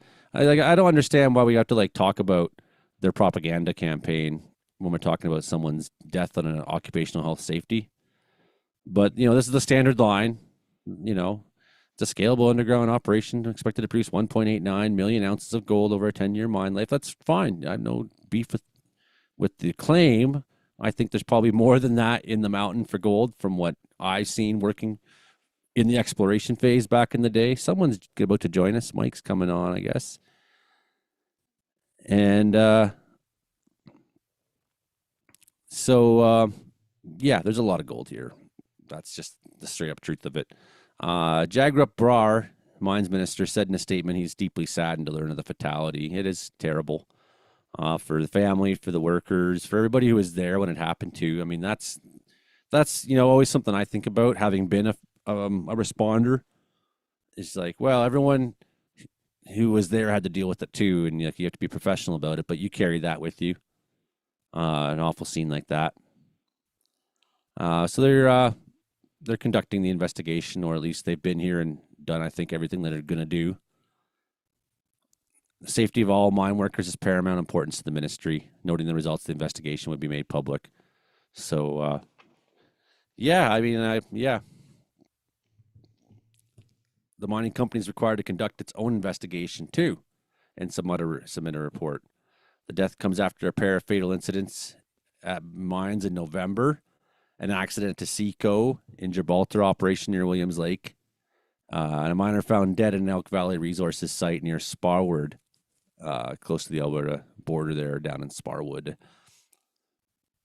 And then, of course, we get this, Sean's line. We are deeply saddened by this tragic accident and extend our heartfelt condolences and support the colleagues, family, friends, and coworkers. I mean, this is the price of getting gold for your investors. Few people are going to die. So, I mean, I guess you're going to say that line, but that's the price. It comes with the territory. You're putting people into situations that are ultimately dangerous, whether it's whatever. You're a welder, you're an electrician, you're an underground person, you're a safety person underground, you're a machine operator. There's all these different levels of things that can go wrong. That's just the obvious truth of it. But something else that kind of caught me too, my eye, was this article. The next step is going to be a fatality, United Steelworkers. And I do know some people at this mine. They've never really talked to me about anything like this. But Highland Valley Copper, United Steelworkers Local 7619, Kyle Wolf's president there, said inaction may lead to a death at Tech Highland Valley Copper Mine in Logan Lake.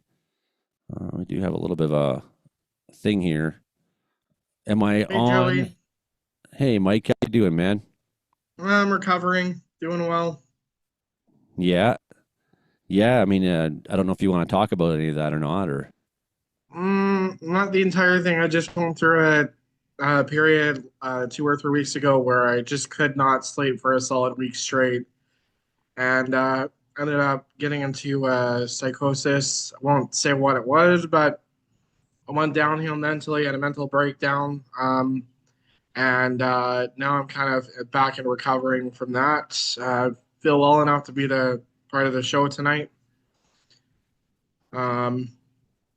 Scary stuff, man. Yeah, I had like a break from reality. I don't know, but it runs in my family too. So not being able to sleep can really wear you down, right? Yeah. But I was just listening to your thing about the mine workers. Is there like things happening that's contributing to people having problems in mines? Well, here's an interesting report, I think, from Logan Lake. The report on the investigation into Highland Valley Copper includes quotes from employees, many of them suggesting safety culture at the mine is the pits. Among the most common health-related concerns is dust control, with recently introduced mandates for respirator masks raising eyebrows. Silicosis is a real issue in our workplace, and it does cause significant lung damage. Row conditions are a massive issue as well. Injuries, back conditions, broken spinal cords, fractured vertebrae are a real injury that are sustained on a regular basis, and we complain about row conditions, they don't improve.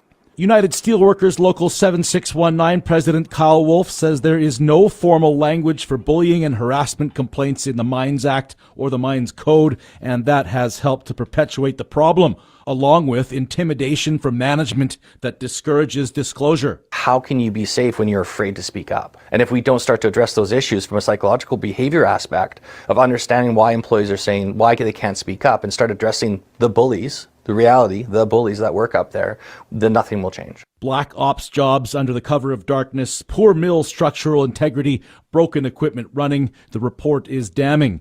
In it, supervisors say they feel caught between conflicting pressures, often navigating disputes with more experienced workers and facing production demands. We've had 43 dangerous occurrences at our workplace the last year. We've seen dangerous occurrences already this year. We're seeing the potential is fatalities. In the report, manager complaints include the union promoting a toxic culture and the union being obstructive to discipline, with workers disregarding rules despite management's strong emphasis on safety culture. I think the excuses, though, to continue to say that it's somehow the union's responsibility, the union's fault that we're in this place right now.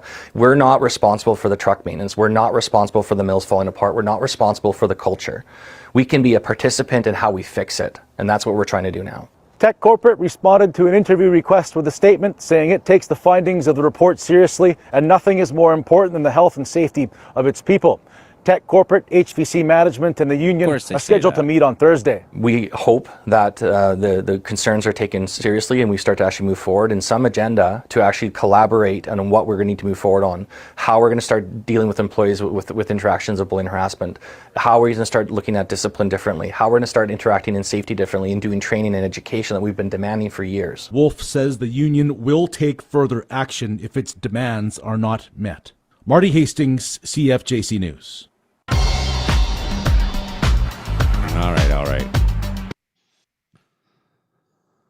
Between a person not being in the right mindset, whatever that means, the lack of training, that's clear, the lack of proper equipment, or this is on CFJC. I mean, this is like CFJC Kamloops, it's the Jimmy Pattison company, I think, right? And they're not like trying to rock the boat generally. So that's like one thing you find, if something like this comes up on a site like that, you got to like go, wow, it must be pretty bad if CFJC is reporting on it, you know. Of course, they're trying to get some clicks and likes and all that too. The next step is going to be a fatality.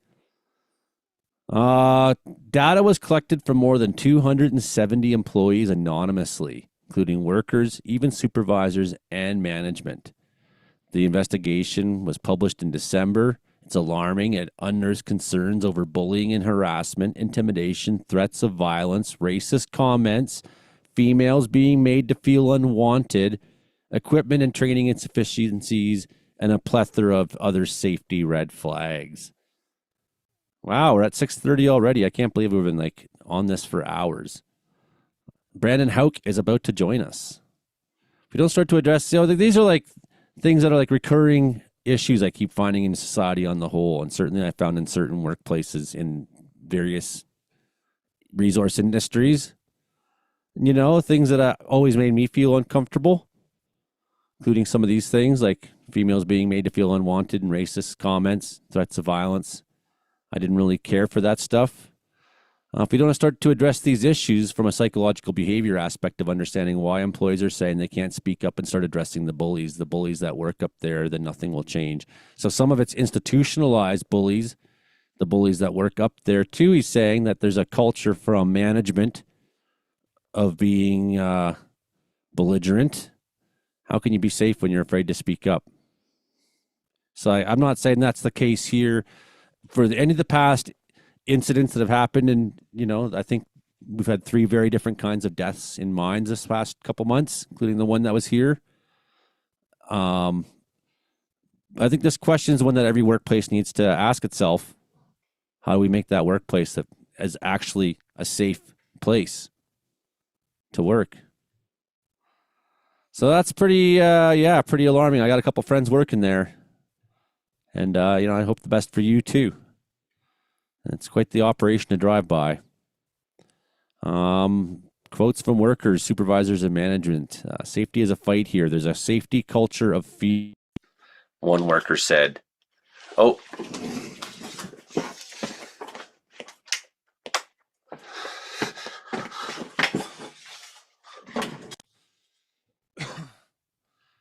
And it says here, union promotes a toxic culture to work in and don't hold their members accountable. One management member says, okay.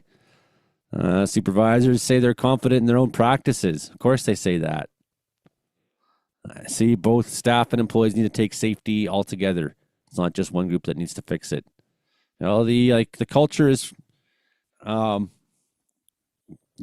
profit-based culture. There's going to be a demand to fill jobs with people who maybe don't belong there. I see both staff and employees need to fix safety altogether. So anyways, it's a long report. We could talk about this and many others on the show, but I think Brandon Hauk has joined us. Oh, he's blacked out right now. Oh, he's here. Brandon Hauk, everybody. Well, good evening. Hey, Brandon. Just How are finished. you doing? Great. Just finished smoking good pad thai. Ooh, that sounds good. You know, Karen's making his wife's special favorite thing. It's like a baked pasta. Baked pasta. Where you put every kind of pasta sauce there is into it. Oh, that's awesome. Yeah. I just had teriyaki, chicken teriyaki stir fry. I'm hungry, but everyone's really fixated on really good food there tonight. Pad thai from Wasanas. Woo. Can't beat What's it. the news on Alberta side tonight? Oh, the news on Alberta side is warm, Chinooki, and above average for the next few days. Chance of freezing rain, But other than that, yeah. We got a couple little clipper systems passing through Saturday and then again on Monday. So keep an eye on that next week. So, and of course, I got my joke calendar too. Yes. Oh, yes. The joke calendar. The joke calendar. That's right. Is it going to be good this week? Oh, I'd say there's a couple jokes I didn't post yet. That they're really, really good and they're really, really bad. But we'll do They're it. really good and bad. Oh yeah, man, it's like especially a quiet. today's. It's a quiet day in the weather world. I decided, I was like, you know what? I'm gonna live stream all day, so that maybe I can get to 10,000 subscribers today. And it really hasn't worked, but it was worth a shot. So now I've been sitting here for hours. Sitting here for hours, not really doing anything except talking to everybody who's hanging out here with me, which is cool. Oh yeah. And but now still have a couple hours worth of talking to do. And I'm like, man, I've talked about everything that's going on in North America. There's literally nothing going on in North America right now. There's not one warning in all the United States right now for Nope. No thunderstorms today expected at all. So yeah, it's unless you're talking about Florida with falling iguanas, 20 and 30 Fahrenheit highs. It's the best thing we got going on in Canada today is it's raining on southwestern BC. It's man, that's a lot of talking. And then even that big storm that's supposed to happen in the States this weekend's largely just going to be out over the ocean. Oh yeah, and then head to Atlantic Canada. And that's going to be fun. Yeah, I think it'll be good there, but that's days away. It's days away. How do you have a weather broadcast when there's just nothing going on in North America at all whatsoever? I might just take this opportunity and maybe come on next week because I'm still not 100%. I just thought I'd pop in for a visit for a bit. That's fair. It is good to see you, Mike. It is good Thanks. to see you. You've been through an awful lot there. It's things like that I kind of liken to getting kicked in the head by a horse. Or afterwards you're just ooh, it takes a little while for the nervous system to kind of enjoy. Yeah, you know what I'm saying, I'm getting right? better every day. Have Good some to see you, Mike. Good to see you. have some patience for yourself there. Take care of yourself. Treat yourself extra good right now. Well, they got me means. on antipsychotics, so it's helping stabilize me. Sometimes treating ourselves extra good too, it can mean, I say that to people sometimes. It's just that's what mom would say. Well, treat yourself extra good right now, take care of yourself right now. And whatever that means, it could mean pouring a bath or, I try to remind myself that when I'm out doing things and I'm being all cheap, just do something nice for yourself, Joey. Yeah, I made some marshmallow peanut butter squares tonight. Yeah, do something nice for yourself. Jeez, that looks savage. That cold. It is sitting over top of us right now. It is, yeah. It is savage. Look at that. It's going all the way down. Now, is Atlanta below zero right now? No, it's just above there, but nearby. all the way down to Atlanta there. I have -1 to a Bremen. friend, she lives in Richmond, Virginia, and she says it's been brutal cold there this past week, like in the teens. Yeah, brutal cold. It's -6 in Ashland right now. Ashland, that's exactly where Jimmy Pattison's friggin' thing is that he's trying to sell to the US government. That's the place, Ashland. I just happened to scroll in on that. It's like coincidence. Washington. Yeah, cold down there, man. Like, man, this is pretty cold. Even Fort Wayne, Indiana, -7. But look down here, -16 in Muncie, -17 Lafayette. Over in Champaign, down near Normal, Peoria, -14s. Cold It's like these out people there. are not really used to that. Some of these people are not really used to that type of cold. Well, I think these guys are in this area. They're all pretty used to it. They can handle it. They're like, that's fine. But by comparison, I don't know how much electricity has been restored in some of these places still. Brandon, have they made significant progress in some of these places now? A little bit. I haven't really looked at the electricity stuff yet, but yeah. I Still haven't lots looked of for. areas down in around Nashville, and the hardest hit areas, Nashville, Oxford, Mississippi as well. They The really. death toll is going up, isn't it? Mm-hmm. Like, I don't know what it's at right now, but it's like tripled from what, I was reporting on Monday morning. And they're going to keep finding people in their houses and stuff. You got to go check on your neighbors, people, during these events. Right. There's old people next door. Or you got to go check on people. They also don't. Some of these people don't have the same heating systems that we're used to. Well, not just that. They're not, the R factor of their walls, like, they're not insulated. Especially like living in some trailer park out there. Now you got no power, you got no heat. That's brutal, man. Mm-hmm. And that's how a lot of people live across the South. Like, I'm not trying to be funny, but it's the truth. Who's my target audience? Probably not the rich. It's the people who are more likely to live, here in BC. If we could put us down here, my target audience is probably I don't know, some of us who are living in some shacks out here, some hovels, like I live in. You know what I'm saying, right? Hokey Dina, -20s in Northern Ontario. Yeah, Justin was saying that the cold is going to settle in tonight in southern Manitoba with lows around -33 to -37 again. Oh yeah. I'm still waiting for your Chinook warmth to reach me, Brandon. It's coming. Yes. My gotta Chinook that I'm hogging. Just got to get a low to come across over. It's coming. We're sending it. We're sending it right now. I swear. It might get a little warmer on Sunday. A little bit. Warmer than you have been, that's for friggin' sure. Yeah. Well, there is supposed to be some freezing rain in Saskatchewan and southwestern Manitoba, I think, on Saturday. Oh, yeah. Yeah, then it all goes to snow for Manitoba Saturday night. Oh, yes. I'll take snow easily. With the amount of ice buildup we've already had and a number of car accidents related to the ice buildup from earlier this year, I think the snow is better. Bring the chaos. Bring the chaos. There you go.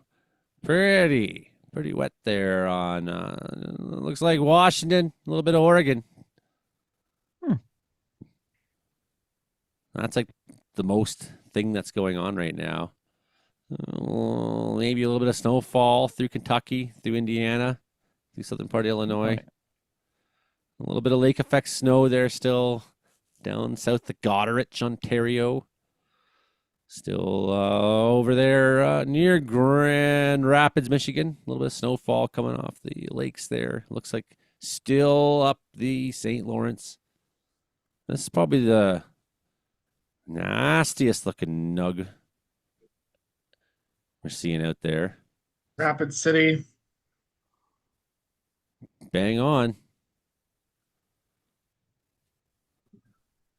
Rapid City. There's so little going on in weather in North America right now. It's unfucking believable. And just like wait 2 days. Wait 2 days. Oh, yes. Should have did this show earlier in the week when Toronto was getting hammered by that snowstorm. No kidding, eh? Yeah, they took it pretty good, man. They had like 60 centimeters in some places or something crazy. 50 plus. Oh, Karen's got her food. Weather related, but look at this. Oh, yes. Holy we have to tell post us my about it. pad thai in the chat. Right? Like this. Oh my gosh, it smells amazing. Amazing. I don't know, it's probably not coming real good on the computer and the screen, but yeah, it's like cheese, spaghetti, sauce. I just had to share. Sorry. 2 sauces too. It's like it's all the sauces in the cupboard put in there. All the sauces. And I awesome. use my homemade canned marinara sauce. So I just had to share. Sorry, guys. That does sound epic. And I made this peanut butter marshmallow squares. There you go. There you go, Mike. That's good supper time. The only issue is I added too many marshmallows, so the peanut butter isn't sticking. Well, you'll get it next time. Trial and error. Mm-hmm. Sorry, everybody. I ate all my food, so I can't show you it. Well, sorry, it was just like, yeah, from earlier I joined and just, yeah. Yeah, she's been cooking away there for a little bit on us, eh? It's been pretty good. And you know what we were watching earlier? We were watching all Johnny Chong episodes. Oh, yeah. I'm gonna head out, guys, but I'll be on for a full show next week. Okay, Mike. Good to see you, man. Get some rest as best you can, bud. Thanks. Yeah, you do you. Love ya. Now, are you aware of Johnny Chong, Brandon? Oh, yes, yes. He kind of reminds me of Cam at Wasana's. That comic kind of thing that he has. Oh, yeah. Cam's just like him, too. He's tells me all the most witty stuff. Cracks me up every time. No, I'm not sure if you know who Johnny Chong is that I'm talking about. Oh, I know who he is. This is like the Johnny. Okay, yeah, maybe you do. So earlier today we were checking out. Oh, I got to make sure that I clicked on the audio. I always do that. You can't play those videos on the show though. It is on. Oh yeah, I can't play this on college radio because of But yeah, we were watching some of the Johnny Chong videos today, earlier, and having a good laugh. Dan, Johnny Chong's great. Are you aware of Johnny Chong, Karen? Yes, I am. Yeah. I watch him. I follow him. Good morning, my friends. Johnny from the Weather Channel here. Oh, it's gonna be a fucking beautiful day today. Nice and warm. It just rained this morning. Now the sun coming out. Wow, what a fucking beautiful day, eh? Oh, look, my customers coming. Hey, what's the weather today? Like. He cracks me up every time. It's warm up now, isn't it? Yep. Oh, wow. So you got your t-shirt on. It's nice now. I'm thinking I'm gonna get my short now and wear it. Hey, people, if you have to come to Littlewood, today is a good day to come. Fucking nice. The road's gonna be nice too. And this guy, he's open. Yeah, Look, he's easy open driving now. to the Chinese Johnny restaurant. Good morning, my friend. Easy Good driving. morning, my This was friend. yesterday. Johnny from Littlewood Weather Channel here. Oh, fuck, it's gonna be a very fucking nice day today. Nice and warm. It's what? +2 right now. Nice. I think winter's over now, I hope. Beautiful day in the valley today. Come on, people, get out, do something. Oh, the Chinese from this guy here.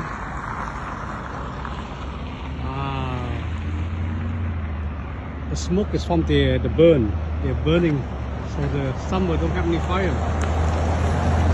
And they're gonna prescribe burn. Here's the best part here. So they Too many fucking deers. Good evening, folks. You seen this one? Fuck, it's cold still. Oh, look at all my friend here. All the deer chops here. Wow, look at the deer. Pretty good size too, eh, folks? Dinner. Hey, come on with Uncle Johnny here. We have some good sweet and sour sauce to go with it. Oh, look at that. Look at that guy too, eh? Holy shit. Wow, oh, there's some more over there too. Oh, look at that. Holy shit. Big deer party going on here, guys. Wow, look at that, eh? Look at that, folks. Who wants some deer chops? Wow, look at. Holy fuck, they're pretty fat too, eh? Look at all the deers. Ooh.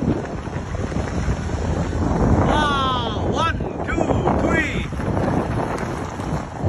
Wow, look at that. Oh, holy shit, there's a bunch over there too. Look at that, they must be going to a garden or some shit. Wow, look at a bunch over there. Look at that. Wow. Oh, I'm getting in. It's too fucking cold. Johnny out. Too many fucking deers. Folks. Holy fuck, it's cold still. Oh, look at all my friend here. All the deer chops here. Wow, look at the deer. Pretty good size too, eh, folks? Dinner. Hey, come on with Uncle Johnny here. We have some good sweet and sour sauce to go with it. Oh, look at that. Look at that guy too, eh? Holy shit. Wow, oh, there's some more over there too. Oh, look at that. Oh yeah, okay, well look at this one. Oh shit, somebody, you call for help yet? Holy shit. How are we gonna help him? Help, I'm stuck on the fucking fence. Oh my god, somebody call. Who should I call? The deer gets stuck on the fence here. Look at that. Holy shit. Maybe I should get a stick or something. Hold on, yeah? Wow. Oh, He's like, fuck that. Oh, That's Johnny shit, Chong there somebody... from Lillooet. You guys got to follow Lillooet Weather Channel there. He's got the Chinese restaurant in Lillooet. Next time I'm going south, I'm getting Chinese. I'm going to go visit Johnny Chong. Oh, yes. And, the funniest thing Cam said to me, said, I'll use the chopsticks. Yeah. It's like, oh, chopsticks. Oh, yes. That's white man talent you have there. Chopsticks. he's got to save. Oh, yeah. And he gave me a cooler today, and I have to bring it back tomorrow. Yes. I have to remember to do that. So you got your own. Yeah. Does he make his own videos too? He should get him to make your own. Say, Cam, make a weather fucking video every day. Just like Johnny Chong, you'll be super famous. They could be like a chain. Oh yeah. He's I think it was a few months ago. Yeah, it was a few months ago when there's these guys behind me, and then he's like, "Oh, I said, funny." It's hilarious. Okay. That definitely sounds funny. Oh, yeah. Johnny Chong, everybody out in Lillooet there. I think every week we should feature Johnny Chong a little bit there. Like Johnny Chong moment of the week. How's checking in Lillooet today, kind of thing. So we got a station down there, don't we? Yeah. Lillooet. Well, you better get Johnny Chong on the air, man. Yeah. Especially in the pre-show, then he can go wild on that one. Could you imagine if we should get him on this show? That'd be awesome. Yeah. That's my goal. When I go down, really tough to have him on the other show because, as you know, he gonna need a lot of bleeps. It might be worth it. It might be worth it. For radio listeners, yes. Yeah, it might be worth it. We've already talked about all this stuff for anybody who's been watching all afternoon. 100 to 140 millimeters of rain. 50 to 70 on the east side there. Vancouver taking 60 to 90. Freezing rain, Chetwynd, Tumble Ridge, Fort St. John, Dawson Creek there. Friday morning, tapering off later in the day. But we will see larger freezing rain, I think, over Alberta when it moves into there. Blizzard warning still up there on the Dempster Highway. And then down in southern Ontario. Northern Ontario, sorry, cold. Minus 40 up there. Wind chill values of minus 40.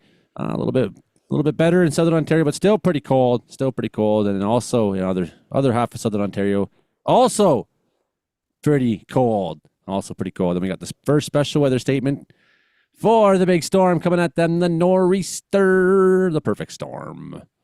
And then, some more bullshit up there on Newfoundland coast. That's weather at this hour. Brought to you by Cheesies. Cheesies. We're a couple minutes away from Frankie McDonald. I should get the Cheesies and eat them. I've been like talking for hours. I've been trying to get people to subscribe. Have you subscribed to my channel, Brandon? Like you don't have to like me to subscribe. I think I have. I don't know. Come on now. Help a bro out. I've been like talking all day and I got like one. And I'm so glad I'm subscribed. If Brandon isn't, I am. I'm so glad my like subscriber marathon worked and I got one, because I'd feel really bad if that one guy didn't show up. I'd be like, man, I like totally suck. Yeah, it's really weird because once you get past the 10,000 mark, then like you just start growing automatically on YouTube. I don't know what it is, but they like do everything they can to make sure that you are not seen until that point.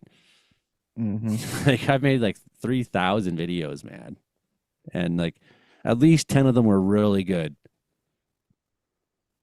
You've been going at this all day, so I'm really hoping by the end of the night. Well, you may have to show that Louisiana one again. Looking for a second subscriber. You mean when the Mardi Gras? Yeah, the video of Mardi Gras. I bet you I could find that. Oh yeah. We got Frankie coming in like 3 minutes. Maybe for your next marathon. Yeah, that was a good one. Oh yeah. And if I wasn't on top of that, you probably wouldn't have made that golden moment. That's true. You caught it.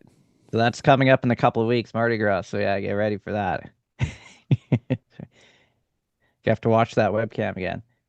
Well, I'm like looking for it on my channel. It's not coming up. Oh yeah, Mardi Gras crowd. Oh yeah. I tried to contribute today with a cooking video. And look at him. That's the spirit there, Freddy Krueger. There it is. This is bad news. My God. People just go to New Orleans to stare at their phones. A lot of people just staring at phones. Here's 3 guys. Hey, so everyone's out there. Wow, but yeah, lots of totally beautiful people. They don't know what's coming. Bunch of chains and weird stuff. Garbage all on the ground. Garbage everywhere. A lot of garbage, man. A lot of garbage. New Orleans. Wind is picking up. Rain any second here. Going to hit these people. They're about to get fucked. Pure pandemonium downtown New Orleans. Storm time is here. People got their hoodies up. Tornadoes umbrellas going on, coming out. Water there. Yeah, I wouldn't be walking around with an umbrella, but They have people no do. idea. That's they got they got things over their heads. They're trying to both squeeze underneath one coat. Street seems. You're just running now they're through a all big cloud of hiding. raindrops, and there we go. Street is getting quiet. And then he's even got he's got an umbrella, but he's still running. Look at the wind, Dude, you got an umbrella. What are you Just running freaking for? giving her. But he's still running, and these people. Classic moments. I was hoping to see some lightning, and but the screaming was pretty good. I liked the amount of screaming. That was pleasant. Screaming was good. I quite The enjoyed screaming how was much good. screaming there's been, and what a wonderful experience it's been to watch a New Orleans party getting ruined. Oh, she's coming down good. The party is fucking ruined. It's over. All that. It's gone. Oh, That's a good one, yeah. The guy dressed as Freddy Krueger. Yeah. I And he's did like dancing. that. So. Hopefully, Mardi Gras this year we get something like that. We are 1 minute from Frankie McDonald time. I should set up the intro clips. Do that quickly. Because it's so hard to find things on this Zoom setup. Or There you Frankie's go. still at the what was he at earlier on the Kins and Clom? What Oh, here comes Black. Frankie. Oh yeah. Here we go. Oh, Brandon. There, now every time I open that folder, it'll just open right to the right folder. That's great. Here comes Frankie. I better hit record. Oh, he's still there. 59. Frankie's outside. Hey, 7 o'clock on the dot here, Thursday the night, 29th of January at the time of recording, Comedy Meteorology Report. I am Joey Only, sitting up here in Wells, British Columbia, and this is the radio show we make for you every week. Comedy Meteorology, Meteorology. It's your show about how much the weather sucks. I've been live streaming all day here on Joey Only Caribou Weather Dude YouTube channel, where we live stream the show, trying to get to subscriber 10,000. And but actually, since I started streaming, I've lost subscribers, so it's not gone well. Somebody save me from myself. Right. Okay, let's get on with the show tonight. Of course, we got the fantabulous Frankie McDonald here, as per usual. We got Brandon Houck. We got Karen Richards, who's been making a pasta. We haven't heard from her for a little while because the pasta sounds like it's ready and good. Oh, boy. Let's get on with it. Let's go. Well, whether it's hot, whether it's cold, whether it's hot, Frankie's got the weather we've got. Wait a minute. Well, whether it's cold, whether it's hot, Frankie's got the weather or not. That's right. I'm Joey Only here in Wells, British Columbia, and you are listening to us on C4 88.7 FM in Prince George, CKUW 95.9 in Winnipeg, CFBX 92.5, Kamloops, and also CHLS 100.5 in Lillooet, the home of Johnny Chong. Yeah, man, I'm my big Weather Channel, Johnny Chong Weather Channel fan right here. Okay, so we're looking at talking to Frankie McDonald, who's out there on the East Coast. We got Brandon Houck, who's the best weatherman you got in all Alberta there. He's the radio weatherman sitting there in his studio. We got Karen Richards with her wonderful, fantabulous food tonight, too. But we'll start off with the world's greatest weatherman, like we always do there, Frankie McDonald. He's out in Sydney, Nova Scotia. He's outside right now, stealing the Wi-Fi, having a... Frankie! Can you yodel for us? Frankie!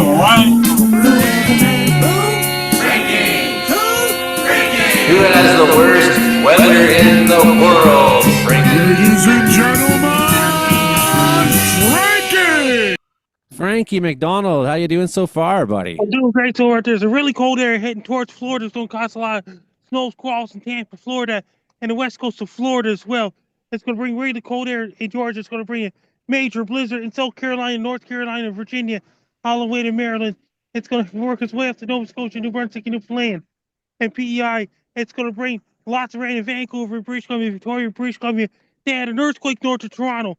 It's going to bring lots of snow squalls in Toronto this weekend, and the next week's going to bring a whole lot of lake effect snow in Toronto and surrounding areas. It's going to bring so much snow squalls in Greater Toronto and all those places, the Owen Sound, Skyward, and all those places. It's going to bring extremely cold temperatures heading all the way down Louisiana, Alabama, Mississippi, Louisiana, and Florida. It's going to bring really cold temperatures all across North Bay, Sudbury, Timmins.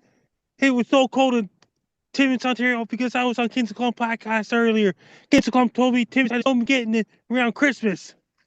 They sure did, didn't they? Yeah. I wanted to come on, but I was live streaming here all day. And Maybe I should have come on. There's a lot of the British Columbia has entered a wet pattern again. And so they have big Chinook winds in Calgary, Alberta, Edmonton, Alberta, and all those places. Indonesia is supposed to get a 9.0 magnitude earthquake anytime soon again. In California, it's really dry with Santa Ana winds going on in California, triggering a lot of fires in California, Nevada, Arizona, Utah. As right now, it caused a lot of Santa Ana winds in California, triggering a lot of fires there, including Baja California, Mexico, and Texas. It's got cold air heading for eastern Texas, and western Texas remain mild. And all across it's going to bring really cold temperatures all the way down to southeastern United States. Even Cuba's getting high winds and cold temperatures. Cuba, Florida, even Miami. Yeah, right on down to Daytona Beach, eh? Yes. And iguanas falling out of trees. Yes. And the northern Mexico is really dry right now and warm. And in the southern Mexico, lots of rain and thunderstorms going on right now. There's a cyclone aiming towards northern Australia as well. Then it got lots of rain and thunderstorms going on in Guatemala, Costa Rica, El Salvador, Niger, Honduras, and Panama. Lots of rain and thunderstorms going on there right now.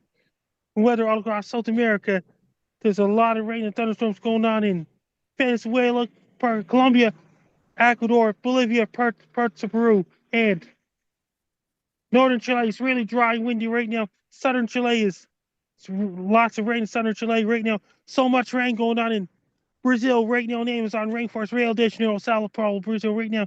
Northern Argentina, lots of thunderstorms in the forecast, and warm air, cold air fighting each other. Stanley, Falkland Islands, and Lucia, Argentina. and warm air, cold air fighting each other right now. And the weather all across England, there's a powerful storm headed for England with high winds and heavy showers in England and snow up in the mountains. France is getting high winds too. Spain, Portugal, a lot of rain in the forecast. Athens, Greece is getting a lot of rain on Sunday and Monday. And Western Turkey, including Istanbul, Turkey. And Germany's getting lots of cold weather. And Poland's really cold, so is Belarus. It's dangerously cold in Moscow, Russia. They had a big snow event in Moscow earlier in the week. It's really cold in Norway, Finland, Sweden right now. Then it got a lot of snow heading towards Helsinki, Finland as well. Over in Helsinki, Finland, lots of snow there. And Helsinki, over in Finland, they're getting really, really cold temperatures in Finland right now. Moscow, Russia, it's really cold. Up around Morocco, it's really cold. Lots of showers in Morocco and Algeria. And it got some parts of Libya Algeria's getting cold weather forecast. Then it got some little bit of cool winds in Egypt as well. And the weather all across East Asia. A lot of rain and thunderstorms going on in the southern China right now, in the Philippines right now. Over in Japan, a lot of snow squalls the northwest coast of Japan right now. South Korea is really cold. North Korea, Vladivostok, Russia. It's extremely cold. Northern Russia, Yakutsk and Magadan, Russia. Mongolia is really cold right now. Beijing, China is really cold. Northeastern China, Shanghai, China is really cold too. Then it got some lots of rain, thunderstorms in the Philippines and the forecast. Those Malaysia, where Brian V. Why We Work lives in Singapore. Indonesia is a lot of rain, thunderstorms going on in Indonesia right now. And it's got some showers and thunderstorms for forecast in Vietnam and Laos. Over in Thailand, it's really dry right now. So it's Bangladesh and Myanmar right now. Over in India, it's in a dry season right now. Sri Lanka is getting lots of rain, thunderstorms for forecast. Parts of Afghanistan is cold and wet right now. So is Iran. It's drier right now. Over in the Middle East, like Saudi Arabia, Oman, Yemen, Qatar, and all those countries, it's really dry right now. And in northwestern Africa, not even a little bit of showers and thunderstorms forecast in Nigeria and Ghana right now. Sahara Desert is really dry right now. These are my fans. Oh, hey, Frankie fans. Who are they, Frankie? These are my fans. And did you Are hear they about just this? driving by? Yes. It's really dry in Sahara Desert right now. And did you hear about this? Okay. In Southern Africa right now, there's a cyclone aiming towards Madagascar, Africa, this weekend coming. A lot of rain, thunderstorms in Angola, Zimbabwe, Zambia, parts of Botswana, and South Africa. Lots of rain, thunderstorms in Mozambique. And it got cyclone aiming towards Madagascar. Lots of rain, thunder, and then a lot of rain on the Mauritius Islands. It's cyclone season's there right now. In Western Australia, it's really dry. Perth, Australia, right now. There's a cyclone aiming towards Northern Territory, Australia, including Darwin, Australia, with rain and thunderstorms forecast. So much rain and thunderstorms going on in North Central Australia right now. Sydney, Australia, it's lots of rain, thunderstorms, and large hail in the forecast as well. So is Townsville, Australia, is lots of showers and thunderstorms, and possible hail in Townsville, Australia, Cairns, Australia. And the weather all across Southwest Pacific. New Zealand, it's really dry right now. We got a lot of rain aiming towards Invercargill, New Zealand. Sunday and Monday, it's going to bring powerful winds in Christchurch and Dundee, New Zealand. Even Wellington, New Zealand as well. A lot of rain and thunderstorms in Vanuatu, New Caledonia, Fiji Islands, and French Polynesia. A lot of rain and thunderstorms going on right now. Antarctica will be starting to get darkness in south of the Antarctic Circle next month in March.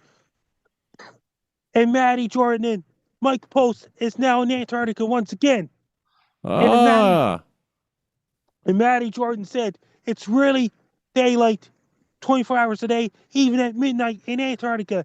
Here's Townsend Street in Sydney. Ah, a lot of snow, eh, from your last storm, Frankie? Kamchatka, Russia had so much snow. How much snow did you get from the last storm? 20 to 30 centimeters grand total. Here's Must have been pretty good because you're on CBC News. Yes, I was. Yeah, when you're showing the image, keep talking, Frankie, so that the radio listeners can hear you, but so that the video viewers can still have you, the camera still focuses on you. So if you keep talking while you show, then the camera will still be on you. Did I make sense at all? I don't think I confused myself. Did you hear about this down South Pole? And North Pole will be starting to get some daylight up above the Arctic Circle, and Klugatuk Nunavut is starting to get longer daylight from bit by bit next month in March.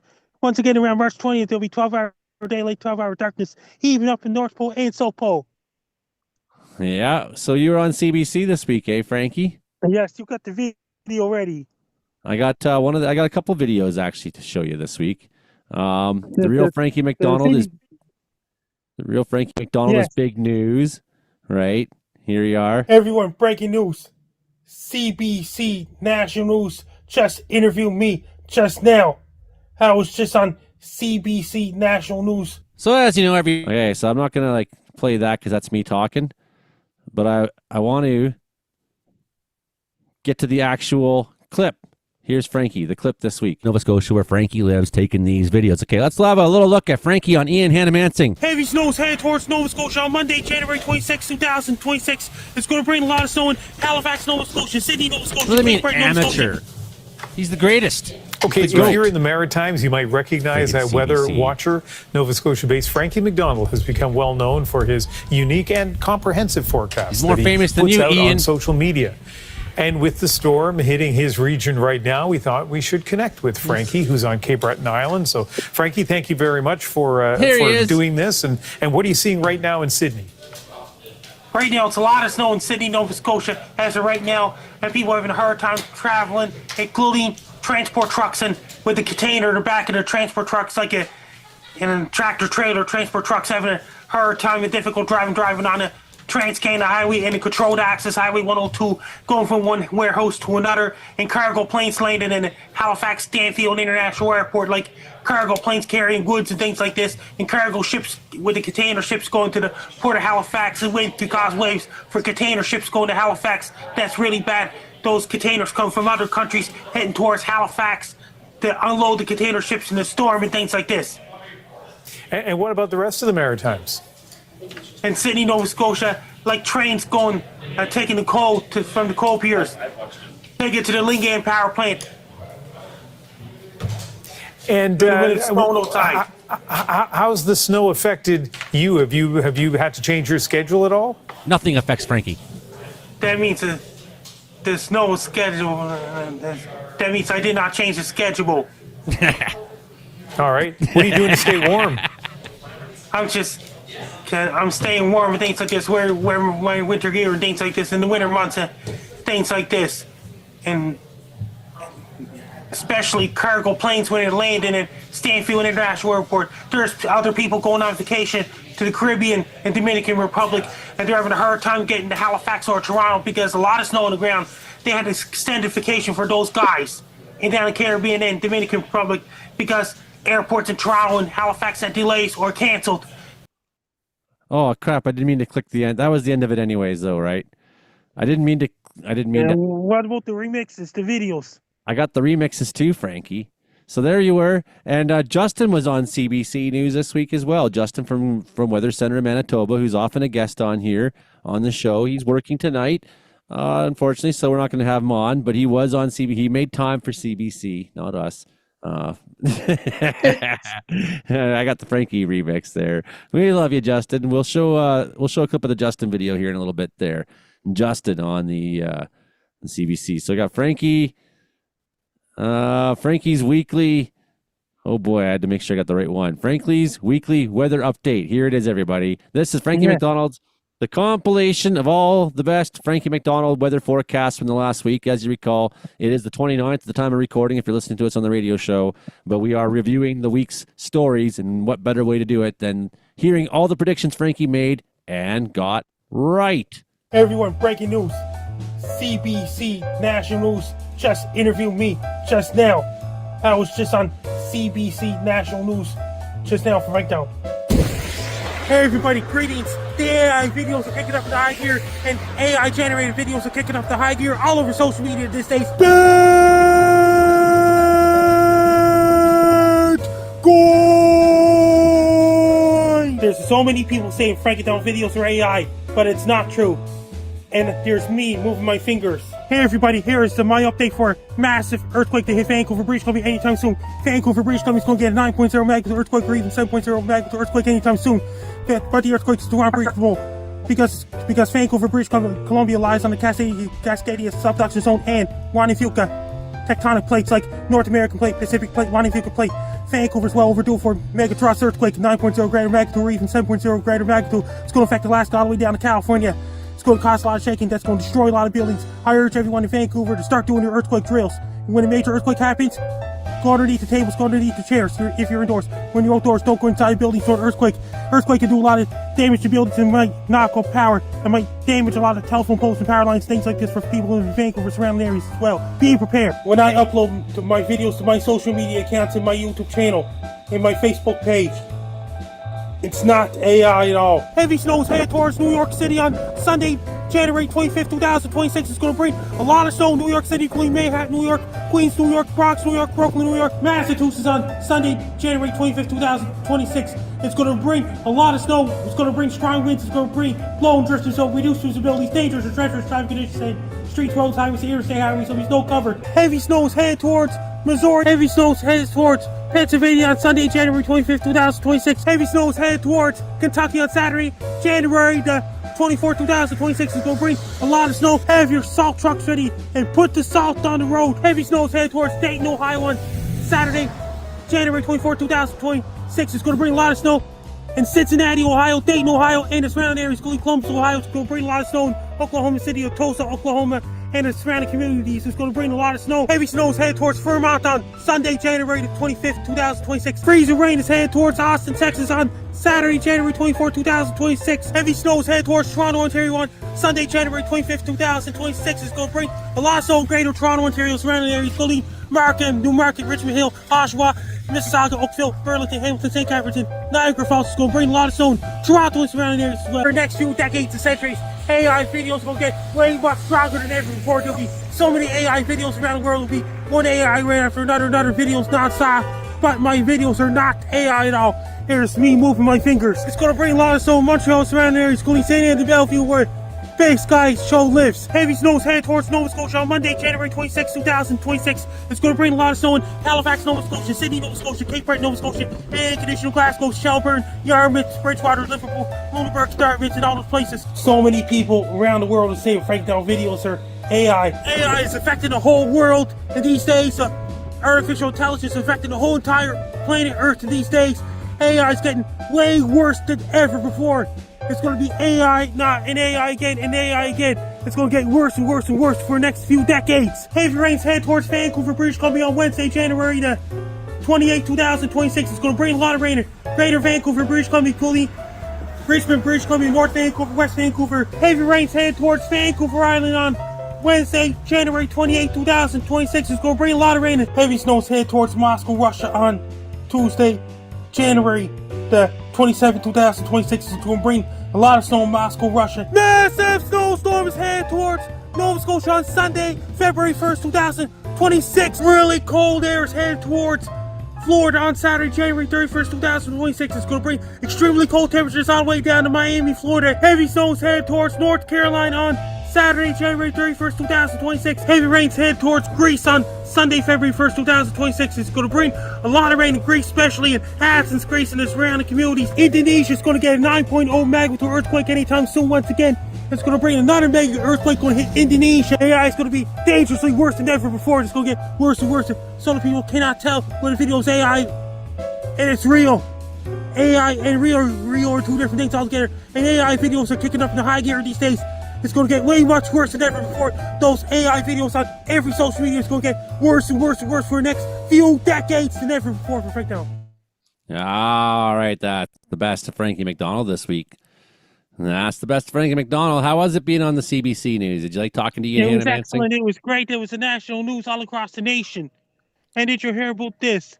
Trey Campbell had a lot of freezing rain. Jason Marshall had a lot of snow last weekend. Bay Sky had snow as well. Yeah, right from Texas up to Ohio, right over to Quebec, major storm hit everybody. Storm Fern, Frankie, it was called, and it hit you too. He even hit Winter Storm Fern. AHC in Montreal too. Now there's people who are caught still in the dark. There's still power outages out there, Frankie. I don't know how many. Maybe Brandon's figured that out by now. Especially But there's southeastern United States and Tennessee. Where there's Roger the Wild Child goes to Tennessee sometimes to watch country music. there's people in the dark and the cold down there right now with no power. That's going to cause power outage in Florida this weekend because of cold air. Yeah, more storms coming. Yeah, I think the Carolinas are going to get hit by this next one that's coming for you. Big nor'easter coming to Frankie on Monday, February 1st, I think that is, Frankie. Maybe you'll be on the news again. Then it's going to head towards England.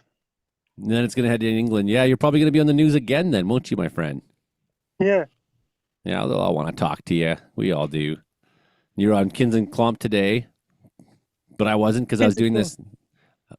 I was doing this live. That means Dave Smith, the Winnipeg get well soon. Dave Smith, because he's in the hospital, and I'm going to wish to get well and speedy recovery, Dave Smith.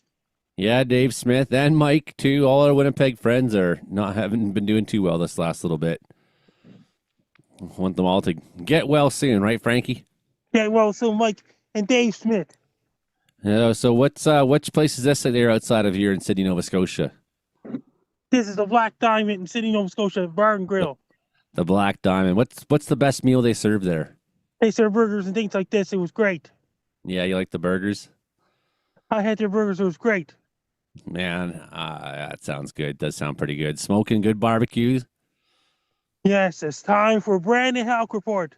Yeah, it is a smoking good barbecue there at the Black Diamond in yeah, that's Frankie McDonald, everybody. Wonderful, fabulous Frankie McDonald standing out in the street in Sydney, Nova Scotia. People just drive by, honk at him. They're like, "Hey, Frankie," and he's just like, "Yo, what's up? You gonna go in the Black Diamond now, Frankie, and get a pop or something like that?" Black Pardon me? Closed. Oh, it's just stealing the Wi-Fi, eh? What's the best pad thai in Sydney, Nova Scotia? It's a free Wi-Fi. It's a free Wi-Fi, yeah. That's Who's got the best pad thai? Brandon wants to know, Frankie. Yeah. Yes. In Sydney. Have you ever What's had the best pad thai, Frankie? I was at Dooley's before I went on your podcast.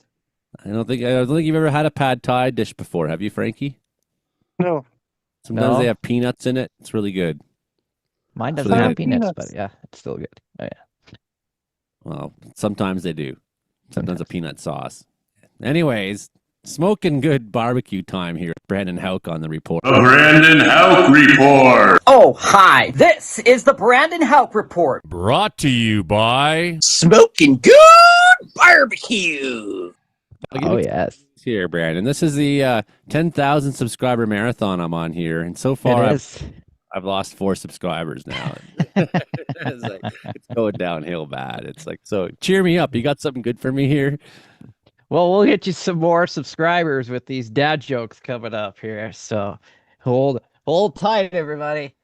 The dad joke section, that's an automatic follow for life. They'll be hitting the super thanks button once they hear that, though. Oh yes, I'll have a But moral I do dilemma. have an update on your power outages. I did find a website. How many people are still without power from the recent storm, and I'm going to go through. There's 2 states, Mississippi and Tennessee. No surprise there, as that's where the most significant icing has occurred. So here we go. So Mississippi, the current outages, we've got 87,512 customers still without power across portions of Mississippi as of this hour. So that was last updated 6 minutes ago there. And oh yes, they got more. I got Tennessee, and I just decided to. There we go. So Tennessee, and the number in Tennessee is about 86,855. And then in Arkansas, yes, there's still a few in Arkansas, about 39,000 still in the dark in Arkansas. So we got Mississippi, Tennessee, Arkansas still dealing with those power outages from the recent ice storm that hit the regions last week, actually. Okay, so quickly go through our weather story here. And this week, the weather has been chilly, especially the end of last week. We saw the little snippet of the polar vortex. Well, the eastern prairies really saw those temperatures drop to the well below freezing, the minuses, at least, as we went throughout the remainder of last week. And now we've seen our temperatures recover. We got to the freezing mark the last couple of days there, or just near it, here in the Brooks area. Well, while other regions across the southwestern corner saw the temperatures rebound quite nicely, at least as we go into the end of last week there. So taking a look at, here we go. Let's get my maps up here. My maps. There we go. Where's my maps? There we are. Here we are. Okay. So taking a look at tomorrow, we've got this low pressure system developing, kind of a lead low there, and we're going to have southerly winds through the day tomorrow across Alberta and Saskatchewan, gusting about 50 to probably about 60 kilometers an hour in a few spots. So it's going to be quite blustery, but still very warm across the southern portions of Alberta, pushing 9-10 degrees for daytime highs tomorrow. Meanwhile, southern Saskatchewan, if you still want winter, it's going to be minus 13 in Regina and hovering right around minus 20 in Winnipeg. So still quite frigid on the eastern prairies, and it's going to kind of stay that way through the next couple of days. But we're going to see a bump up in temperature for the eastern prairies at least. Now, here comes the system moving its way through. There's going to be a chance of freezing rain. Grand Prairie extending towards the areas like Slave Lake, Cold Lake regions, and it will be warm enough Friday night and Saturday for rain showers. That's right, rain showers in southern Alberta, including the Brooks area there. So a quick little burst of rain early Saturday morning, and then this is going to be a chance of freezing rain around Saskatoon and Regina as that milder air sets up into the eastern prairies, for parts of the eastern prairies at least. So right around the freezing mark in Saskatchewan. Blustery in Alberta. We'll probably see daytime highs again on Saturday, 8-9 degrees. So it's going to be balmy through the weekend here. And Saturday into Sunday, that's going to be snow through southern Manitoba, at least 5 to 10 centimeters of snow for the Winnipeg area. Sunday, yes, we see temperatures right near double digits, 11 degrees in Lethbridge by Sunday. Westerly wind continues to prevail, and we've got this next little system coming through. Now, Sunday to Monday, the system here that moves in, it's going to get a little bit of instability here. So there's going to be a chance of freezing rain, snow showers, rain showers, and kind of convective activity into Monday. So we'll keep an eye on that for Monday morning at least. And then that weak little system moves its way out. Monday, still balmy across Alberta. Wet, unsettled across British Columbia, and that's going to remain that way well into next week here with temperatures continuing to in the upswing here across portions of Alberta. So, stories this week, as I go through them quickly, not too many actually. Couple Florida man, dumb stories, you know. Guy sets his car on fire and still driving it around while it's on fire. Florida starts a grass fire. That wasn't good. No. Yeah, guy stuffed some meat and we talked about that last week. Stuffed some meat down his pants last week there. And then what else? Oh yes, woman from Finland was on her phone and she was not paying attention to where she was walking. And well, somebody saw her walking towards the river, said, "Wait, don't, or stop walking, or stop." But she didn't hear them, and she walked right into the river. Kaploosh, lost her phone. She'll be fine, but yeah. So that was interesting. Lucky that's all she lost, though. Yeah, that's right. So yeah, so that was a story from this week as well. I won't talk about that one. People on phones.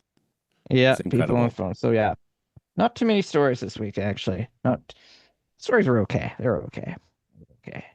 But what's even better is the dad joke calendar. Oh my! The dad joke calendar. That's right. We got 1, 2, 3, 4, 5, 6, 7 days of the week. Oh boy! This week did not disappoint. It's like the quiz, but it's dad jokes. Just like the quiz. Am I going to do an O Brandon? There will be at least, I'm going to say 1, 2, 3, 4, 5 of them at least. I think you should just like start off with an "Oh, Brandon," before we even get into Oh, Brandon. the dad jokes of the week Dad calendar. jokes of the week. Yes, next week I get to start Mick trivia, so it's gonna be fun stuff on the Oh radio yeah, too next week. So bring some of that. Bring some of that over here. oh yes. Is But it like you won't only be able to win. McDonald's trivia, or is it like trivia about other things? It's trivia about other things. It's pretty much the same trivia I've been posting, but it's gonna be prizes instead of just bragging rights, I guess. Oh, prizes. As in, you have to come to Brooks and get your prize. Oh shit. Yeah. Oh, that's not gonna work out well. They don't. The stations don't mail it. You got to go to the station. Yeah. But you can recycle some of those quiz ones. Bring them on over after they're used up there. You know me. I'm right. dynamite on quizzes. Dad jokes. I don't know. I've got kind of a bad record here. We'll test your joke. We'll test your quiz theory today with my quiz question from earlier today. So. Yeah, well, your quiz questions are always like women like this 50% of the time, and it's like, yeah, you're like, well, that could be anything, It could be anything, Right? but So like a proper quiz question has to be, the answer has to be like the Bay Okay. of Pigs, or all right. I know where I can find some. I know I have Richard some- Nixon. The answer has to be like something like. Okay, so I'll get you one from today from another station. No, not. All right. Here's one. All right. What term? Hold on. Yes. What is a term for a group of whales? You have that one? I know.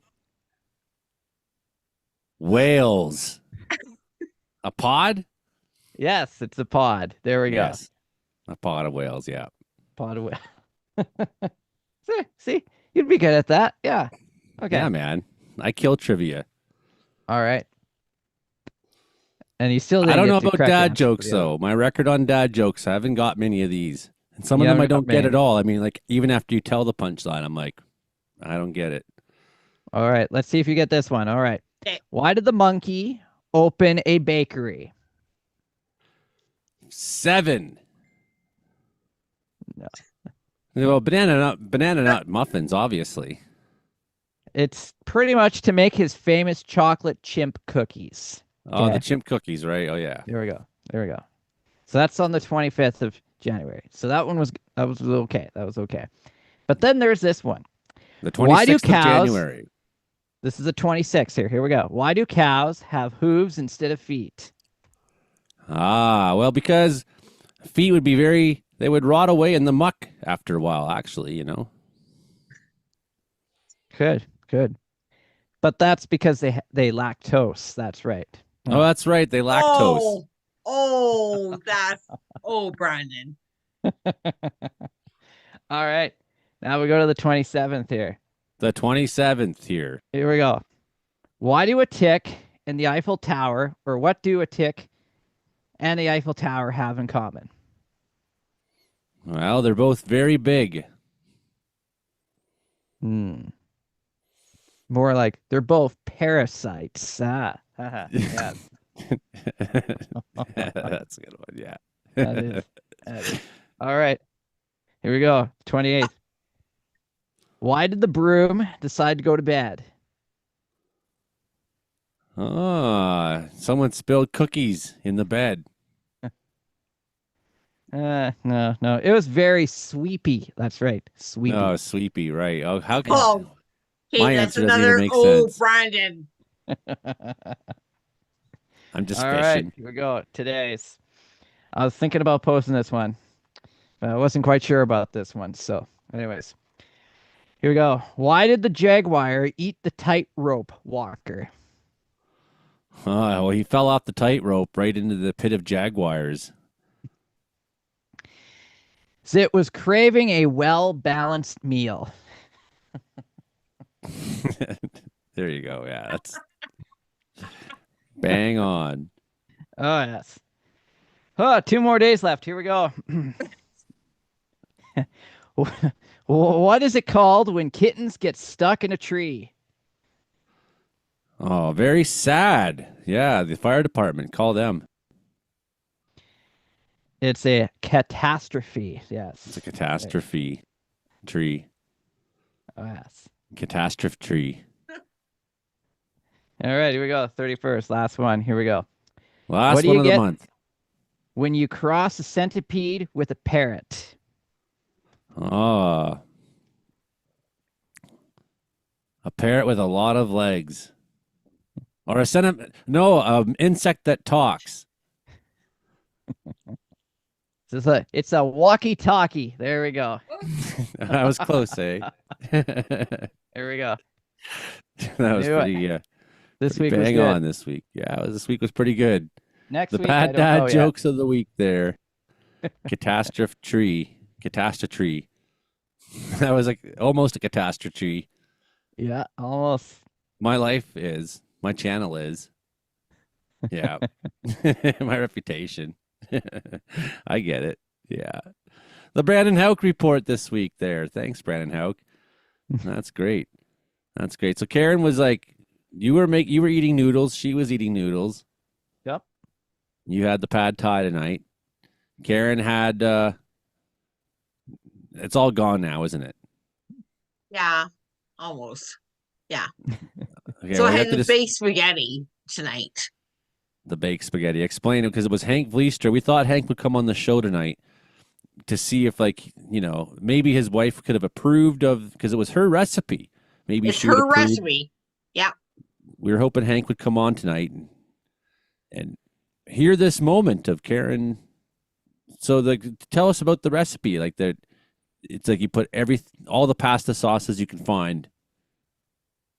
Okay, so you basically make your spaghetti noodles. But then you throw in Alfredo sauce on top of them. Then you make your spaghetti sauce, whatever you choose. And then you pour that on top. And then you pour the Parmesan and mozzarella cheese on top and bake it in the oven. It's holy heck. I was worried about kind of the Alfredo. I'm like, yeah, I'm not so sure, but yeah. Oh, freaking amazing. I was really hoping Hank would come on tonight too to validate this. His wife's recipe to validate it. Man, everyone's been eating so good.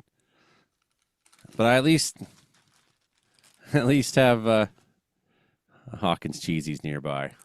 Ah, there you go. Mmm.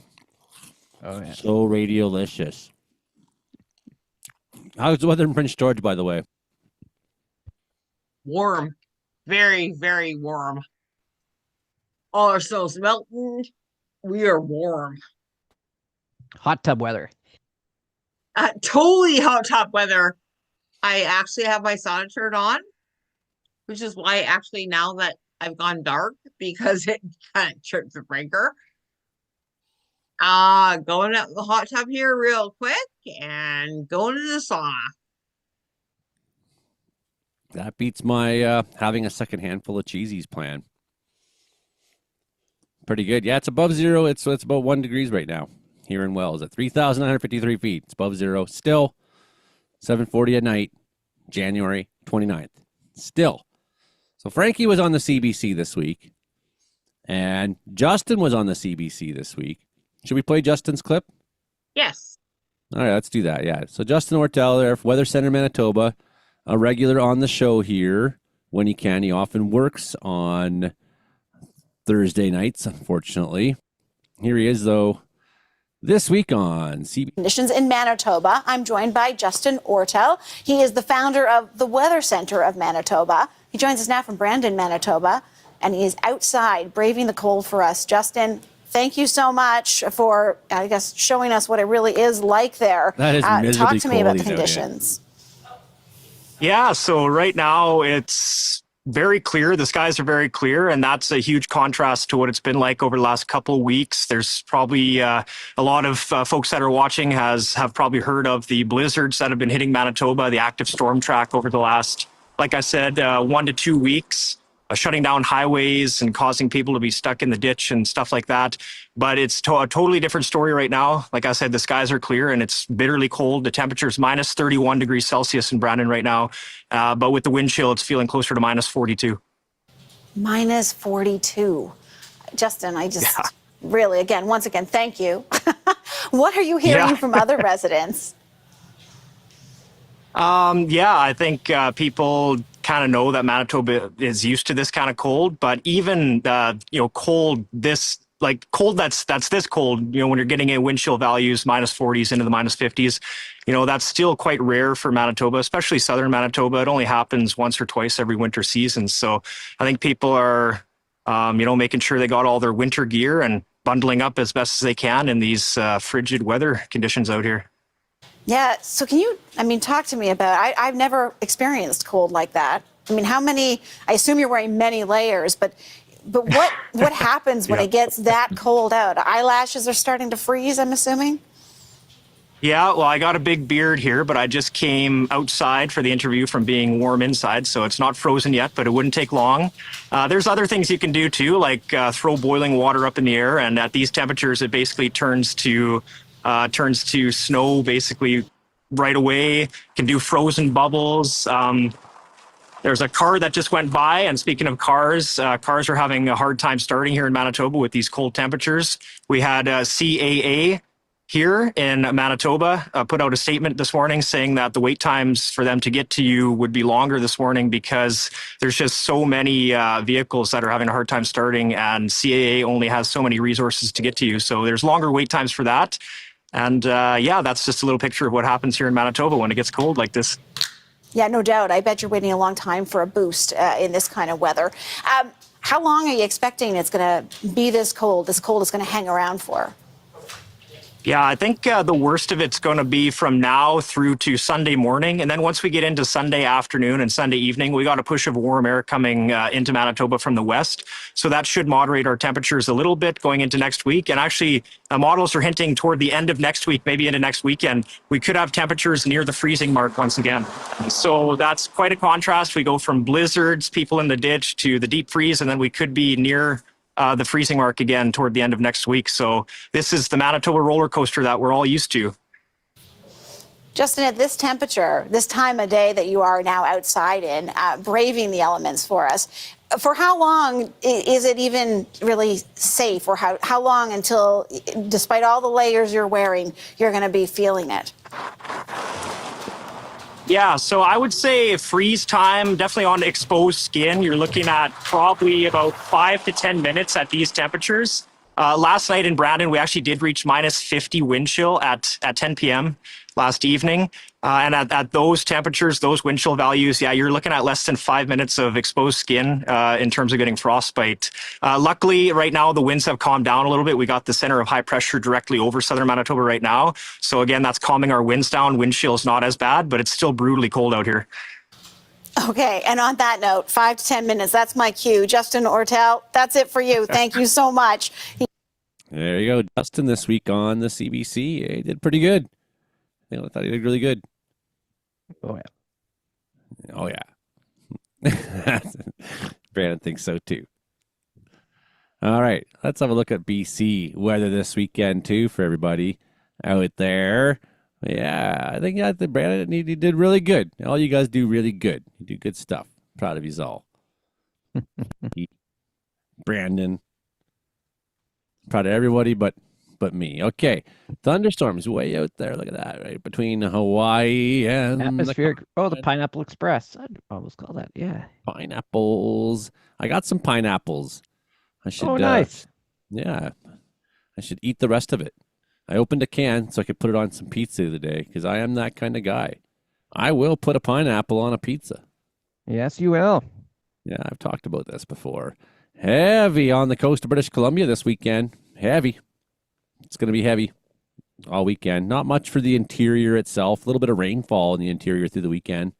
Temperatures bumping up around into the digits there, above zero. Still taking some rain in places. Prince George taking quite a bit of rain this weekend. Rainfall on the west coast. little bit of snowfall in the Rockies, some freezing rain on Friday morning. Got a freezing rain warning going on in the Peace for Fort St. John, Dawson Creek, areas like that.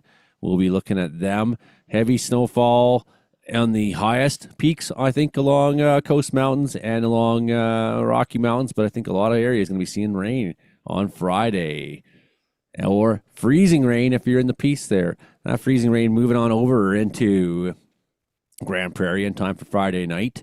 That low pressure system developing somewhere over atop Edmonton.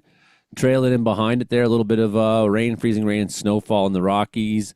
That clears out in time. BC starts to look clear Saturday morning as that low moves across into Saskatchewan. A little bit of rain falling behind it. BC looking clear first thing in the morning Saturday, but it's just an illusion. Don't get fooled because there's more crap coming right at you there later in the day. That's right. It's coming Saturday morning. Starts hitting a little bit along the coast there. Warning shots fired. Meanwhile, that low pressure system is moving on out through the prairies. And just off of the U.S. coast on the Atlantic side is this large storm that's putting a lot of snowfall into the Carolinas. That's kind of the big story down there this weekend, besides the cold. And that's going to head up towards Nova Scotia, make a big nor'easter for Frankie. Saturday night, snowfall coming out Winnipeg, and the AR comes back again in BC. Nothing crazy going on. I think, temperatures are bumped up, though. Rainfall Sunday morning, overnight, and around Prince George, Quesnel, maybe seeing rainfall. I think it'll probably snow a little bit more here than it thinks, but I don't know sometimes. I don't know. Yes, going to be kind of a warmish weekend to end January. We have not had a real proper cold snap this entire winter. We got cold a little bit this last week during the high pressure, but not significantly.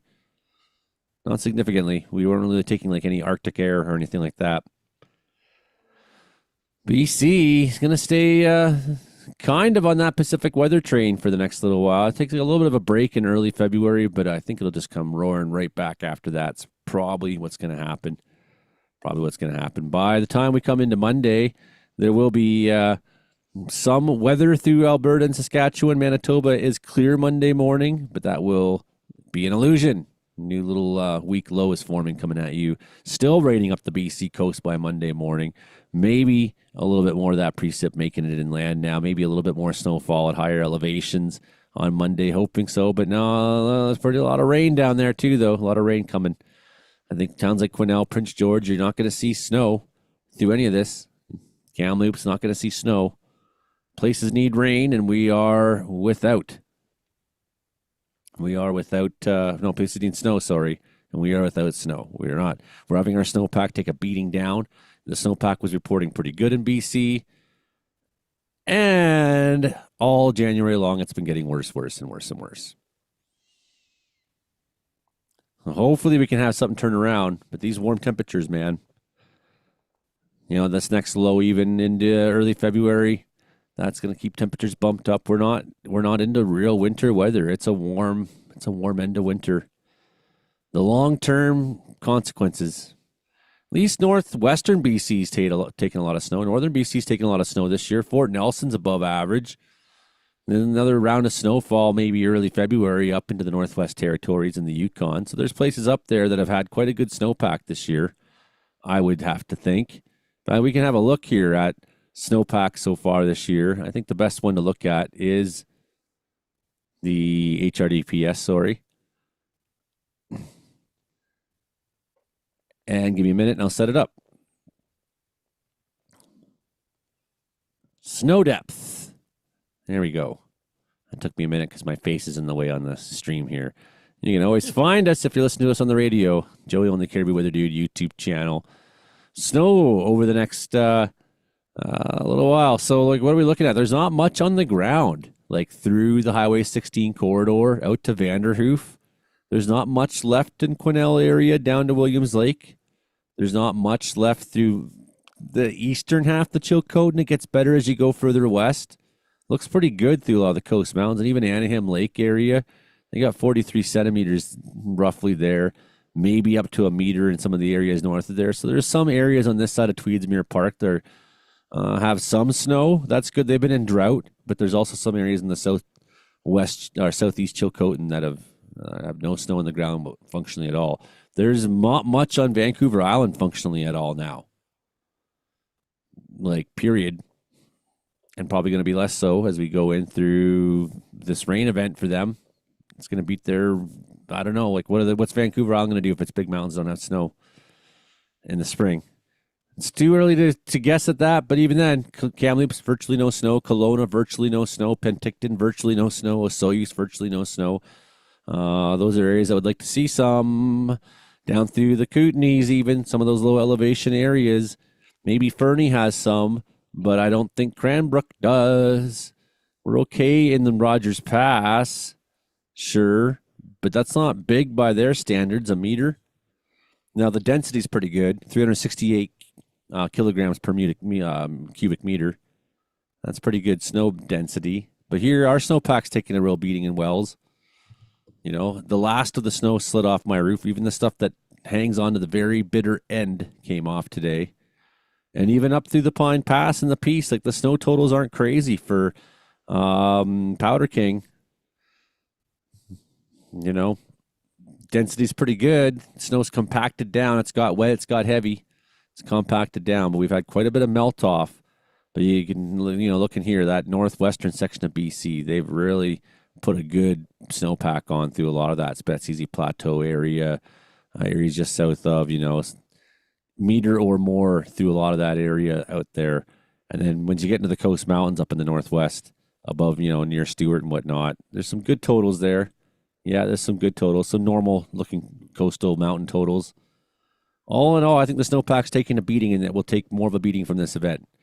And when we get our final synopsis to start February, the January synopsis for snow, it's going to be grim. You look at like the American Rockies, it's not good, man. Idaho's got some snow. Yeah, it's not good. Eastern half of the continent's really taken the weather this year. Is part of what's been going on. Like you look at the snow totals in Ontario and Quebec, they're pretty significant. Some of these. Over a meter in some places with high density, over 300 kilograms per meter cube. That's heavy, like 1 cubic meter, and it's heavy. Up the Bruce Peninsula, there's good snowfall there. Pretty good density. Toronto just had a pretty big event last weekend, so they're looking pretty good right now. Up around Mum's Place, pretty good. Pretty good. Maybe 2 feet out there. Out in Mont Tremblant and the Laurentians, I've seen more there. Less than there's not a meter, that's for sure. And it gets pretty good as you go up the St. Lawrence, North Shore of Quebec. But I've seen a lot bigger totals there too. Like a lot bigger. That's high country there. So, the snowpack in Canada, there's a lot of, most of the country has snow, but there's some key areas that don't, including southern Alberta. Do you have snow there at all, Brandon? About 1 centimeter. Does that even still count when you have 1 centimeter? Like, how do you measure that? Like in the grass? Yeah, it agrees. That's good testing. The model agrees. Centimeter or less. So southern Alberta, you guys have been in drought for a little while the last couple summers, have you not? I'd say exception for last summer because we had all the rain last summers, about 2 summers before, yeah, definitely drought. But last summer, I didn't have to water my grass until after the big storm that we had August the 20th. So we did pretty good last summer in our area. But a couple summers before, yeah, we were definitely in drought. Well, it looks like you'll be back into it. Could be. Well, the Rockies aren't giving you much. Well, depends. We had that whole full week of fog, so there's maybe some hope. Usually our snowiest month of the year is March in this area. So we'll see. Yeah, fair enough. But I've been in Alberta when a meter, a good foot and a half of snow or whatever fell in April. Oh, yeah. And in May, not out of the question. Not out of the question for you, but yeah, there's a lot of country that needs water. The interior BC's not looking good right now. Not looking good, and I worry.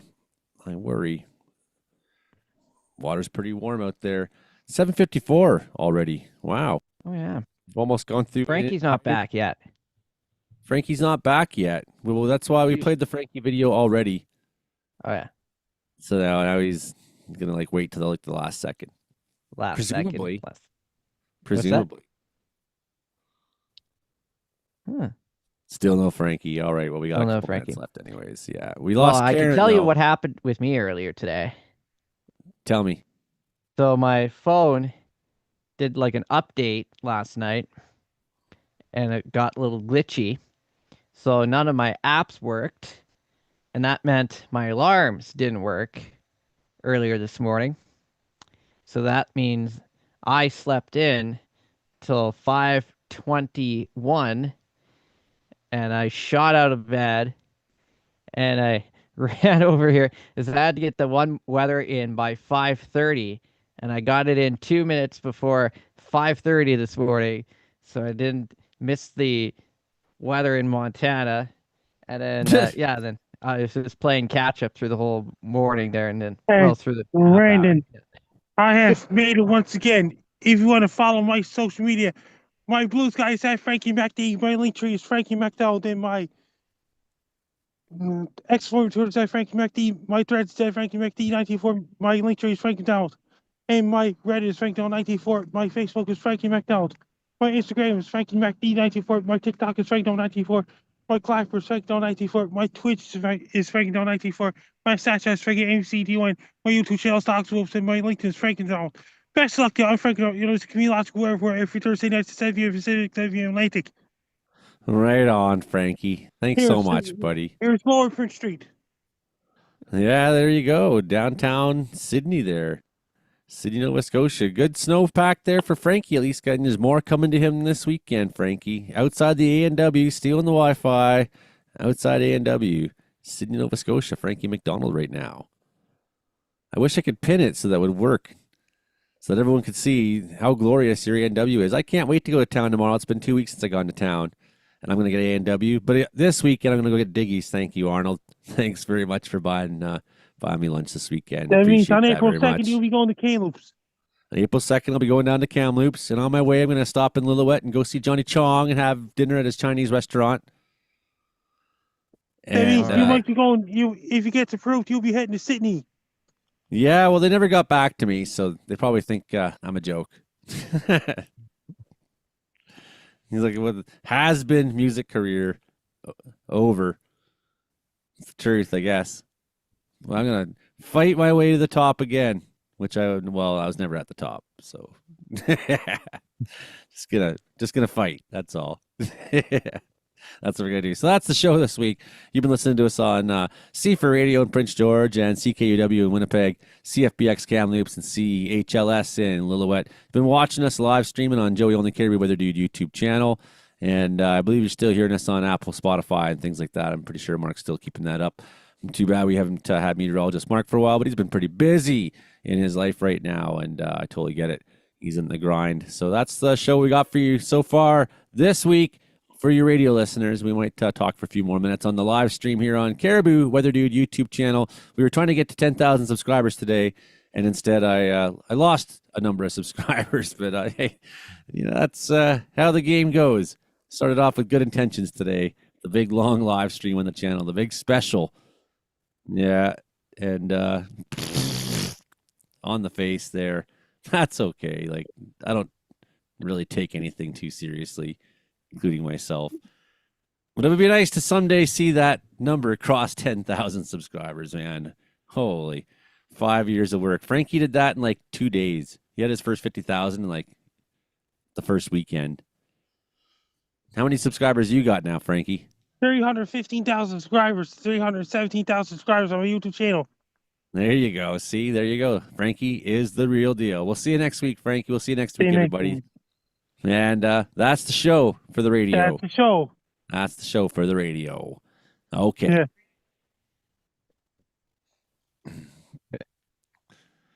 Yeah, I've been live streaming for 6 hours. There goes Frankie. 6 hours. Yeah, 6 hours, lose subscribers. But hey, Arnold's buying me lunch, so the good times are coming. The good times are coming. And the thing is, they really like going for lunch there, so that is the good stuff. But yeah, man, I tried to do something here, just But basically, like, I just bored. It's like, well, what can I do? Anything. Do anything. Yeah. I lost subscribers today. Need like Holy a big weather event. Do that on a big weather event day. Yeah, that's the thing. I just need to like shut my mouth, I guess, about the world. Not gonna happen. Can't help it. Gonna have an unglued weatherman up in the mountain. That's how it is. Like, do you want your mountain man weather dude to be normal? Like, what do you think I'm gonna be like? BC weather nerd. Do you think I'm gonna be like? I don't know. Yep. Yeah, I'm obviously gonna be something like this. So, did I put my answer in a tough trivia today? I have not. Oh boy, 60% of women don't like doing this. Yeah. So, what was the answer to that today? Repeat the question. Okay. So yeah, 60% of women don't like doing this. What is it? And I just said, gotta think for 2 seconds to see if I remember the answer before I said talking to the other 40%. Oh yes, I saw that. Yes, talk. Here you got one. Katie thought it was funny, so that's good. One person laughed at your answer. All right. What was the answer again? Uh-oh. Oh, I know. Oh, okay. Hold on, I gotta go back. Gotta find my answer again. It's been a few hours since I posted. So you wrote this quiz question. Now you don't even know the answer. See, like, that's your ambiguous question. Yes, it's going to a bridal shower. There we go.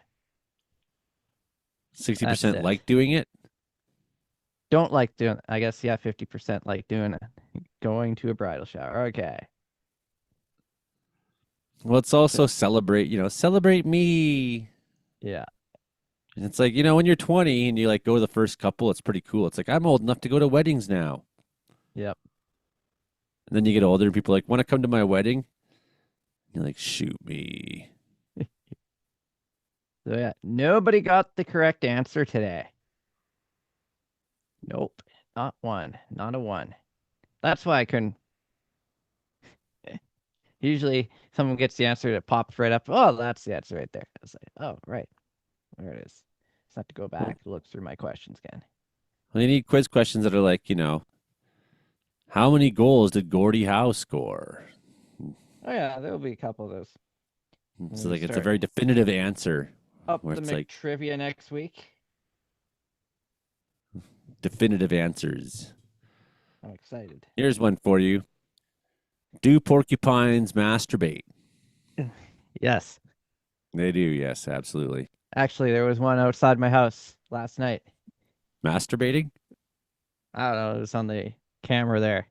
Showed up. He was walking around at 1:20 in the morning. Good video of him. He's big. Woo. They are the weirdest creatures, eh? Oh, yeah. Porcupines. They're like all slow. And... He's like so question. Slow. Like, I dare you. Come touch me. But I had a dog there growing up. She figured out, like, she got whapped in the face the first time pretty good. Then she figured it out. And then she just went killing porcupines, like every porcupine she could find. She killed. See if you know this one. Here we go. So, what Canadian brewery did Coors merge with in 2005? Sounds like a Molson. Yeah, there we go. See? You're good at this.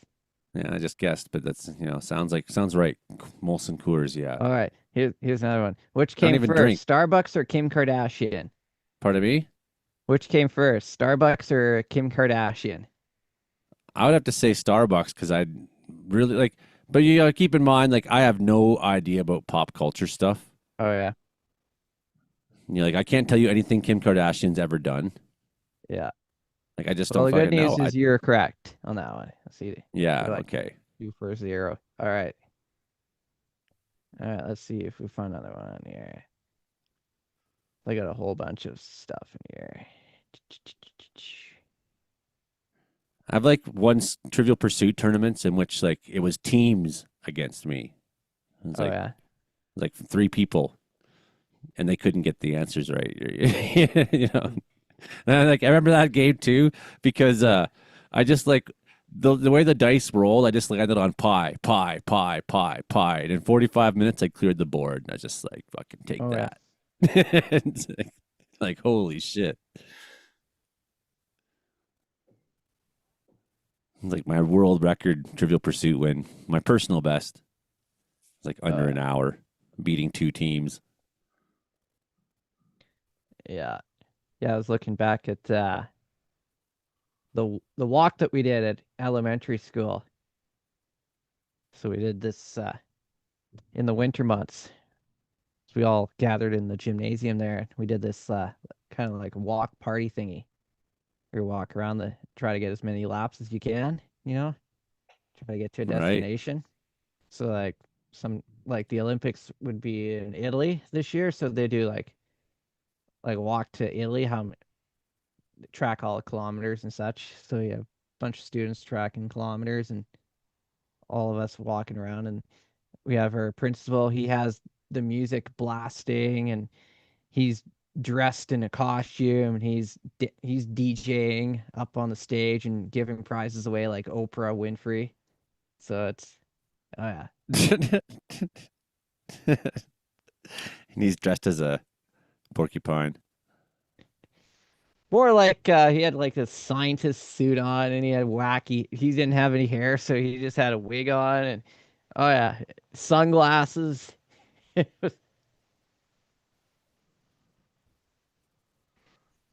Aw. I think I got a picture somewhere here. I don't know. Radar scope keeps crashing on me lately. I'm really not cool with it. I pay a lot of money for that app. Oh yeah, I did For post a picture on my Facebook. Compared to like any other app anybody owns. Let me see. Got a little bit of snowfall, maybe a mix of snowfall around Merritt. While you're looking for your picture there. Oh yeah, there we go. Oh, you got it? Okay. I found one from 2014. There we go. I'm a pretty small kid, but yeah. I'll send it to you in Messenger. Yeah. Okay, deal. We'll look at that in a Okay. second here. 2 seconds. Me getting my prize. Yeah. I'll set that up here.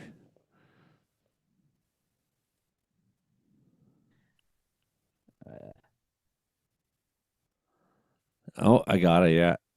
Oh yeah. Good. Oh yeah, you are. Man, you are small in that picture.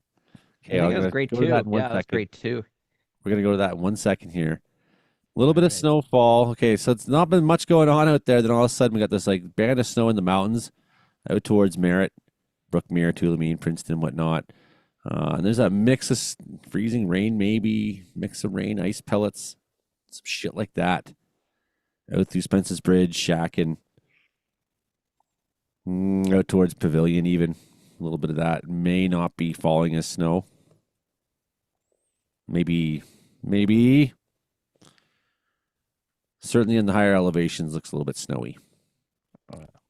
I think if you're heading on the Coquihalla, you're coming through that. Coming through a slippery stretch tonight. If you know anybody going through the Coquihalla, let them know. Okay, let's go have a look at Brandon's photo from grade 2. Grade 2. That's supposed to be a scientist your principal's dressed up as? I don't know what he's supposed to dress up in that one, but he had scientist cloak on a couple times. Oh yeah, he had different outfits every time. Different wigs. Cool. Yeah, getting a big prize. What does that say on your shirt there? Something Winterbrook? Eastbrook, yeah. Eastbrook Elementary School. That's the school. Yeah. We went to there. Oh yeah. And you get a medal for just walking around the gym, doing laps and acting like a goofball. Yeah. With signs. This was the one to outer space. Yeah. So I had like alien antennas on me. Yeah. That's really great. Oh yeah. And look at all the like ukuleles on the wall there. Yeah. I think I need to put wood in my stove. Oh yeah. I think it's getting to that time of day where stove requires firewood. Yeah. I might do that. I might do that. All right. Yeah. Yeah, I better hit the hay here and try to get up on time tomorrow. Sounds like a deal. Well, you know what I'll do is I'll play a video or two All still right. on the channel. We've been live streaming for so long tonight. Maybe I'm done doing a lot of talking, but I could probably come up with a video or two still to put on just to keep her on going. And then I'll come in and say this or that. Put right. my lasagna in the oven. Get myself some food. Oh, yes. Holy man. I've already eaten, so I'm good. You know me, I don't eat on Thursdays as it is very much. Like, then, yeah, you know. I'd share some pad thai, but it would be cold by the time it gets there. So That'll be so good. uh, I got one here labeled Brandon. oh, what's that? I don't know. This is one from the old files. It says Oh, Brandon from the on old it though. files. And it says Brooks on the thumbnail. Ah.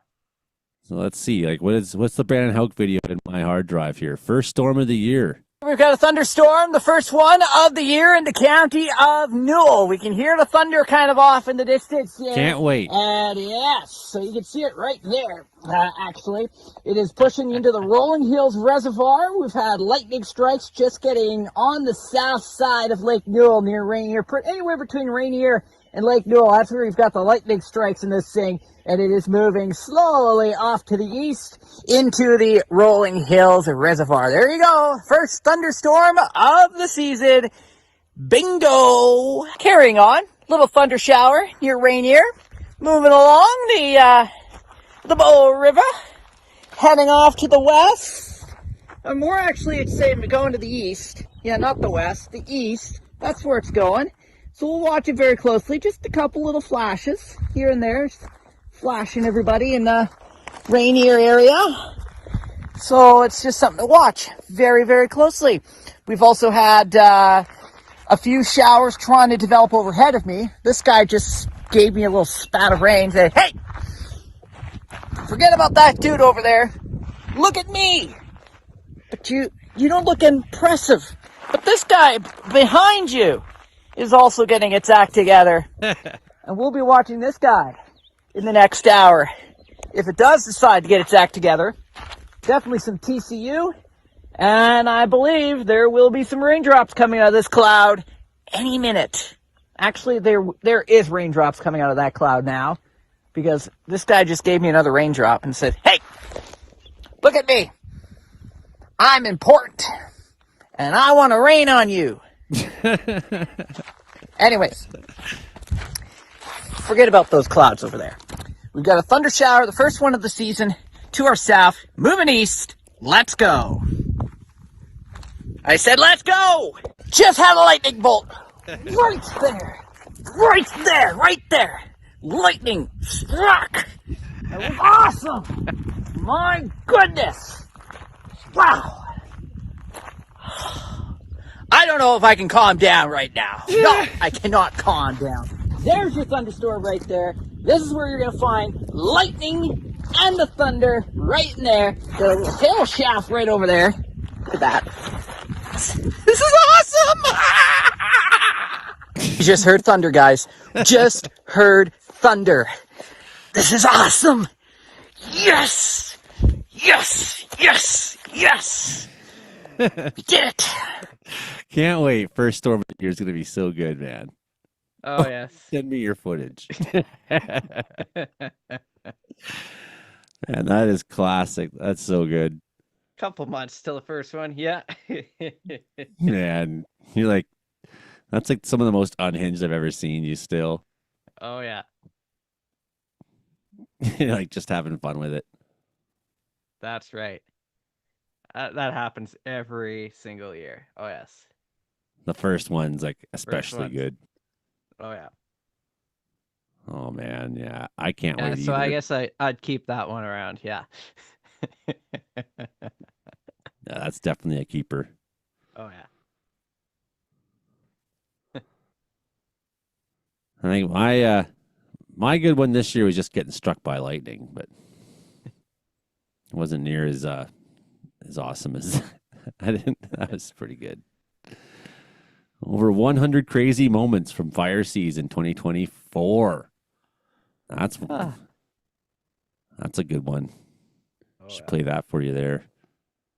But you probably want to get some sleep so that you don't sleep to 5:22 in the morning tomorrow. And do the instant weather report. Just oh yeah, that was I was surprised I sounded that good 5 minutes after I got out of bed. Woo. Oh, thanks, Arnold. There, reading the comments. Arnold sending me lunch this weekend for me and the kids there. Super kind. Yeah, I do. I feel very lucky, honestly, in my life. Oh, yeah. I do feel very lucky all the time. And aim to keep feeling that way, even though it's not that lucky. It's lucky enough. It's lucky enough for me. I don't mind. Want to see some crash to pass highlights, Brandon? You're probably going to bed here, but the crash to pass was pretty awesome last year. Oh, yeah. I got the finale here even. There was one where the guy hit a tree and broke the tree, but then he got back on the track and won. I thought that was pretty good. That guy was my favorite. In fact, here it is. That guy was awesome. Here it is. Ready for this? It's going to be loud. Crash to pass, Quinnell. And if you go to bed, Brandon, I understand. Good night, buddy. Good night. I'm going to go start my lasagna. Okay, we got 5 cars left only now. There's 5 cars left. And the guy in the back there, his car's it's nice. It's not too beaten up, but he hasn't seemed to smack very many cars. He hasn't done more than come in at the back end of her. I like to see that guy try a little harder this time. Okay, they're about to get the green flag to get going again. Ready? Oh, they're not letting them just go. What's going on here? Okay, maybe this time. Oh, here it comes. The green flag is coming. And here they go.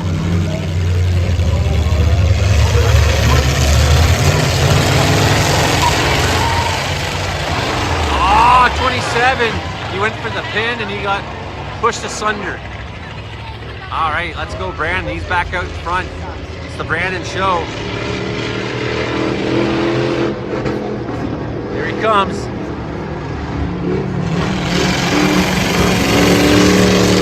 Not only is he fast, not only has he been racing well, but he's barely been damaged. And 27's not looking very good here. He's barely making it around the track. Yeah, I don't think Big Taxi's actually got as many laps as him though. Oh, look, Brandon just shoves him out of the way. Get out of here. That was great. Okay, here comes Brandon back around. He's going to lap 27 now. 27's going to block him, but Brandon's just going to push him out of the way.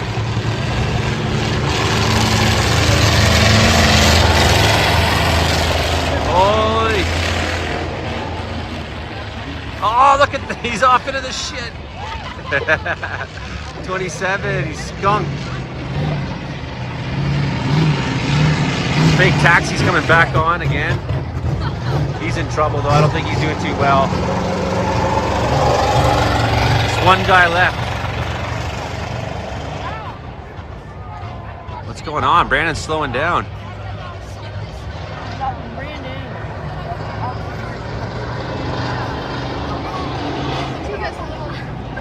Hope he's okay.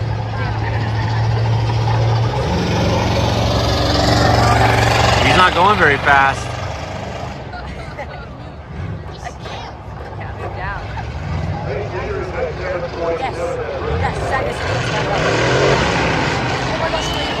there he goes. Whatever wasn't working is working now. 777 versus 747. 1 lap to go. Come on, Brandon, don't finish second.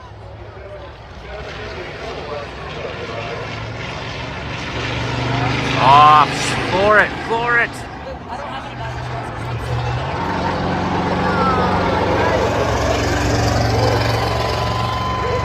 Ah. That guy, he's like slacking for so long. Well, well. Take your trophy then, 747. And we're ready for the next heat. About to get the flag. The smash is about to start.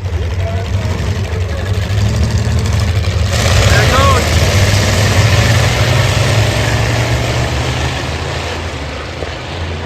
Boy. Lots of bumps, but everyone's okay so far. Oh no! Bashing off the cement. Okay, here goes the most beat up cars in the front. He's going to get whacked. Oh, he's going to get hit again. Oh, but he tried to miss him. Now he's going to push him off the road. Get out of here. Okay, that solves that. That's how you win. You just push everyone into the shit. Oh, but he managed to get back on the road. He's going to be alright. There goes one car and gets freaking off. I like that guy. He's the best. These guys over here are such a...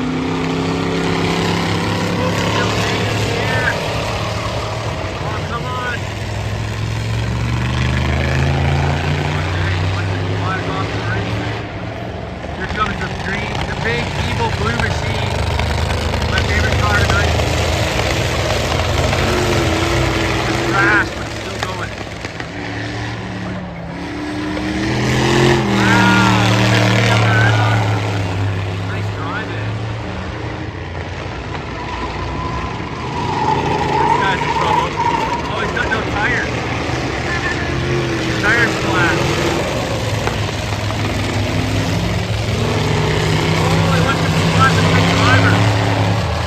Look at that! That's good driving. And he pushed yellow right out of the way. Here comes Big Blue though.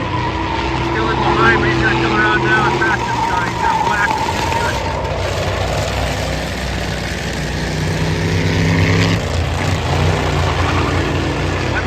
Good. That guy's a good driver. Look at him just shoving people out of the way like nothing. Oh no, Big disaster, disaster. Everybody's okay. 155 is the best driver I think so far. Everyone he's touched, he's just pushed right out of the way. He's got technique, he's got good driving. Oh, the corner. Look at that. Here's the Big Blue machine.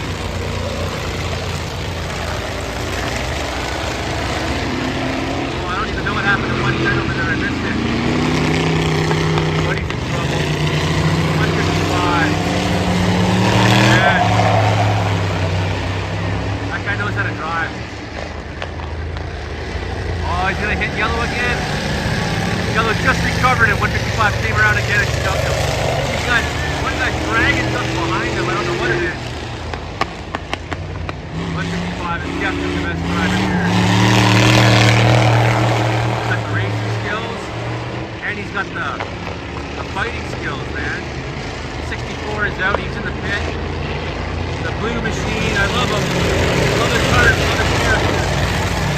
But there's 155, shoving people out of the way again. That guy's an animal. So good. Everybody he goes to pass, he just shoves right out of the way.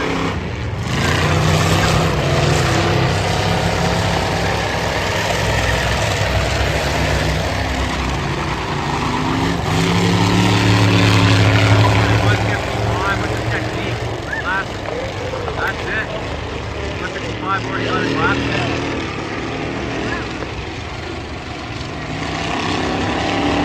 Oh, this is good. Come on. Oh, I think he just...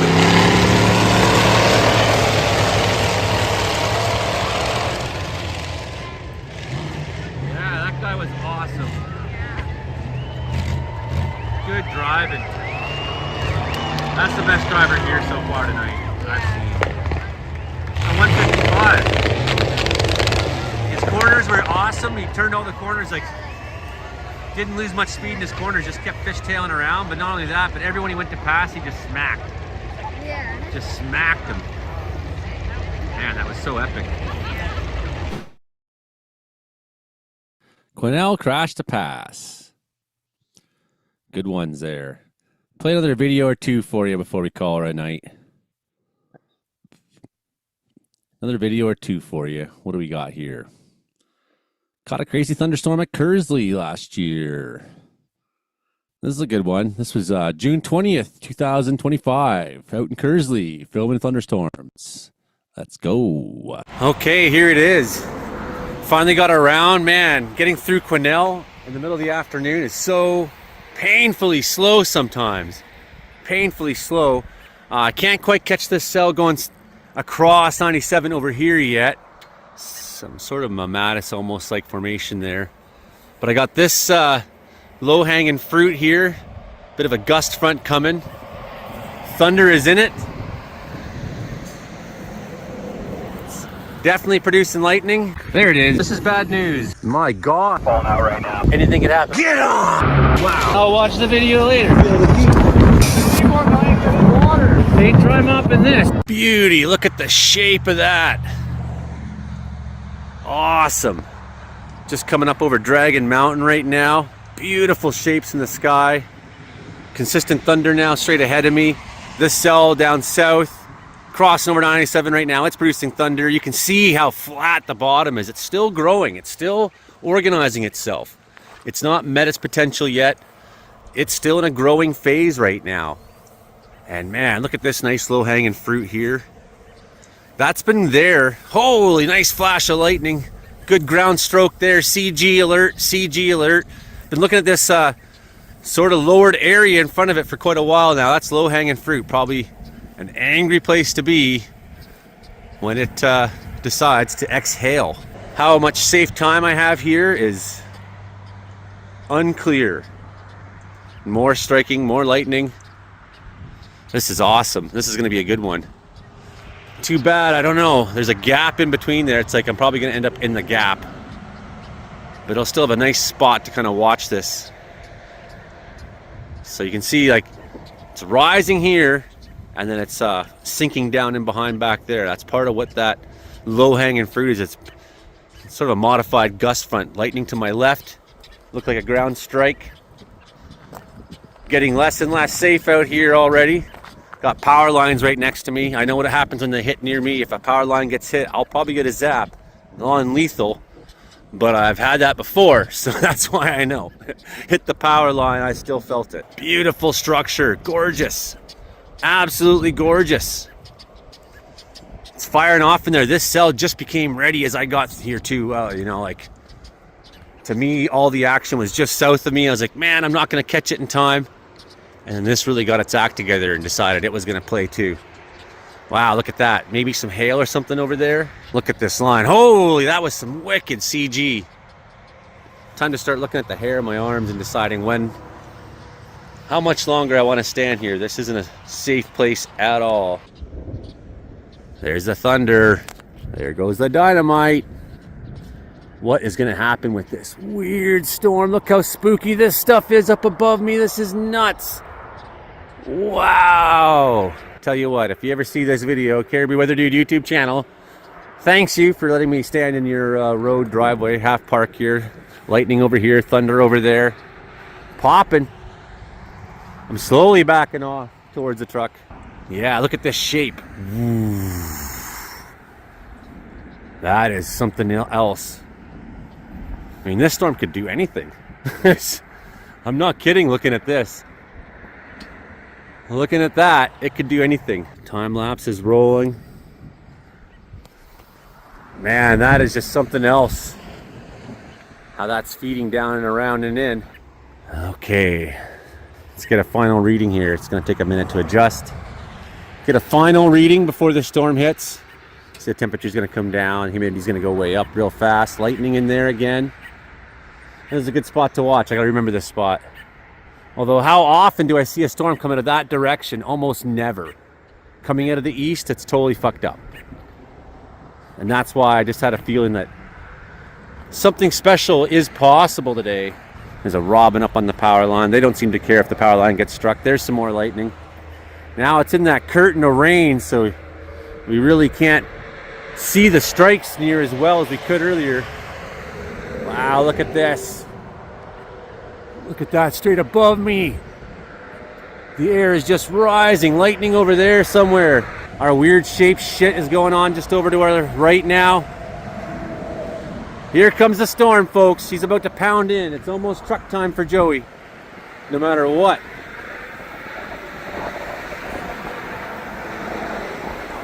Wind's picking up a little bit. Humidity rising fast. Can't see the mountains in there anymore. Can't see where the lightning is, just see the flash vaguely. Look at this spooky stuff above me. Unbelievable. This is a beautiful, beautiful thunderstorm. Well, trying to stay a little bit dry. Holy! There's a strike somewhere close.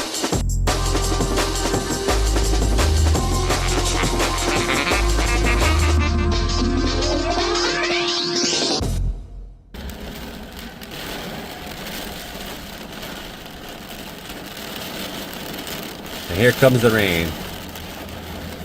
Alright, time to get that camera out of the rain, I think.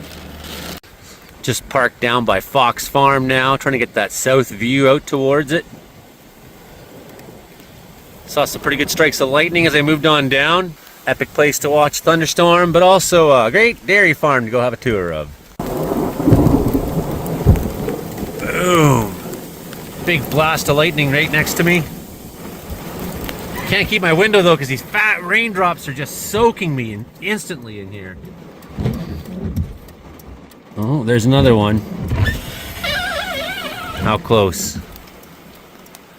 Wait for the thunder. Pretty close still. Pretty close still. The rain's finally calming down just a little bit. That front line of the rain's passing through. Got a good view south of that storm. Can produce a little bit more lightning for me while I'm sitting here. That'd be awesome. Wow, it's been a pretty good little storm. That was some cloud to cloud above me there. Wasn't filming at the time, but didn't seem to strike anything on the ground. And then just hearing how it was well above me, even though it was pretty instantaneous thunder. It was pretty quick to... You would think you'd see it if it was a ground strike and it was that close. Wouldn't mind just one more real fat bolt just to close off an awesome afternoon of thunderstorm watching. How about that time lapse I got back there? That was so cool. Hit like, share, subscribe. Joey Only Caribou Weather Dude. And you know what? If I had budget, I'd be chasing every strong thunderstorm day in the Caribou Prince George region. And my reality is, every time I put gas in the truck, I'm like sweating about my existence, whether I can eat next week or not. So today was perfect because I have to come in to get my kids anyways. That may be it. That may be it for today. For Joey Only, at least. Hope you enjoyed this video, everybody. I enjoyed making it.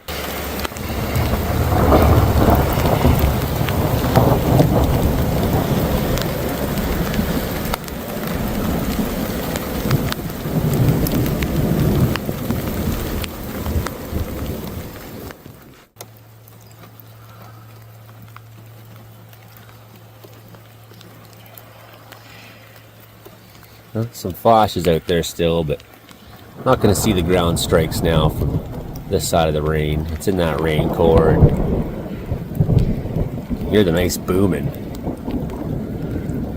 Still enjoyable to listen to. Kersley, BC last year. Can't wait. And one last little one there for the show. Goodbye, everybody. Caribou Weather Guy. Subscribe. Because you never know what kind of adventures I'm going to get into. Keep supporting the channel. Someday I'll have the budget. I'll be filming every storm in the Caribou. I'll be there ahead of time. Just need to grow this little empire a little bit bigger. That's the story for everybody doing this stuff. Yep. Trying to get to 10,000 subscribers this week. Not Getting there today. Nope. Nope, not happening today. Oh, well. How about one more for you before I call it a day? What should we put on? What kind of video do you want out there? We've already had every kind of thing you could find. One more good one for you, though. I did like this one from July 1st last year. It's worth watching again. Why not? Where did it go? Canada Day fireworks. The closest thing we had to fireworks Canada Day last year here in Wells was this. It was a gooder. These are some of the most whack mare's tails I've ever seen this afternoon. Like big, long streaks across the sky. It's so thin and narrow, some of them. This is just one of them. But it gives you a pretty good impression of what I'm talking about. Look how thin that is. That's crazy looking. Definitely thunderstorms building on the area somewhere. Look at that upper cirrus cloud. It's out there somewhere. I don't know if we'll be here when it comes.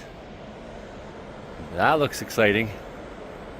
That's interesting. There it is. This is bad news. My God. I'll watch the video later. They dry up in this. Where are they? Sundogs. I need a good angle on it again.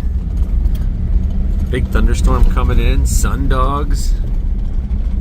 Just want that award-winning photo, which I won't get. There we go. Sundogs and thunderstorms simultaneously. Man, even this storm's doing weird things. Look at the overshooting top. Big time overshooting top. I got Mamatus back here. Something weird going on there. A big precipitation core, possibly. Probably. The shape of it's wild. And the direction it's going is unlike anything else I'm seeing around here. That's just outside of Wells. Look at the Mamatus on the backside of this. Big bubbles. Killer. You can see the... Wow, this crazy altocumulus. Things are about to get weird in Wells, man. Look at that. We just missed a really wild storm, it looks like. What is going on back there, too? Look at that.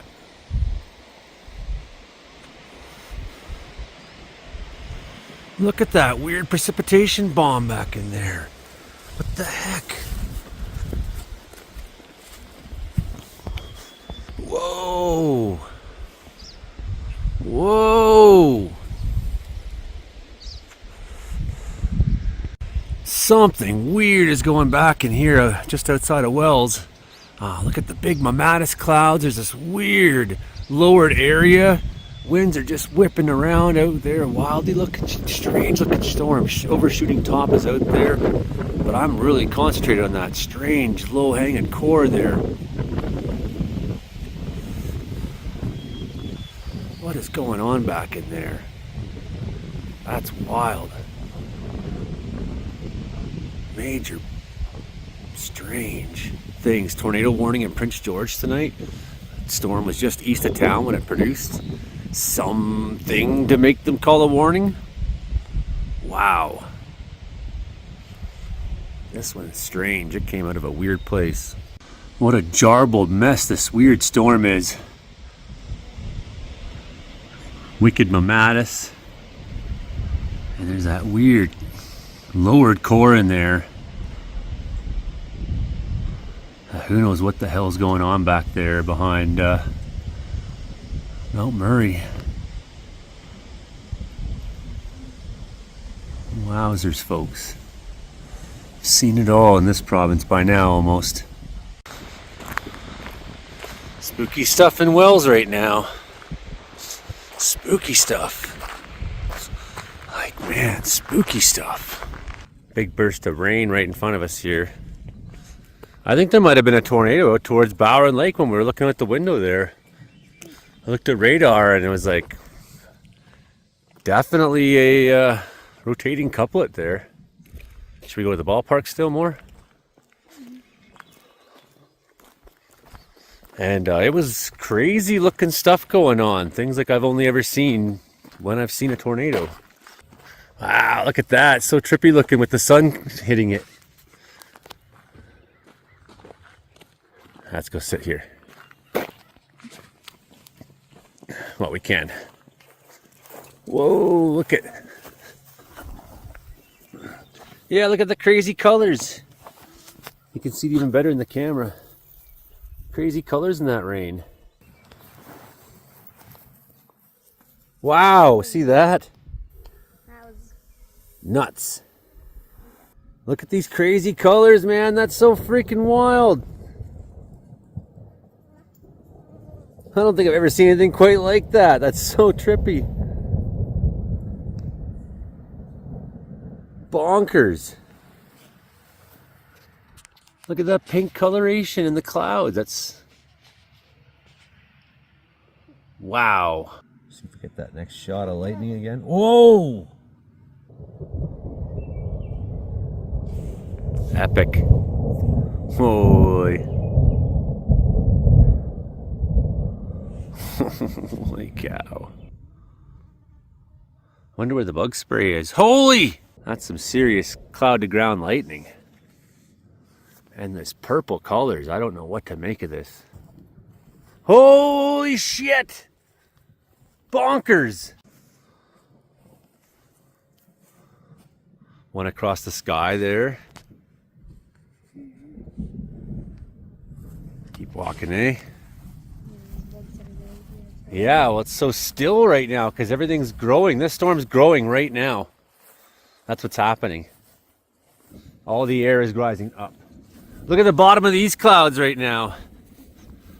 Crazy pinks. Oh, we just missed a wicked bolt behind us.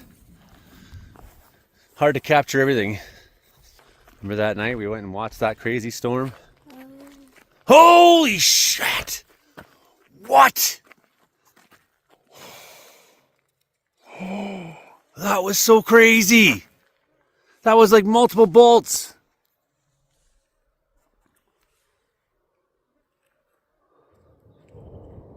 Wham!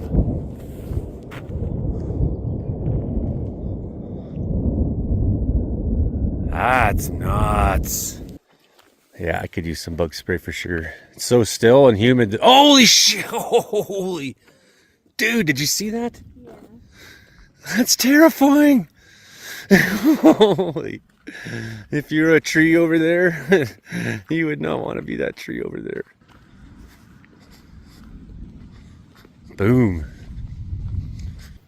There's spooky stuff above us too, holy. Holy, that was a big bolt. Look how flat it's all getting over here. More is growing. Wow. I got it on the camera even though I wasn't looking. More is gonna grow out of this side here. This reminds me so much of last July's storm. Except that there's a few differences. One was, it was like the only storm in Western Canada that day, and today that's not the case. And even Caribou's really busy. But the look of it and how it's organizing and what it sounds like and what the lightning's doing is much alike. It's the most intense lightning I've seen here since that day. Of course, I wasn't here the day of the big fire blow up, which apparently had crazy lightning too, but okie dokie. That's nuts, eh? That's chucking bolts.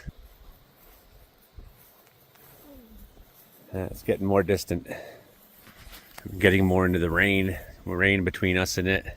Wow, and this like crazy wind afterwards. After that storm has gone through. Crazy night. And it may not be over. We may get another one still yet tonight. So I will be watching the radar and seeing. I mean, there's every bit of evidence to tell me that nothing's resolved here right now yet. And even looking where that last one came from. 2 in a row came from there. It looks like a third one's trying to grow up there. So probably wait a little bit and get another one. And if not, hit like, share, subscribe, tell a friend. Joey Only Caribou Weather Dude YouTube. He's the guy who's been telling you what's going to happen, and fucking pretty good at it. Support your local broke weatherman. I'd love that. Thanks. Fun stuff. Yeah. I'm surprised there's still a few people hanging on watching. It's like, my dinner's almost ready. But it's not quite ready yet. So maybe I could put on one more for you. Maybe. If you guys are into that. What kind of video, though, is sort of up for discussion right now? As I would like to do something kind of different, I think, after a couple thunderstorm videos. I'm just looking for the right one. Give me a second here. I'm going to go right back.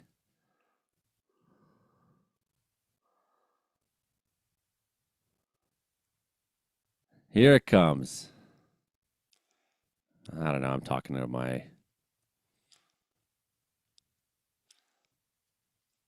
I got it for you. Just... Oh, 6 storms in one day. That was a pretty good one. But I'm looking for a mountain climbing video. That's what I'm looking for. Here we go. Let's go to Mount Ishpa. Let's end the day with this. Last one for the day, everybody. Trying to get to 10,000 subscribers, and we're not getting there today. We've been streaming for like hours. But hey, that's what else did I have to do? It's wintertime in Wells. We've been talking weather and streaming and looking at old videos. Here's one of my favorite mountain climbs around here. The first time I went up Mount Ishpa. All right, friends, that's where we're going today. Going to that very first tall peak on the left. The sun is just rising this morning. Completely beautiful. What a spectacular friggin' day. I'm so lucky to be alive. There it is. This is bad news. My God. Falling out right now. Anything could happen. Get on! Wow. I'll watch the video later. They dry mopping this. Well, it's time to start another adventure today. I don't know if I'm going to make it to the top. It's not necessarily my goal, actually. I don't want to mess with that if I come into that cliff. But I also want to take this side because I want to be able to get up to the top of this peak and look down into Linneasy Lake and up into the park itself, right? So it's a route finding mission, but also looking for a view into the park. In 3 minutes, I'll be in the forest and I'll be on my way. Bushwhacking uphill. Spent the last hour hiking in this forest, and it's nice. It's a pretty nice forest, actually. Nice and open. I can see absolute trees. I think I'm almost at first draw up to that first false summit. So making time. 10 a.m. already. Doing good, yeah. Nice open forest. Until I knew what this forest was like, everything about this trip was question marks. I mean, I basically live in poverty so that I can do whatever the hell I want. Not sure if that's the actual top or a false summit, but as you can see, it looks a lot steeper from down below than when you get up here. There's places you don't want to go, obviously. And over on Ishpa itself, there's some real deadly looking shit.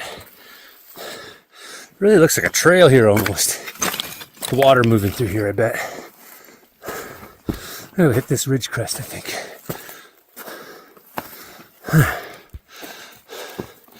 Gorgeous out. Not too hot.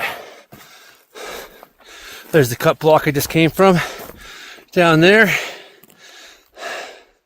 Across the way. Beautiful mountains. Down that way, Caribou Lake. There's the fire we passed this morning. I mean, you may not look at me and think there's a guy with a mental health problem, but here I am on top of a mountain. This is the way. It's the only way. That's actually not smoke over there. That's snow falling. Huh. Awesome. Oh my, there it is. It's close. It's really close. Well, you know you're pretty high up if you run into snow. Big ice down there.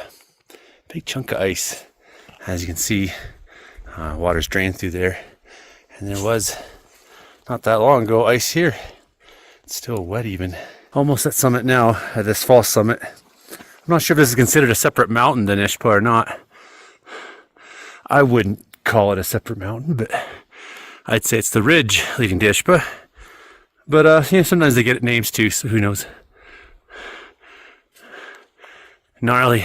I'd rather fucking die out here than age away in some office, man. Whenever I work a normal job, all I can think about is, fuck, how do I get out of here before my life's over? Oh my. Almost at summit now. Over there's Kaza, center of the park, beginning of Lanese, and there's Sandy Lake. Made it, Kenny. Gonna see a view down the... Holy, can't even breathe. We're high up. Oh man. What the fuck, this is so awesome. Oh man. How am I standing here? Oh man. Oh wow. My mind's blown. I've been on that boat, on that lake many times when I worked for parks, but I never stood here. I never saw it from above like this. Oh man. I'm losing my mind right now. Holy. I'm losing my mind right now. This is so awesome. How is it even possible that this place is so gorgeous, so epic? Bower Provincial Park. You only ever see it from the water, man. You're all canoeing around down there. Snowing out in the mountains right now. I wish it wouldn't snow. I want to see the fucking view. Oh well. That's what we're getting today, is snows. Alright. Here we go. Who the fuck came up here and did this? Like, whoa. I'm not making it up there today. That's not happening. Man, you're a tough little dog. Like, seriously. You're a tough little dog. You're a tough little dog, Kenny. Yeah, you are. You weigh 25 pounds and you don't care about anything. You weigh 20 pounds, you don't care about anything in the world. Yeah, you're tough. Man, you know what? I'm going to do something really out of character for myself. I'm going to relax. I don't know. It could be that this is a mountain you just shouldn't climb. You know, it's far enough out there. It's steep. It's like K2, you know. It's not... I must be getting old or soft. I feel good. But yeah, usually, Joey, I'm like, man, look at that. I'm up here at noon already. Fuck, I should just keep going. I don't know why. I'm ADD. Even if I thought I wasn't going to go for the summit, I'd still keep going just to see what's there, you know, to see more views or whatever. But it's like, well, anywhere I go, I'm going to see the same view here. I'm going to see there. I'm going to see here. So what's the fucking difference? I'm not your average guy, man. I'm not like other people. I don't want to be like other people. You know, the first time I went mountaineering at Castle Crag and Mount Sir Albert Edward on Vancouver Island, and I seen how at Crookshank Canyon, the logging blocks went right to the edge of the canyon. The Crookshank Canyon comes off Moat Lake there, and I thought, how fucking sick. You can't even give like a kilometer outside the park. It's got to be right to the fucking edge. It's like, here's the park and here's not the park. Back to normal.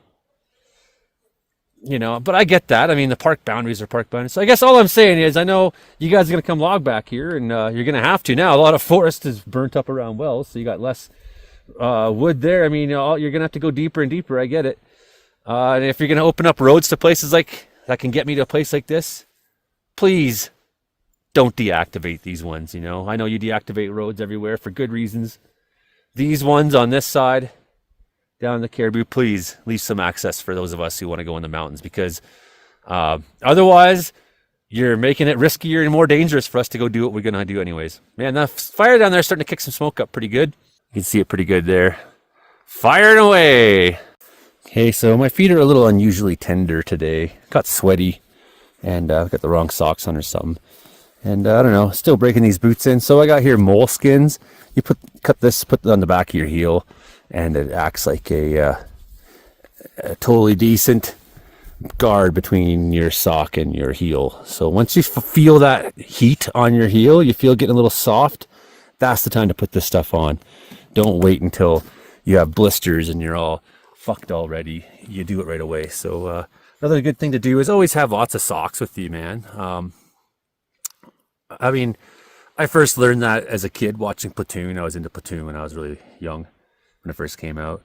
You know, socks, socks. Then we got to Air Cadets. And there's socks. Survival instructor school. Socks. Make sure you have clean socks, dry socks. So I've gotten the habit of changing my socks throughout the day often on these larger hikes. Never would have thought in my life growing up that I'd see the things I've seen. Man, I've seen some awesome stuff. Wildfires, sure. Thunderstorms, yeah. Many mountains. Oh, don't forget, I had a band that played 2,000 shows across Canada, and we were fucking awesome. Seen some shit, man. We played with Gord Downey and the Sadies, even that fucking poser Buffy St. Marie, she wowed me. 4 days we spent with her in Manitoba. Back in the year 2010, seems like a long time ago already. Fuck, I was a young man then. Fresh, dry socks, soldier. A soldier is only as good as his feet. In the year 2001, Lucas and I, among many achievements, so we were living and working in Lake Louise. We stood on top of Temple Mountain, 11,635 feet. Dude. And yeah, I mean, we didn't go up the ski slope, the shale slope that everybody else goes up, because we're smart. We scrambled up shit just like that, right there. And we made excellent time because of it. If you want to go up Temple Mountain, the scramble is the way to save time. You come down the shale slope and boot ski down that shit. But once season ended, then we caught the Greyhound out to Vancouver Island for the first time in my life. We went to Hornby Island, hung out there on Little Trib Beach. We made a little camp out in the woods and just lived like bums for a while. We got offered a job trimming weed by a local who didn't want other locals to know how much weed he grew. But because we were friends with a couple of locals that were his friends that were cool with the whole op, we got invited in. So, but before that happened, we knew we had time before he cropped out. So we went to Vancouver Island and we went to Strathcona Provincial Park. I do have a YouTube video where I read my journal entry from that trip. We spent 5 days in there and we went off trail, man. And we went down in the steepest, sketchiest stuff. I almost died, literally. I was literally slipping with a big, not that same heavy backpack. I got that backpack the next year. I've had that backpack for 20 years. Over 20 years. So when you get a good backpack, you hang on to her, man. Get a good one. Don't get a shit one. Spend the money. I didn't spend the money. I camped out at the Mountain Equipment Co-op gear swap. And was number 7 or 8 in the door or something like that. I ran straight to the backpacks and got that one for $35 fucking. I still never figured out what was wrong with it, or why the people must have originally returned it.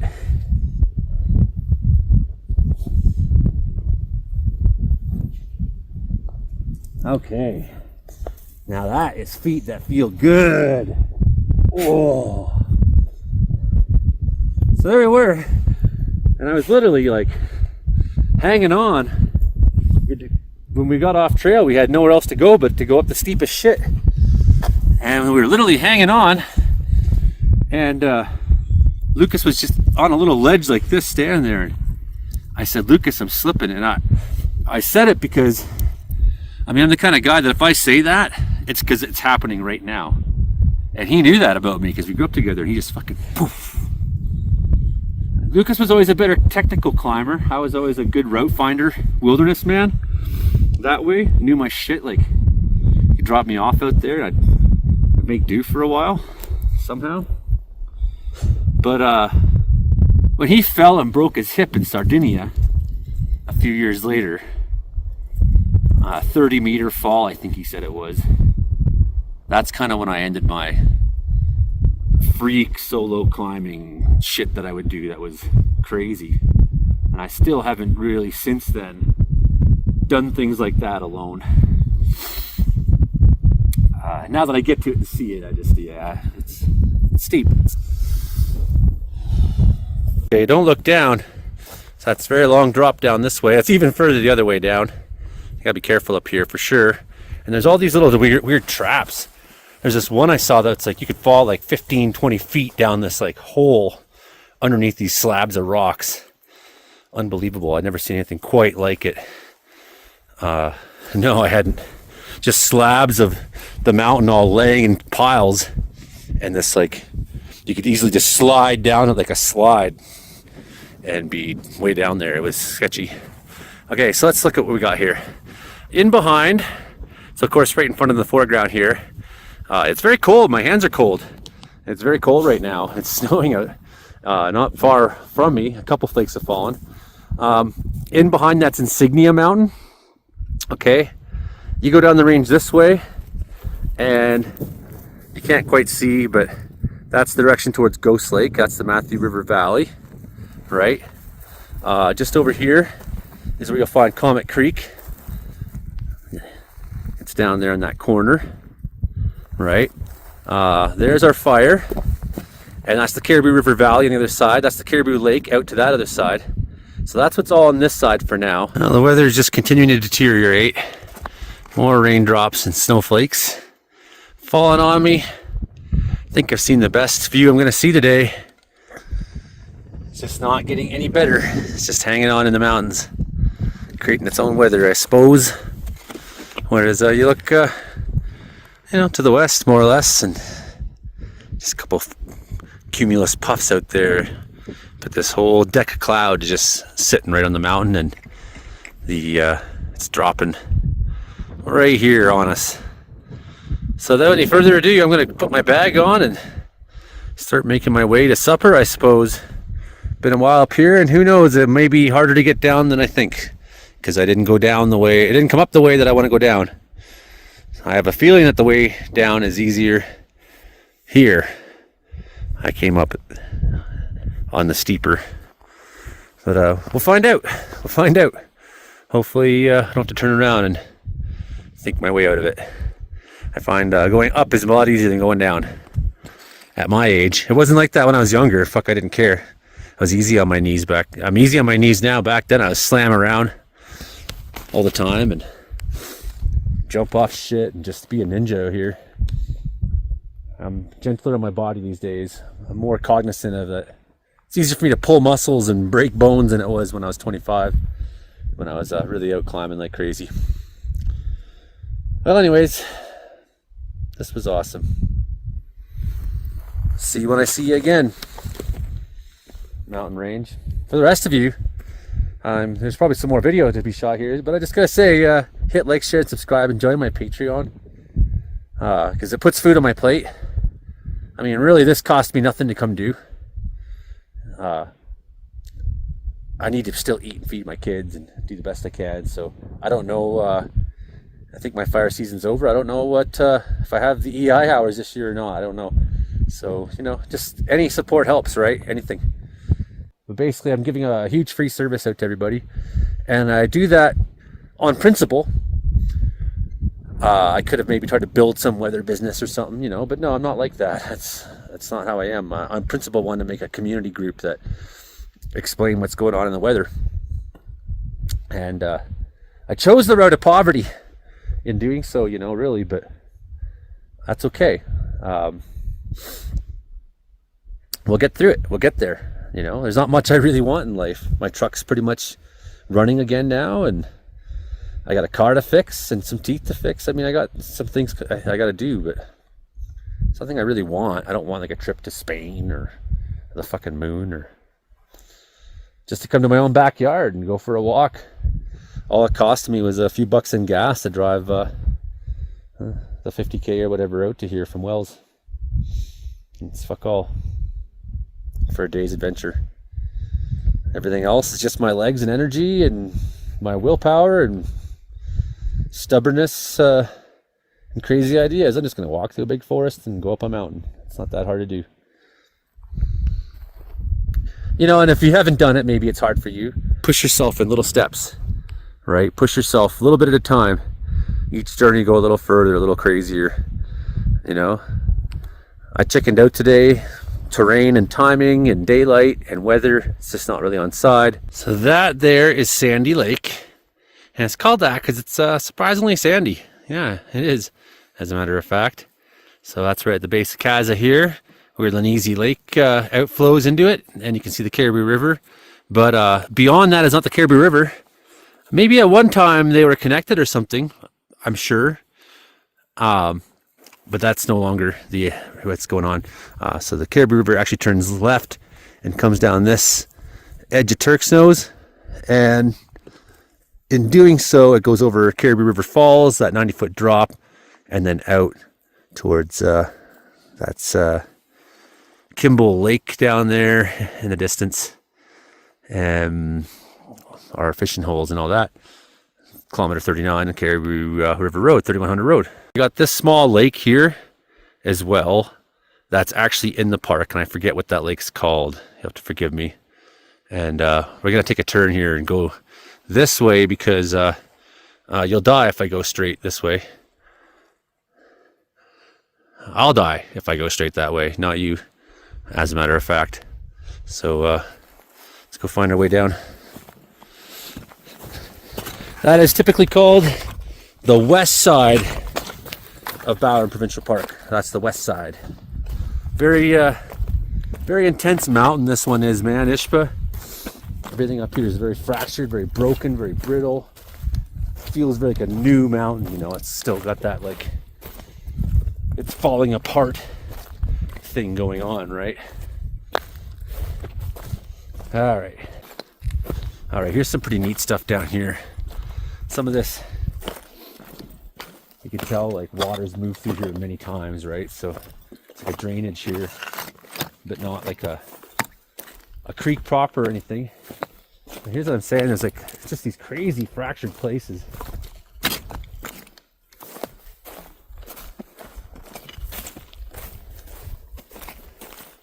Like that is cool, man.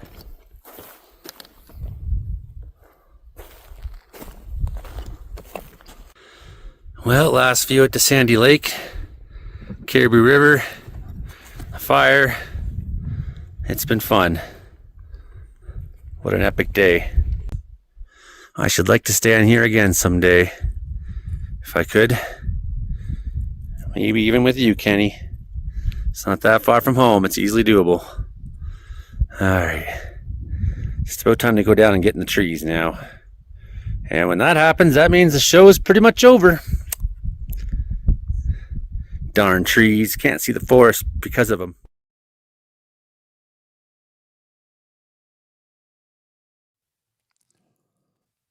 Well, that concludes our programming for today. It's after 9 o'clock, and I've been on since 2 p.m. trying to get people to subscribe, trying to get to 10,000. I don't think we got... yeah, I lost subscribers today. Yeah, the comedy of it. But let's see what the final total is anyways. We gained one more since, right on. Yeah, we're at 99.11. Yeah, we're at 88, 89 away. 89 away from 10K. Could happen someday. You never know, eh? Well, hit like, share, subscribe. We'll come on back and probably not have a forecast for you in the morning. We talked a long time about weather today. But yeah, can't wait for the summer and get out there and do some more of that mountaineering, more climbing, more storm chasing, more adventures. Can't wait. Yeah, this is gonna be a big year, I think. Hopefully around here.